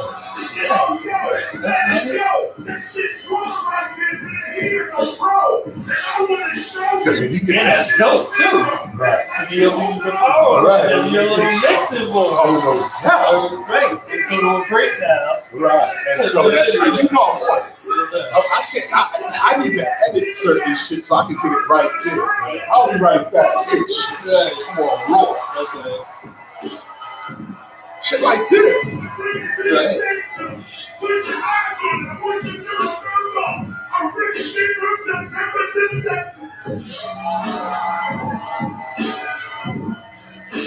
Money.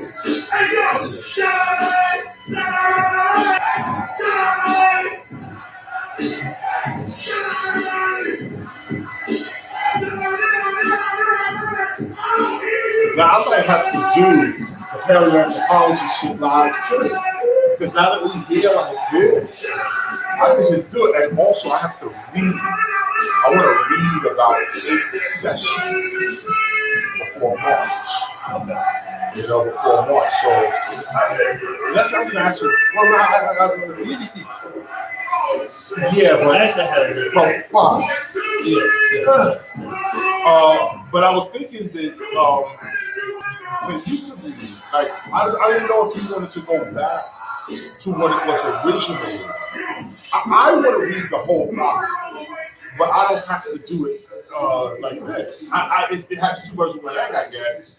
But I'm just going to read the gospel. Like, I could just read it to a camera with nobody seeing it.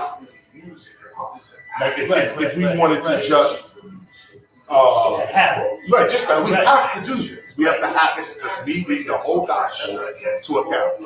We just got to get that through. So I was going to try with me reading when I go here in March. We're just going to read through the gospel. So I would be the one reading through the gospel. But I like the idea though of us throwing it around though. Yeah, but it can always. We can get into that. Down Afterwards, yeah. When you're actually. No, but I still have to read the whole. Right. But that's what I'm saying. No, you should start off. You. Down the line. But then whatever you read, I have to read too. Yeah. We would just record you full. Well, that's gonna take one. Well, no. I'm saying we can still cut it out. But just cut some of me. Yeah. So you read a good part, and then we clip, and go. Yeah. We can hear us talking on the line. This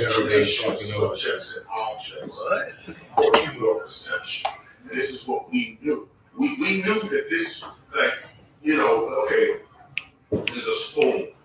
This is only called a spoon because I was trained in school to think it was a spoon. I was told in school, this is a S-P-O-O-N, spoon. Say it, class, spoon. You use it like this, spoon. We walk around with that colonial education. This is a spoon.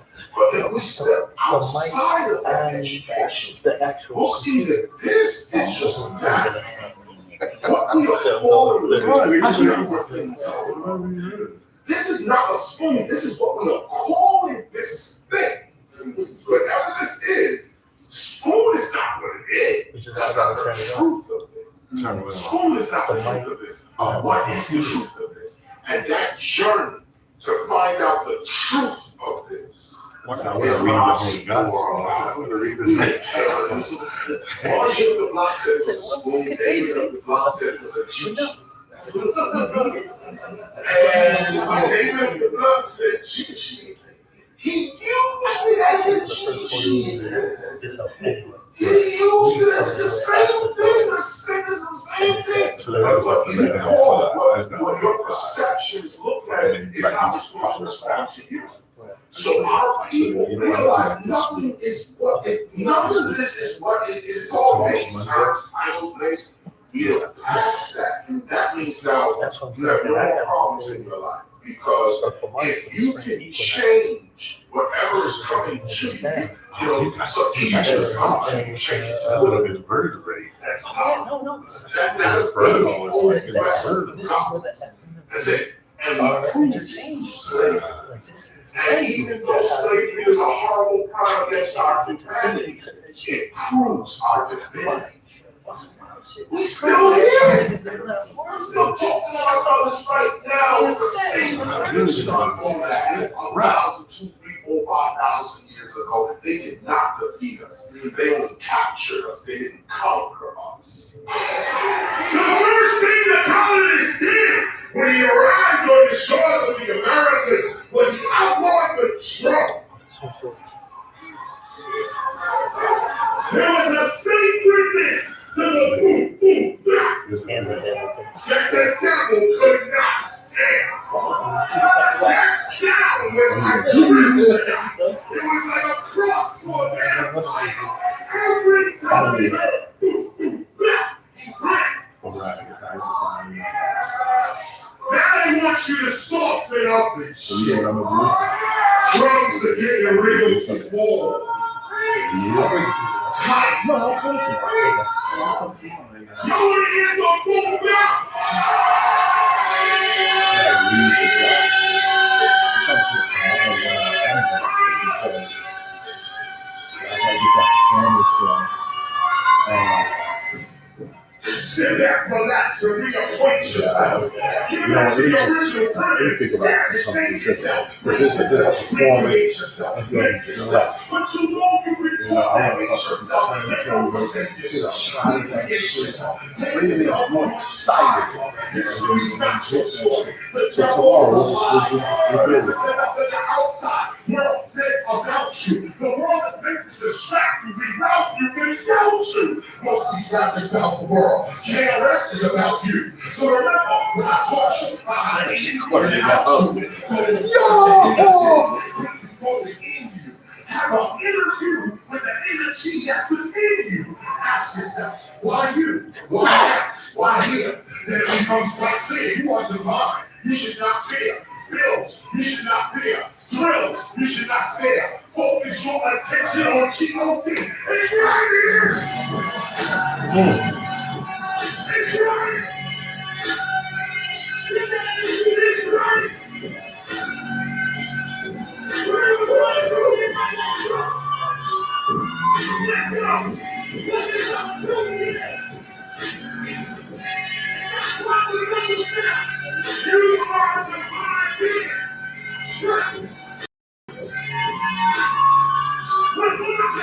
It should be a flash of I said this.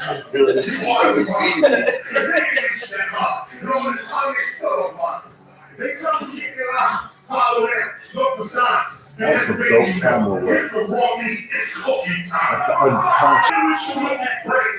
Because I get the way you're doing it, it's like zip out, zip out. You went over to the shit, hand grab. Like all that shit is like. Outside what we call space and time. This divine mind is what creates brains, hearts, and livers. This divine mind produces butterflies and caterpillars. Everything is quick. Brains don't make brains. The divine mind does. Life is a game with its own mind, its own aim, and its own day. It's simply plain. Divine mind produces all brains. You are divine mind first. Then you produce your brain, divine intelligence or God. That's from which you came.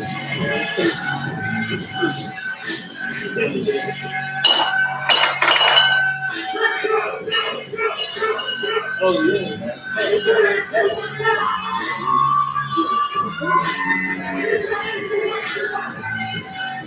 If y'all can hear me, thanks for watching. We running our mouths anyway.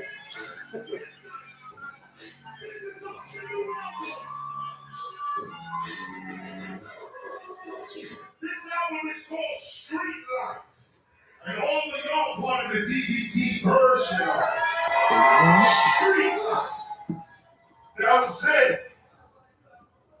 How about now? That was B-more. Mr. Rod. That was B-more right there. And this is what I'm talking about in terms of street knowledge and street philosophy, what we're calling street life. If you don't have the perspective of the streets, how can you say you're studying philosophy? Now, of course, this might be obvious to some people, but when you look at philosophy, it's Okay, everybody, give me 1 second. University, Oh, the way people. I'm pretty sure I know what it is. The mic on the actual computer is still on. And so we're gonna go into our little settings real quick. Fix that. Hopefully. I like that picture you stopped on too. That's a nice picture. Have you know, we just doing our technical our technical tech here. Oh wait. What happens if this gets muted? Oh no, that's to mute the stream. Is it though?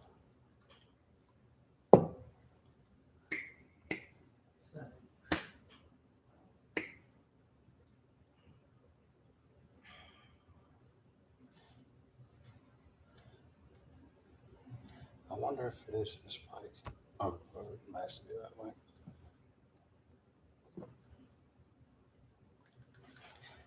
Check, check. What is it? Oh, it's that one. Yeah.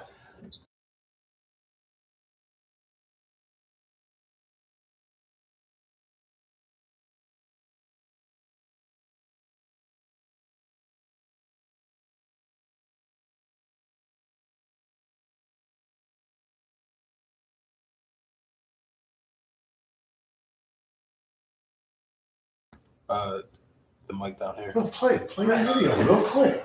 Let's see what happens.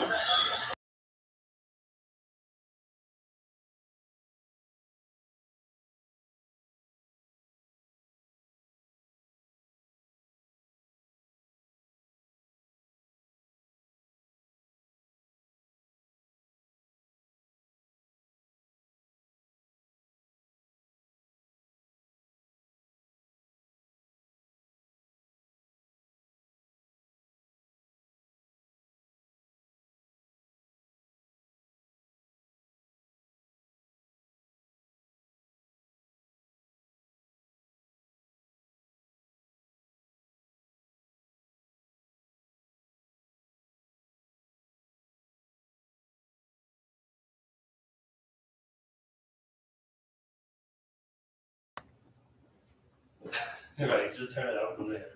Yeah, 1 2 1 2. I'm in. Okay, good. Yeah, we just started over. We're gonna start the movie over. One more time. We're gonna start it over one more time. Let's just do it one more time. Hit it now.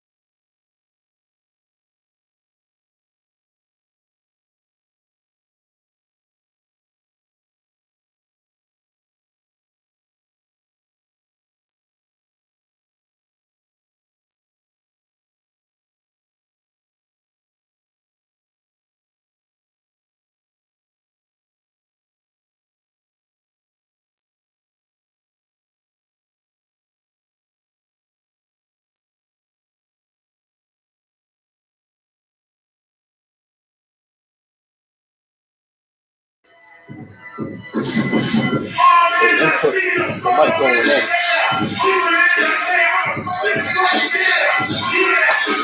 It's not output.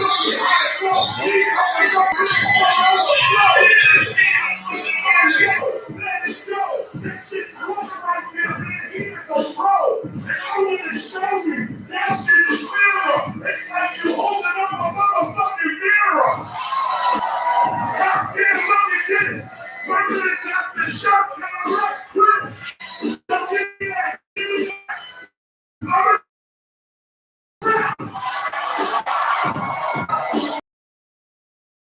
Put it to the center. Put your eyes on it. Put it to the center. I'm really shit from September to September.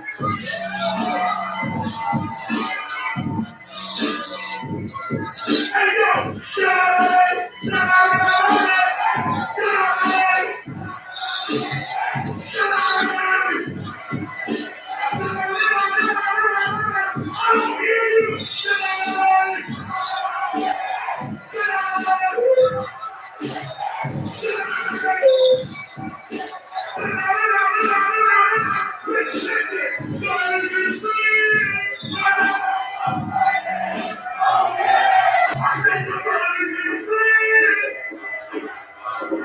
Oh shit! Listen to me! 1, 2, 3! Come on! And then you want to go! Stop! Glory there! Glory all the way there! And I say this piece, you don't have to go back and look at it. But I say this piece because most people start hip hop with music. And hip hop is not really music. Hip hop is the attitude that gives you the music. So as long as we have the attitude, which was an attitude against oppression, against colonialism, imperialism, capitalism, against all of that, that was the original spirit of hip hop. From its early, make what you need on your own. Don't you have to go to the store. Your mind, make your table, make your chair, make your clothes, make your books. Have an existence unto yourself. The real meaning of self-determination. You got the life. That shit is really bright. But it's showing that my skills are tight. And the whole shit is right. Now I want you to keep the camera on me. What you looking at is an ENCEE. I mean, what that means is that's how the light getting clearer. That's the mirror. I'm talking about me and you. Look at how we do. This is not me and you. This is one, not two. You gotta understand what a uni is. Look, the verse, that's what the universe is. When you know it's one song, then you know what's right from what is wrong. You dealing with hip hop. You dealing with the transformation of subjects and objects according to your perception. And this is what we knew. We knew that this, okay, is a spoon. This is only called a spoon because I was trained in school to think it was a spoon. I was told in school this is a S-P-O-O-N. Spoon. Say it, class. Spoon. You use it like this. Spoon. We walk around with that colonial education. This is a spoon. But if we step outside of that education, we'll see that this is just math.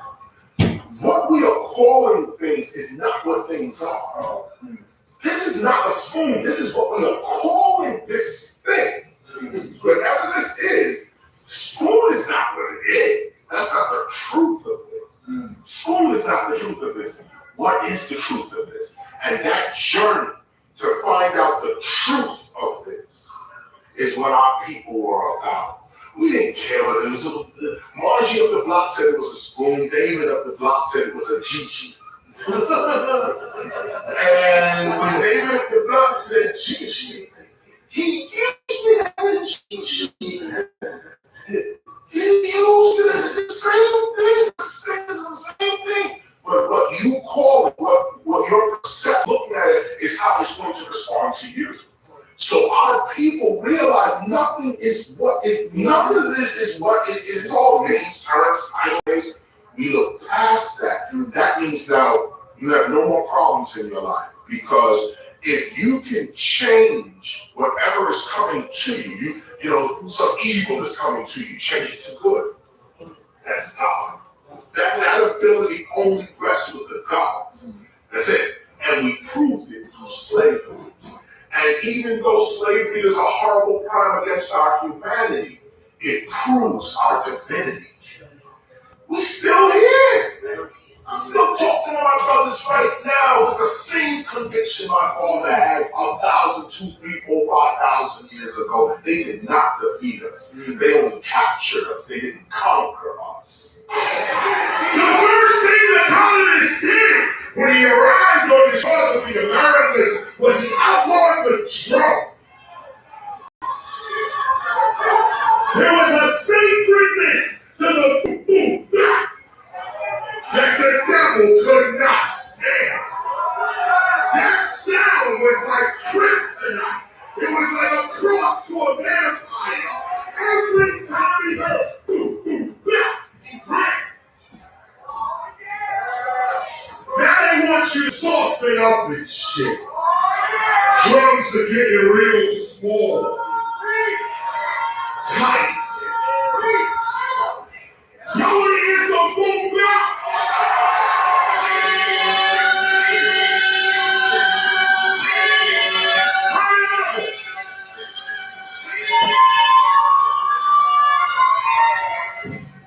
Sit back, relax, and reacquaint yourself. Get back to your original primitive, savage, naked self. Brace yourself, recreate yourself, make yourself. For too long you've been taught to hate yourself. And don't forsake yourself, recreate yourself. Take yourself much higher. History's not your story. The devil is a liar. Listen to nothing the outside world says about you. The world is meant to distract you, reroute you, misguide you. Most of these rappers about the world. KRS is about you. So remember, when I taught you about how to in and out to go inside your inner city, quickly go in you. Have an interview with the energy that's within you. Ask yourself, why you? Why now? Why here? Then it becomes quite clear you are divine. You should not fear bills. You should not fear thrills. You should not stare. Focus your attention on G.O.D. It's right here. It's right.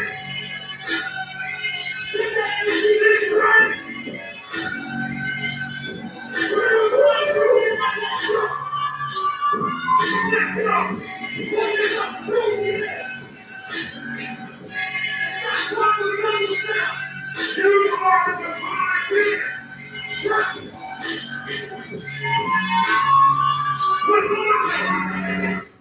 No one's ever going to tell you you are divine. Because they ain't reached that mind. And all this time they still alive. They took you in your eye, follow them, look for signs. Man, that's baby milk. It's the raw meat, it's cooking time. It's the way in which you look at brain and look at mind. You think it ain't the same.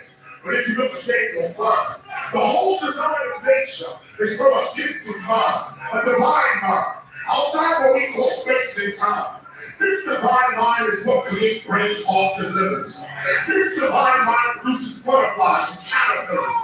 And everything that quivers, brains don't make brains, divine mind does. Life is a game with its own mind, its own aim, and its own name. It's simple and plain. Divine mind produces all brains. You are divine mind first, then you produce your brain. Divine intelligence or God, that's from which you came.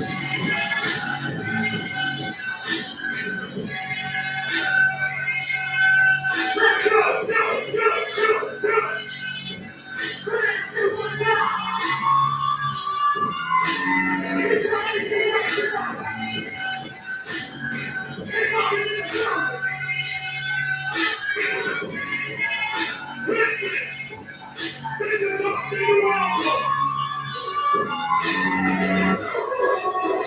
This album is called Street Lights, and on the go part of the DVD version of it. Street Lights. That was it. That was B-More. That was B-More right there. And this is what I'm talking about in terms of street knowledge and street philosophy, what we're calling street life. If you don't have the perspective of the streets, how can you say you're studying philosophy? Now, of course, this might be obvious to some people, but when you look at philosophy in its formal sense, like the way it's being taught in universities, the way people approach philosophy, at least what I'm hearing in terms of philosophy, people feel that if they quote other philosophers, somehow they are a philosopher because they can quote other philosophers. Reading about philosophy is not how you become a philosopher. What makes you a philosopher is how well you can think, what you can see. This is the point, and this is what I try to bring out in my rhymes, especially when I'm on stage. Time is relevant only to you. Your space is only relevant to the shit you do. Everybody got a slice of this brand, but the way you dice it up is the perception in your head. So if you believe you owe, you owe. If you believe you know, you know. If you believe you number two, you number two. And if you believe you number one. Today your soul is people walking around. And that's a hard thing to say. Everybody want to think they have a soul. Until you say express it. Then they're reaching in first church and it's like, what does it mean to have a soul? It means that you empathize with the next being. You can feel outside of yourself. Your soul is out here. You know, so you can feel plants, you can feel the next man's pain, you can feel a woman's aspirations for herself. You can feel a young kid's, whatever. You can feel it. Nobody has to tell you or talk to you. You can feel it. We used to be a community of people who communicated like this. Not a lot of words. Well, today we say psychic. It's not psychic, it's the soul united. So I'm your brother, I'm your sister. You don't have to talk for me to know that you're hungry. You don't have to talk for me to know that you're tired. Talk for me to know. But now we enter this colonial society, and by the way, we enter here by choice too. So the future me is watching me. It's watching me right now, MC. And this is what I said to raise your wealth. Right now, you gotta be a friend to your future self. The 40-year-old you is depending on you to do the things that you're supposed to do. The 60-year-old you is depending on you to do right now what you're supposed to do. So be a friend to your future self. Take that unwritten script off the shelf. Finish that DVD. Finish your CD. Don't see me. See you when you see me. This right here is your future self. KRS-One reps nothing else. Knowledge reigns. Hell!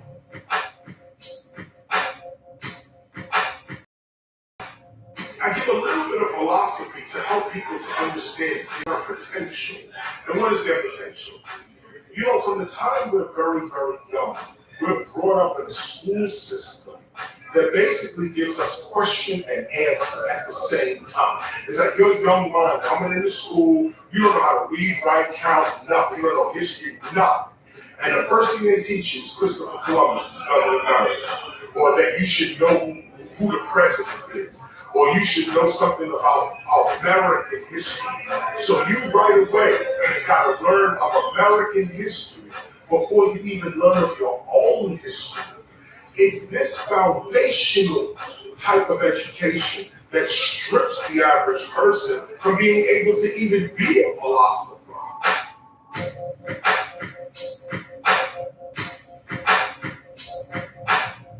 You're trained from day one to see reality based on words. Now get this. The point of philosophy is to get to the truth of things. Let's look at it formally real quick. Philosophy. Philo means love. Sophie is wisdom. Philo, Sophie, philosophy, love of wisdom. But when you break philosophy down, Philosophy breaks down into science, ethics, and metaphysics. Some people add theology and also psychology to philosophy. But the main parts of philosophy is science, ethics, and metaphysics. And when we say science, we mean natural science, natural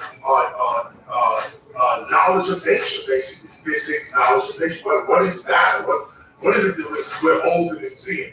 Nature, knowledge of nature, how nature functions. That's science. Then you have ethics. Ethics is human behavior.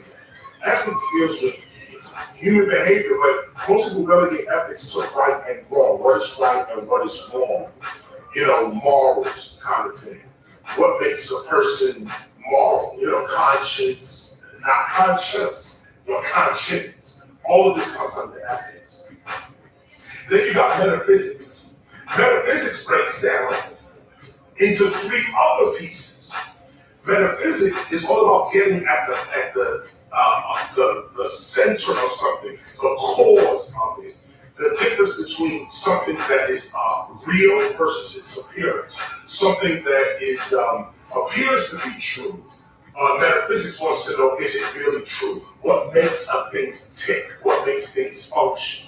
Now, when you deal with metaphysics, what you're dealing with also is cosmology, epistemology, and ontology.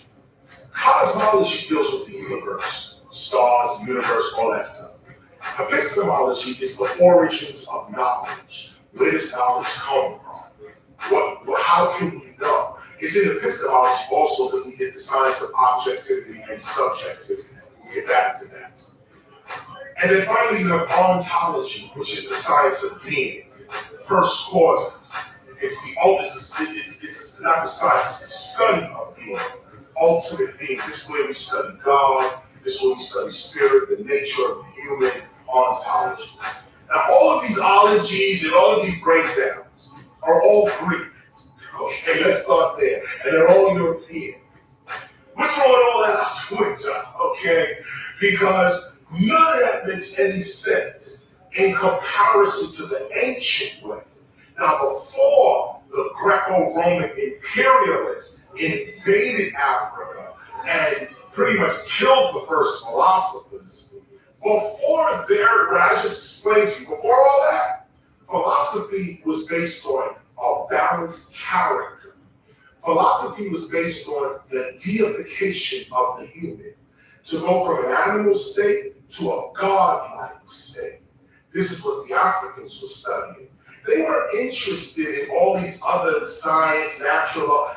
They realized that once you know yourself, once the truth is within you, you can look at anything and see the truth of it.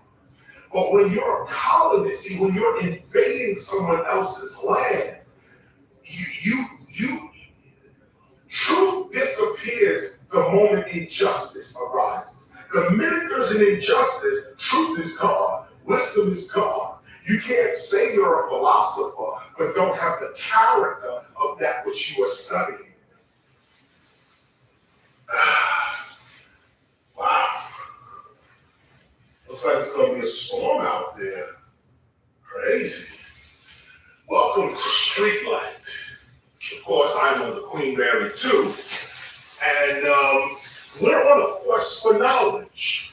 And I'm taking you guys with me so that you can also be part of that quest. You know, when we say street light, we're talking about the streets and that light. We're talking about knowledge from the streets or knowledge for the streets. Street light is philosophy, it's street knowledge, and this is where philosophy begins.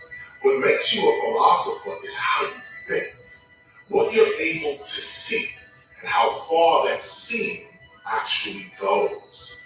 I think you got something about teachers that really can't take it down just to teach you.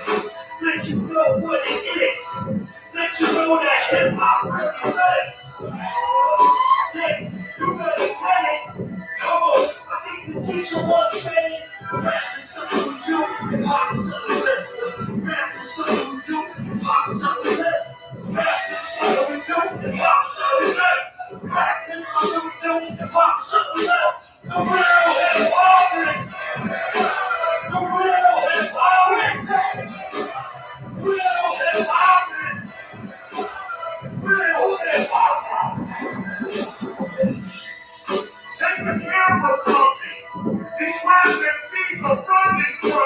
I saw truth, not blinding. I got false, they look blinding. Let me spit the bullshit again. This is KOS, your number one friend. When you want to break it in and see it, this is what I'm doing. I'm leaving them to these chip. I'm in the morning and evening.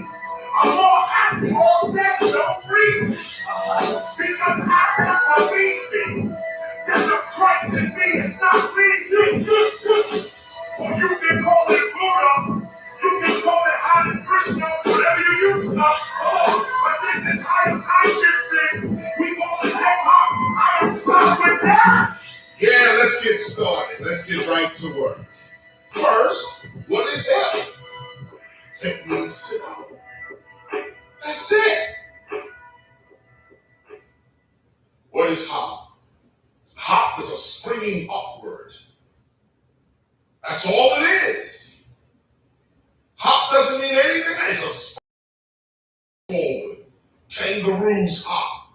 Certain birds hop. Bunnies hop. Grasshoppers hop. Hop to spring upward to move forward. When you combine hip with hop, you get hip awareness, hop springing up. This is all hip hop is. But as scholars, if we're going to discuss what this really, really is, let's just deal with the word itself. Hip, to know, hop, movement. Hip, consciousness, awareness, I understand. Hop, springing forward, leaping up. Hop also means a party. It's like a jam. Let's go to the hop. There used to be a song in the 50s. In the 50s, the jam was called a hop. The gathering was called a hop. The party was called a hop. So you can also say hip hop. Hop as a gathering. Hip, I am aware. Hop of the gathering. I am aware of the group. I am aware of my leaping forward. I know why I move. That's the purpose and meaning of hip hop. Hip to know, hop to move. When you're to your hop, you know why you move. This is the beginning of freedom right here.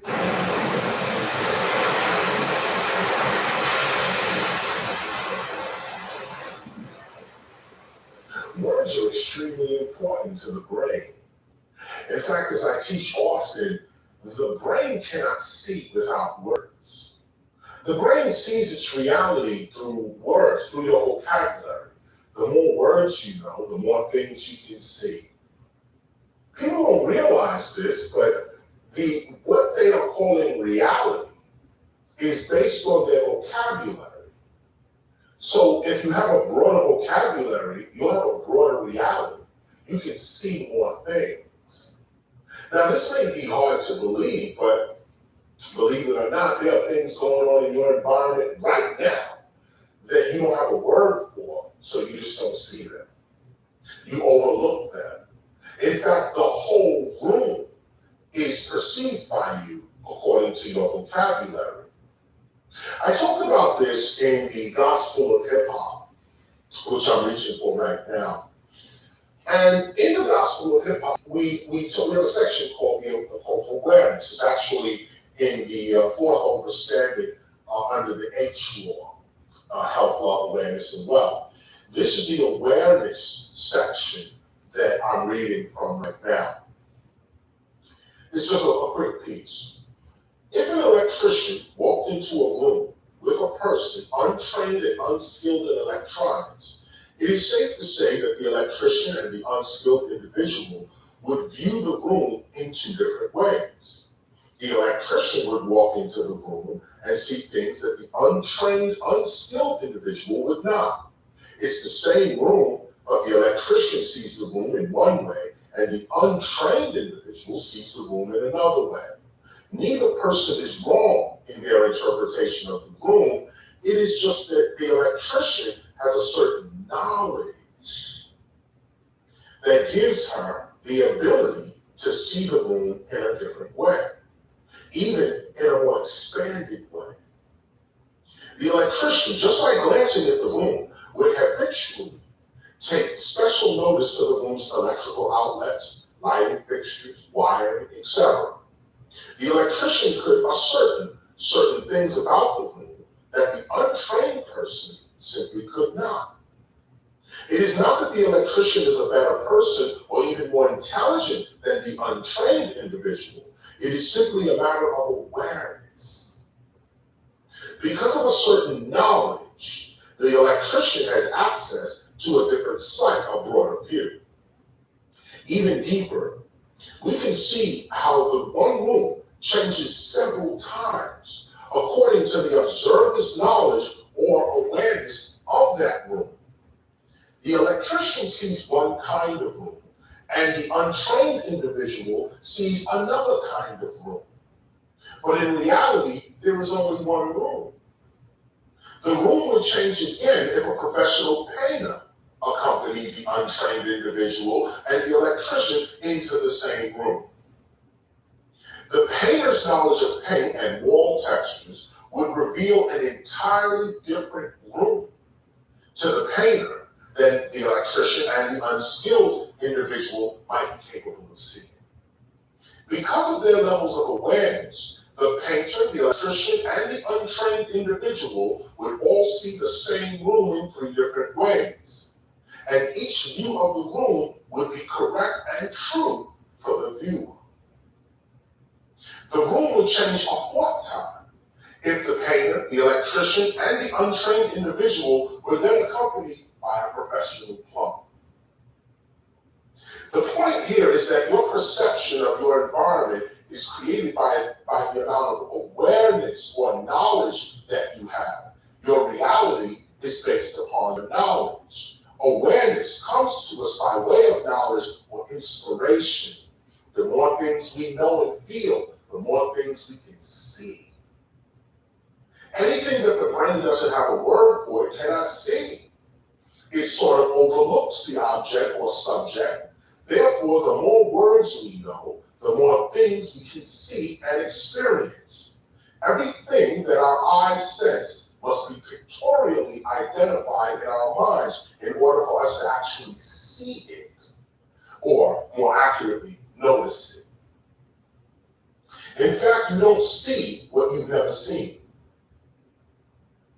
You don't notice what you don't have a previous reference for. Things are going on all around you right now, but because these things are not in your immediate vocabulary, you remain unaware of such things and their happenings until they are pointed out to you. You don't actually see them, nor do they actually affect you consciously. Know this: we see, act, and feel according to our vocabulary. Gospel of Hip Hop.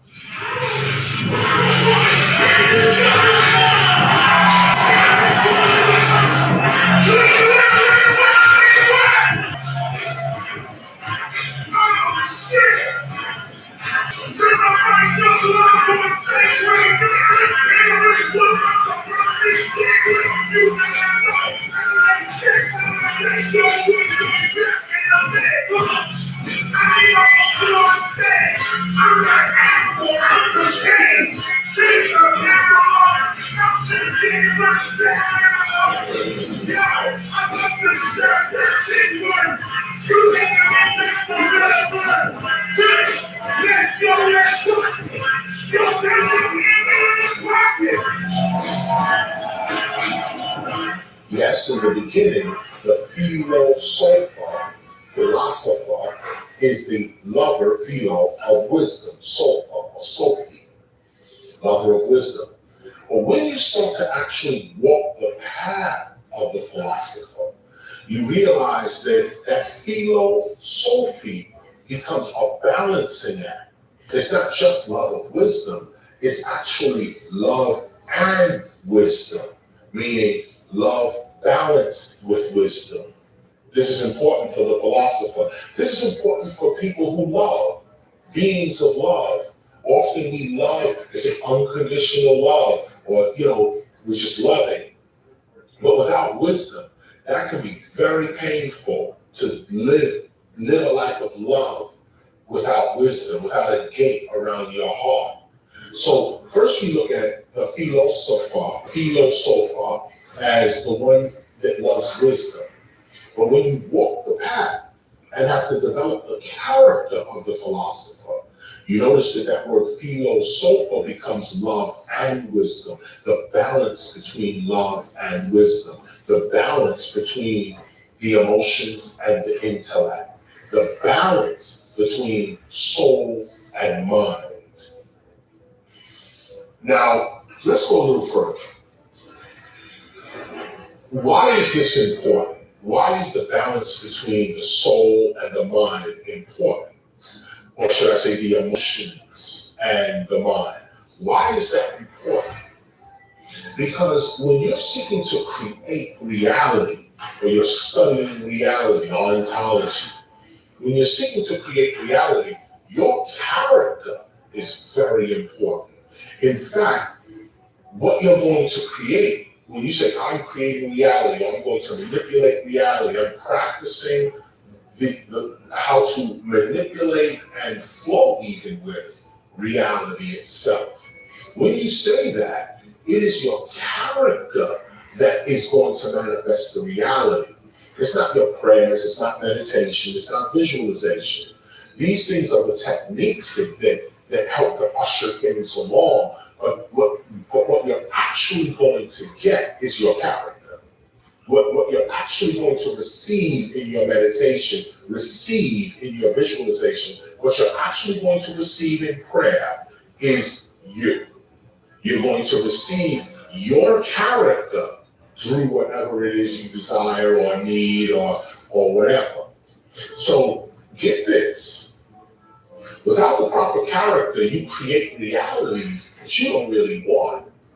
You may say, well, I prayed for this and I prayed for that, or I visualized this, or I meditated on that, but this came. Well, that's because that's your true character. This is your true nature. Now, what you want to do is work on your true nature, work on your true character. This is where we get to being. This is where we get to what is the essence of you? What is the essence of your existence?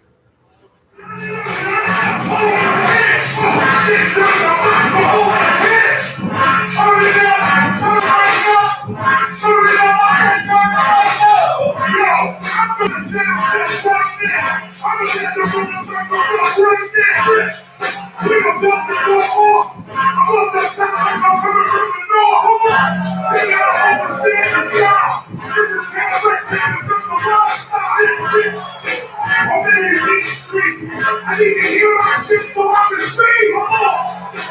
Turn it up, turn it up. Yeah, just right there. Turn it up, turn it up. Turn it up, turn it up. In the version, this is hip hop, love hip hop. It's non-stop. It's on the freestyle, it's on the flow. You don't understand. Freestyle flow. This is the freestyle flow. And you don't know where to get you on the floor. If you put the hammer on, please don't know how to stay on homie. Yo, turn it down just a little bit lower so they can see me flowing like Noah. You gotta understand the style. We don't have to talk about it. KRS One. Let me tell you right now what you gonna get, son. You got my son in the mix. Your son, when I'm taking you to 86. What is it? This is that original boogie town. And I don't come with no pistol and no missile. I come with beats of Christian. It's that shit. And you can hear me in the back say, oh. If we gonna raise your consciousness tonight, this is what these other motherfuckers are like. Come on. This is the law. I don't know what ladies of you are so for. You got to come together on all things. I want you and you to make the DVD. 20% of me. Fuck it. I'm about to get the fucking listen. I'm not gonna sit down and be like, throw that down. You can have the copyright. Trump. Yo, let me ask you. Real hip hop is over. Real hip hop is over. Real hip hop. Real hip hop. You think they're ready? You move on. See what I'm saying? The real hip hop is. The real hip hop is. The real hip hop is.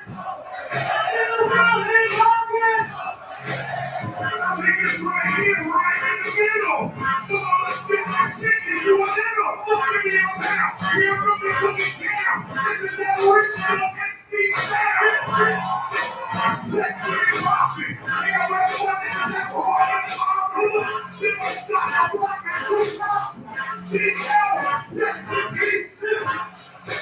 We come from the young time.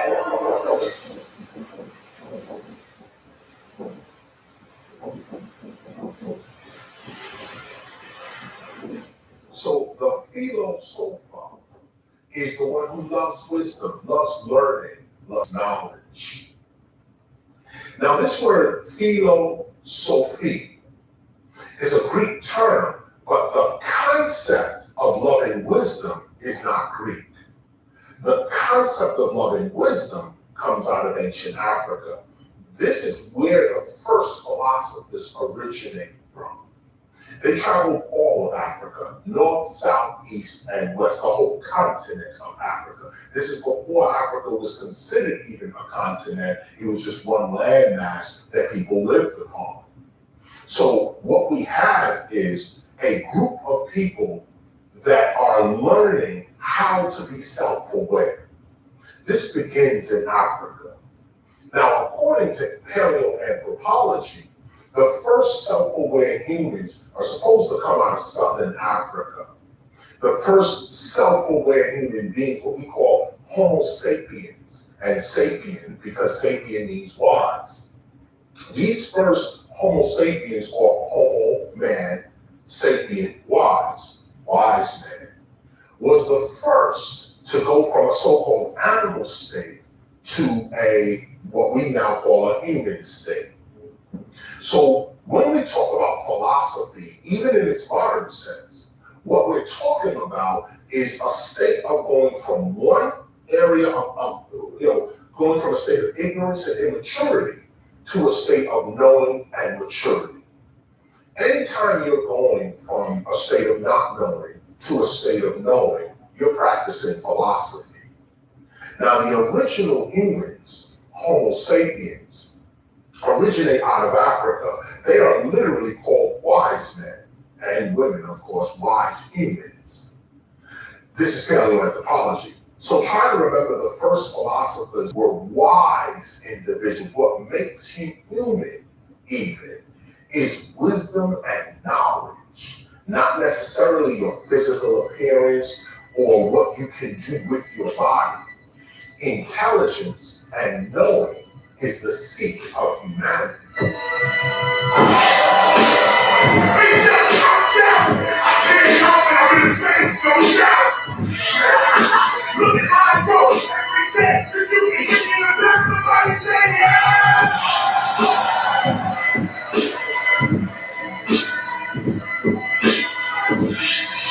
Woo! Real. I want to talk about the metaphysical, through the spiritual and the spiritual. You keep this up, keep it coming back. You have to cut between the boom back. Oh, you already doing that. So the knowledge and wisdom, I'm pursuing that. Yo, keep it down low. I want to hear something in the middle of the show. No rehearsal. This is freestyle shit. No rehearsal. What I'm trying to say right now is I'm going to reverse you from the ignorance that what you used to. See, this is not the way to go. If you want to build the nation, turn off the radio. Because they pumping that heavy shit. But that's why you come here to hear the shit that is the shit. Keep it down loud. I want to hear the real MC and how they flow. Follow life's outcome willingly. That's flow. Follow life's outcome willingly. This is the beginning. They ain't killing me. I've been down since 1983. Just like that. Okay, let me get this shit over right now. Metaphysical rap. Right now, you looking at me. This is the physical me that you can see. This is the physical me that you can see. But there's another me that you still can't see. You see, this is not the loser me. There's another me, and that's the future me. At about 3 a.m., I'm sitting in my hotel on my bed again. I'm sitting on my bed and I'm thinking back. I'm thinking back to right now as I rap. That means the 3 o'clock me is watching me right now and sing. Wait, I'm not done. See, there's more to shit than KRS. See, that's his knowledge reigns supreme. I only got about 45 minutes. Let me tell you what it means. Listen, there's 2 of me. One is the visible, the other you can't see. But you're about to see because your mind is free. For you, there is no T-I-M-E. There is no time, no space. That's Einstein, relativity. Read the page. You gotta understand what I'm saying. At 3 a.m., I'm in my bed and I'm not playing. I'm in my bed and I'm in meditation. And I'm visualizing that on this situation. The 3 o'clock me is standing with me right now. And it's telling me the lyrics and how I should move now. See, you can understand the mind. When you know the mind, then you know that there's no time. You can understand exactly what I mean. Because I could be right here, or I could be 15. In 1985, everybody else was running around trying to survive. But me, I knew I had a mind. I wasn't in 85, I was in 2009. See, if you can't see the future, you ain't gonna go there. That's how you gonna lose. You gotta see your future. You are the only friend. This is what you gotta get used to. I'm giving you a different angle, not a symbol or a triangle. You are your guardian angel. Listen to what I'm telling you. This is hip hop culture that I'm telling you.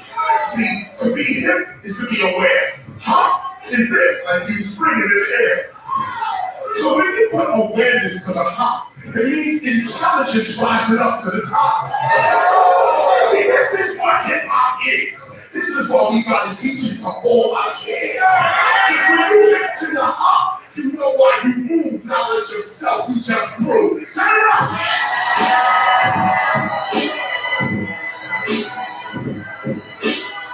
You are your own friend. Be a friend to your future self. You got no one else.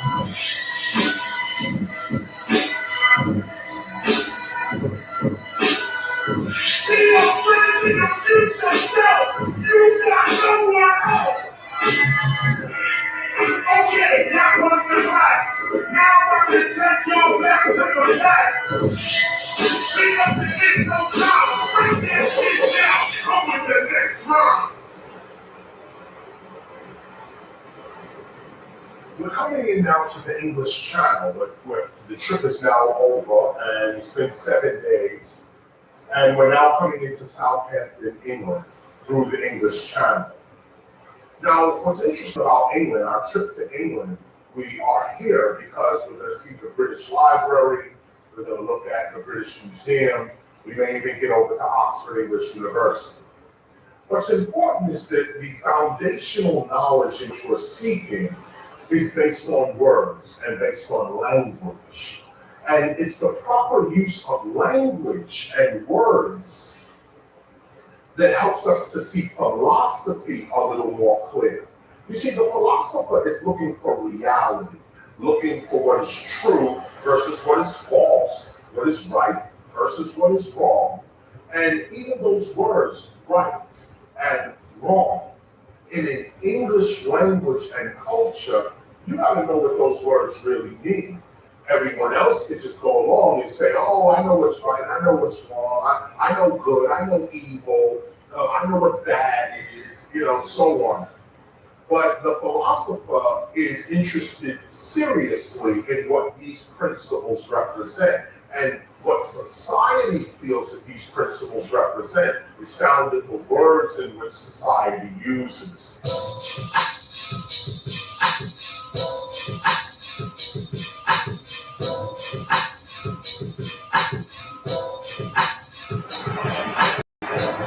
So here we are now in Southampton, England, and we're getting ready to get our call. Of course, I have my international driver's license. I'm gonna rent me a car and get to the first show. Let's see what we get.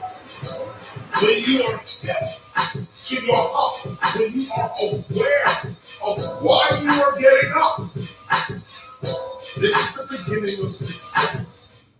Because the only reason people are not successful is because they can't control themselves.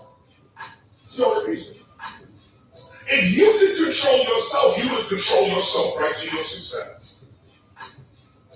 If you could just go where you wanted to go and be who you wanted to be, you would go to your success and you would be success. Nothing would stop you. The problem is, we're not hip to our heart. We really don't know why we're doing what we're doing. We wake up every day and it's a habit. Oh, I gotta do this. Why? Because I gotta do it. Why? Because I gotta do it. Why? Because I gotta do it. We don't know how we're moving. And then to go further, when you walk into your environment, we really don't understand how the environment moves us. We walk into environments, and if one thing is hot over here, we run over here. If it's cold over here, we run back to the heat. Oh no, it's too hot, we run. A car screeches, ears go. It's something to look at. So all senses going in 5 different directions can be successful. If you could just control, you would be successful. What does that mean? It means that we can't even control our own eyes. This is what advertising is all about. A flashing light over here, you must look. Something desirable, money, sensual. You every time. You gotta look. When you leave here today, train your eyes to only see your success. Just an exercise. Train your eyes to only see your success. Let's go deeper with this. Hip means to know how this movement. When you're hip to your hop, you know why you move. All it means is you are aware of yourself. Let's go up.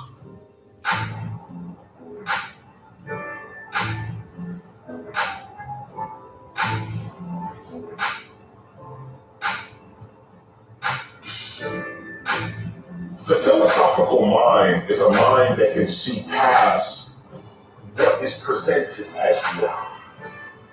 We start with looking at words because the brain has a tough time seeing without words. So when you're discussing reality, you have to even look at the very term reality and see what that word and what that sound wave is producing in your mind.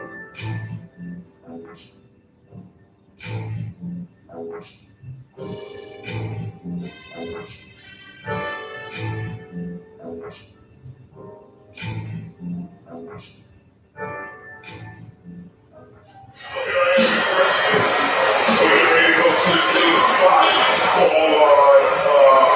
chip shop. It's funny where the universe leads you to. When you're trying to teach people and let them know what it is, you never know where you might wind up. This is one of those spots right here.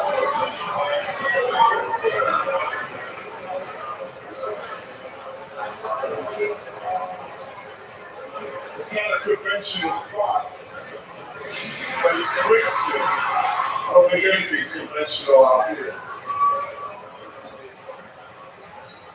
Oh, Stay close.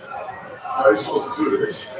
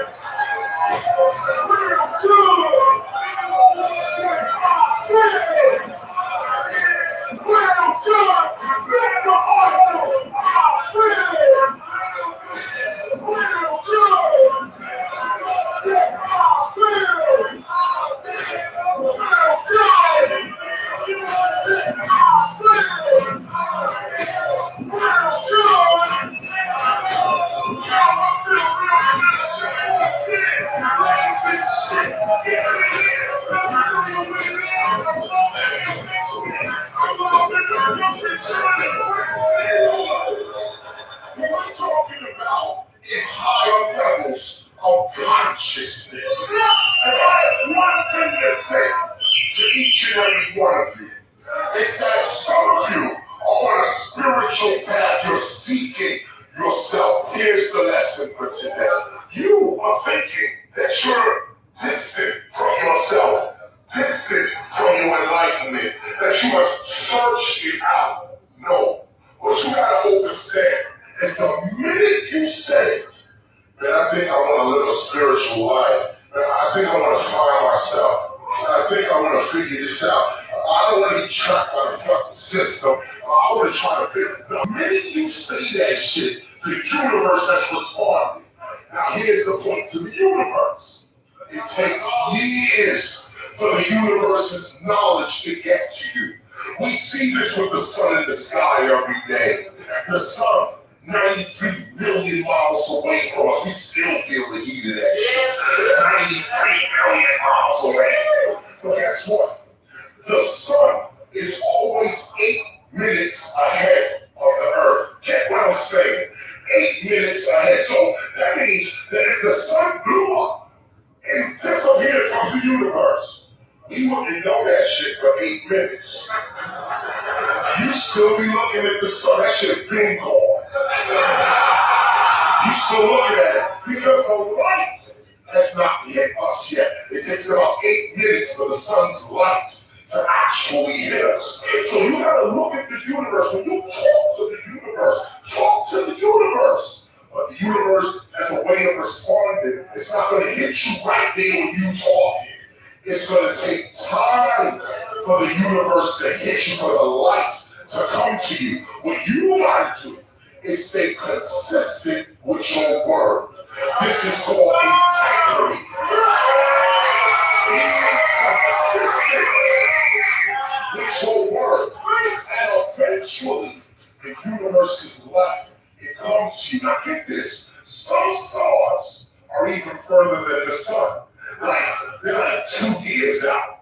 So remember this. When you talk to the universe, know the universe. Know how it works. Know how it responds. Because many of us are talking to the universe, but we're using television and radio and these images to think, oh, I'm supposed to be in a Buddhist position in order to be enlightened. I gotta crack a Bible in order to be enlightened. I gotta go and pray and this and no, sorry.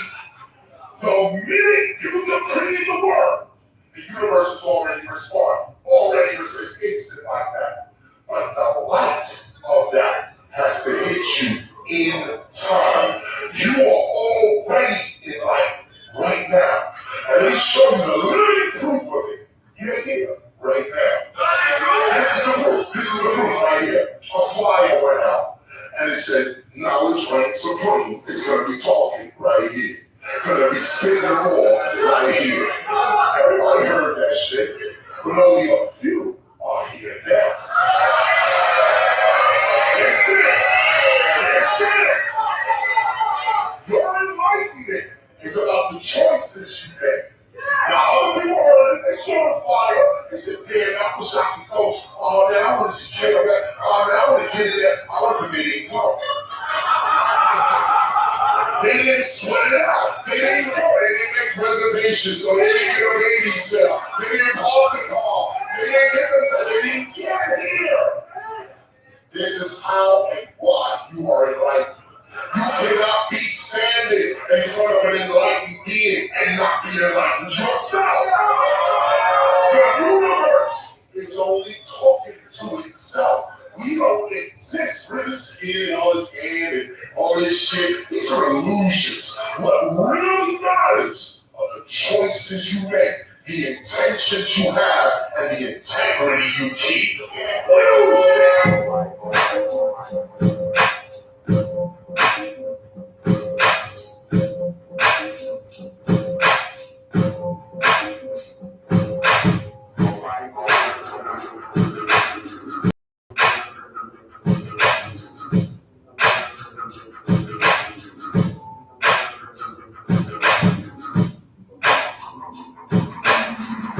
You know, you can't be a warrior and an astronomer. Those people that were studying the stars, our ancestors, they were not the hunter-gatherers that we're taught about in school and other places. There's a whole civilization that is not being discussed. And this invisible civilization, where we come from, is what we call hip-hop. The people of this ancient invisible civilization were the astronomers, were the agriculturalists, were the architects. When you're an architect, an astronomer, an agriculturalist, you're not destroying, robbing, invading other people's territories.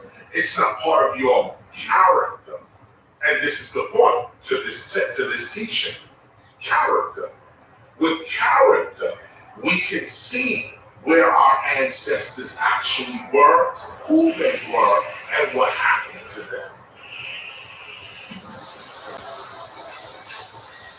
You know, as I often teach, the brain cannot see without words. And this is true, but it is true only of the colonial society. It is not true of reality itself.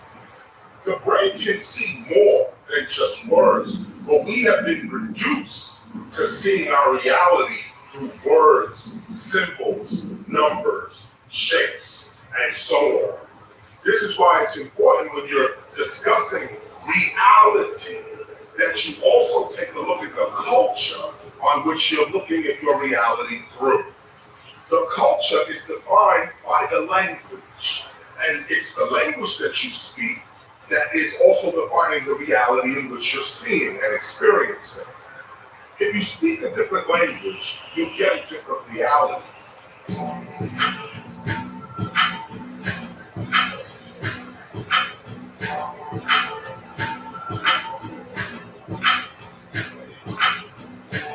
So let us go a little further with this. What do we mean by this?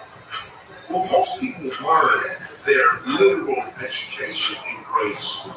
You have a grade school education, and you learn words, terms, meanings, really how to function within society based on your grade school education. But then you get a cultural education that is happening to you through your family, through other institutions like maybe religious institutions, and so on, friends, family, and other social interactions, which become your cultural knowledge. So now you have two different ways of thinking, two different ways in which you're approaching your existence, your history in that sense. One is the literal knowledge that you learn in school. The other is the cultural knowledge you grow up with every day. An example of this is, say, the word incredible, for instance. Most people, intellectuals, to the layman on the street, use the word incredible. When something good happens, when something memorable happens, you say, man, that was incredible. But literally, when you look at the word incredible, incredible means not credible. In fact, the word incredible points to a fraudulent situation, somebody who's a fraud, a lie, right? Something not credible. But all through society, through English society, both in Britain and in the United States, Memorable and great events are called incredible, and everyone understands what that means. That's the cultural language superseding your literal knowledge, so to speak. So when you're able to step back and look at these two things, you begin to break apart that colonial indoctrination that got us looking at ourselves according to their interpretation.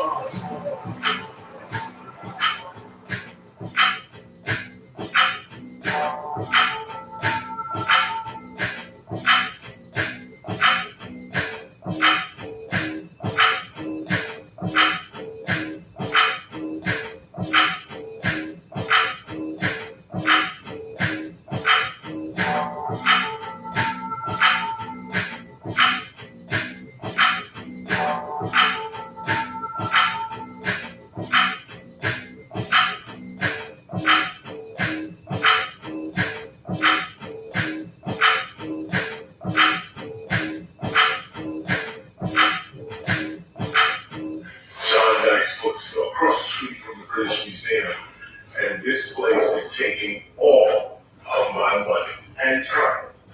I would sit here and just read for days. You can see the rare books all around. This is what it is. I'll get these copies of Johnson's dictionary.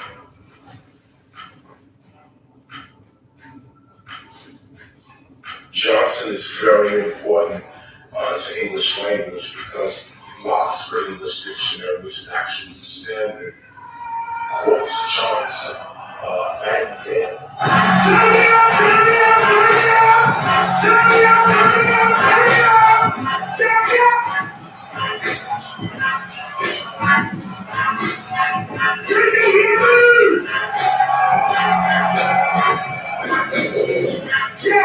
I'm just walked in. Real shit, organized, gloves and begin. Real hip hop, it's over with. Real hip hop, it's over.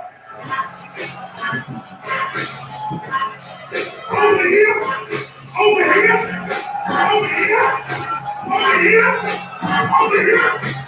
Real hip hop is over here. Real hip hop is over. Yo, you want music on stage, shut it up for a while. Is it not enough yet? DJ Big Rock.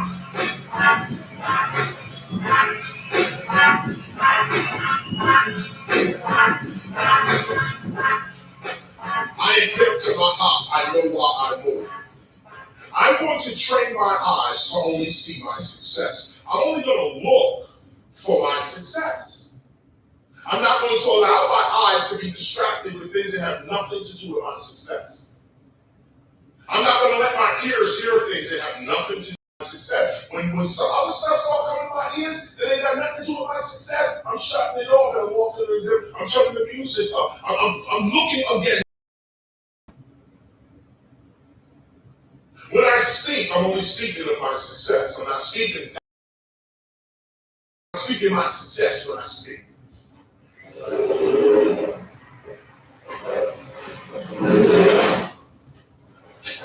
Okay, we out of here.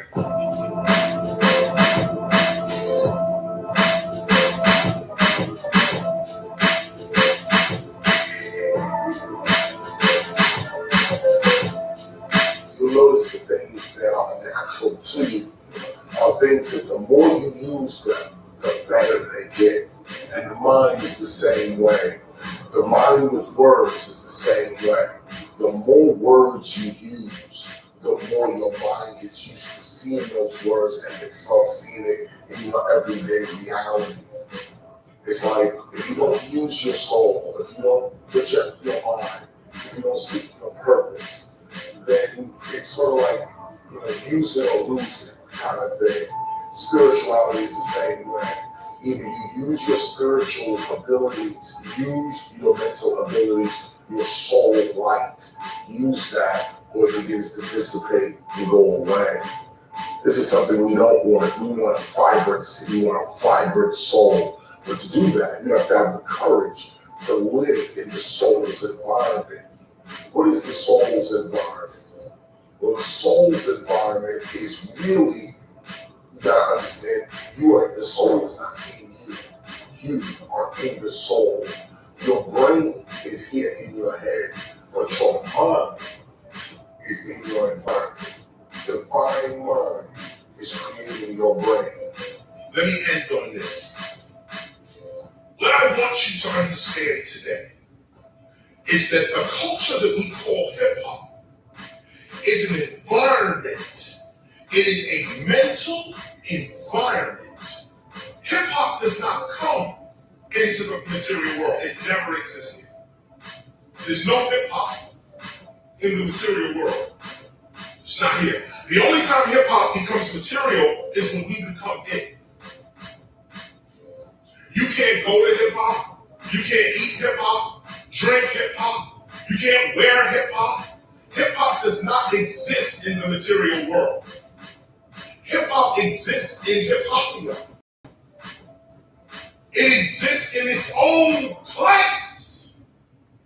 It's not here. Hip hop is nowhere here. Yet we all know it. Yo, welcome to the street life. Real knowledge, this is what it be like. Yo, I wrote a new book, but I'm doing it on the mic now without a hook. The top freestyle is going. This is what it is all day. We flowing. And when I say flow, I mean follow life's outcome willingly, you know? Let's go, let's go freestyle. Play the rest one coming back. Meanwhile, y'all trying to sit back and see me, y'all. I'll be coming through like Beach Street and Wild Style. Y'all know the deal. This is PRS. Put the DVD and you know the rest. Knowledge reigns supreme. I'm on the mic. Freestyle off the top. We got it.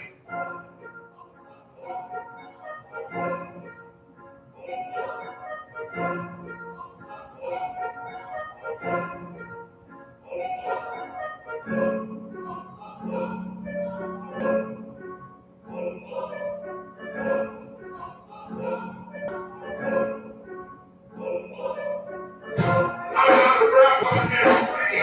What I'm trying to say is I can be here free. I see it all day just like this. Yeah, we gonna give you that classic shit. But you got to see the real skill. I'm taking it up, you know the shit.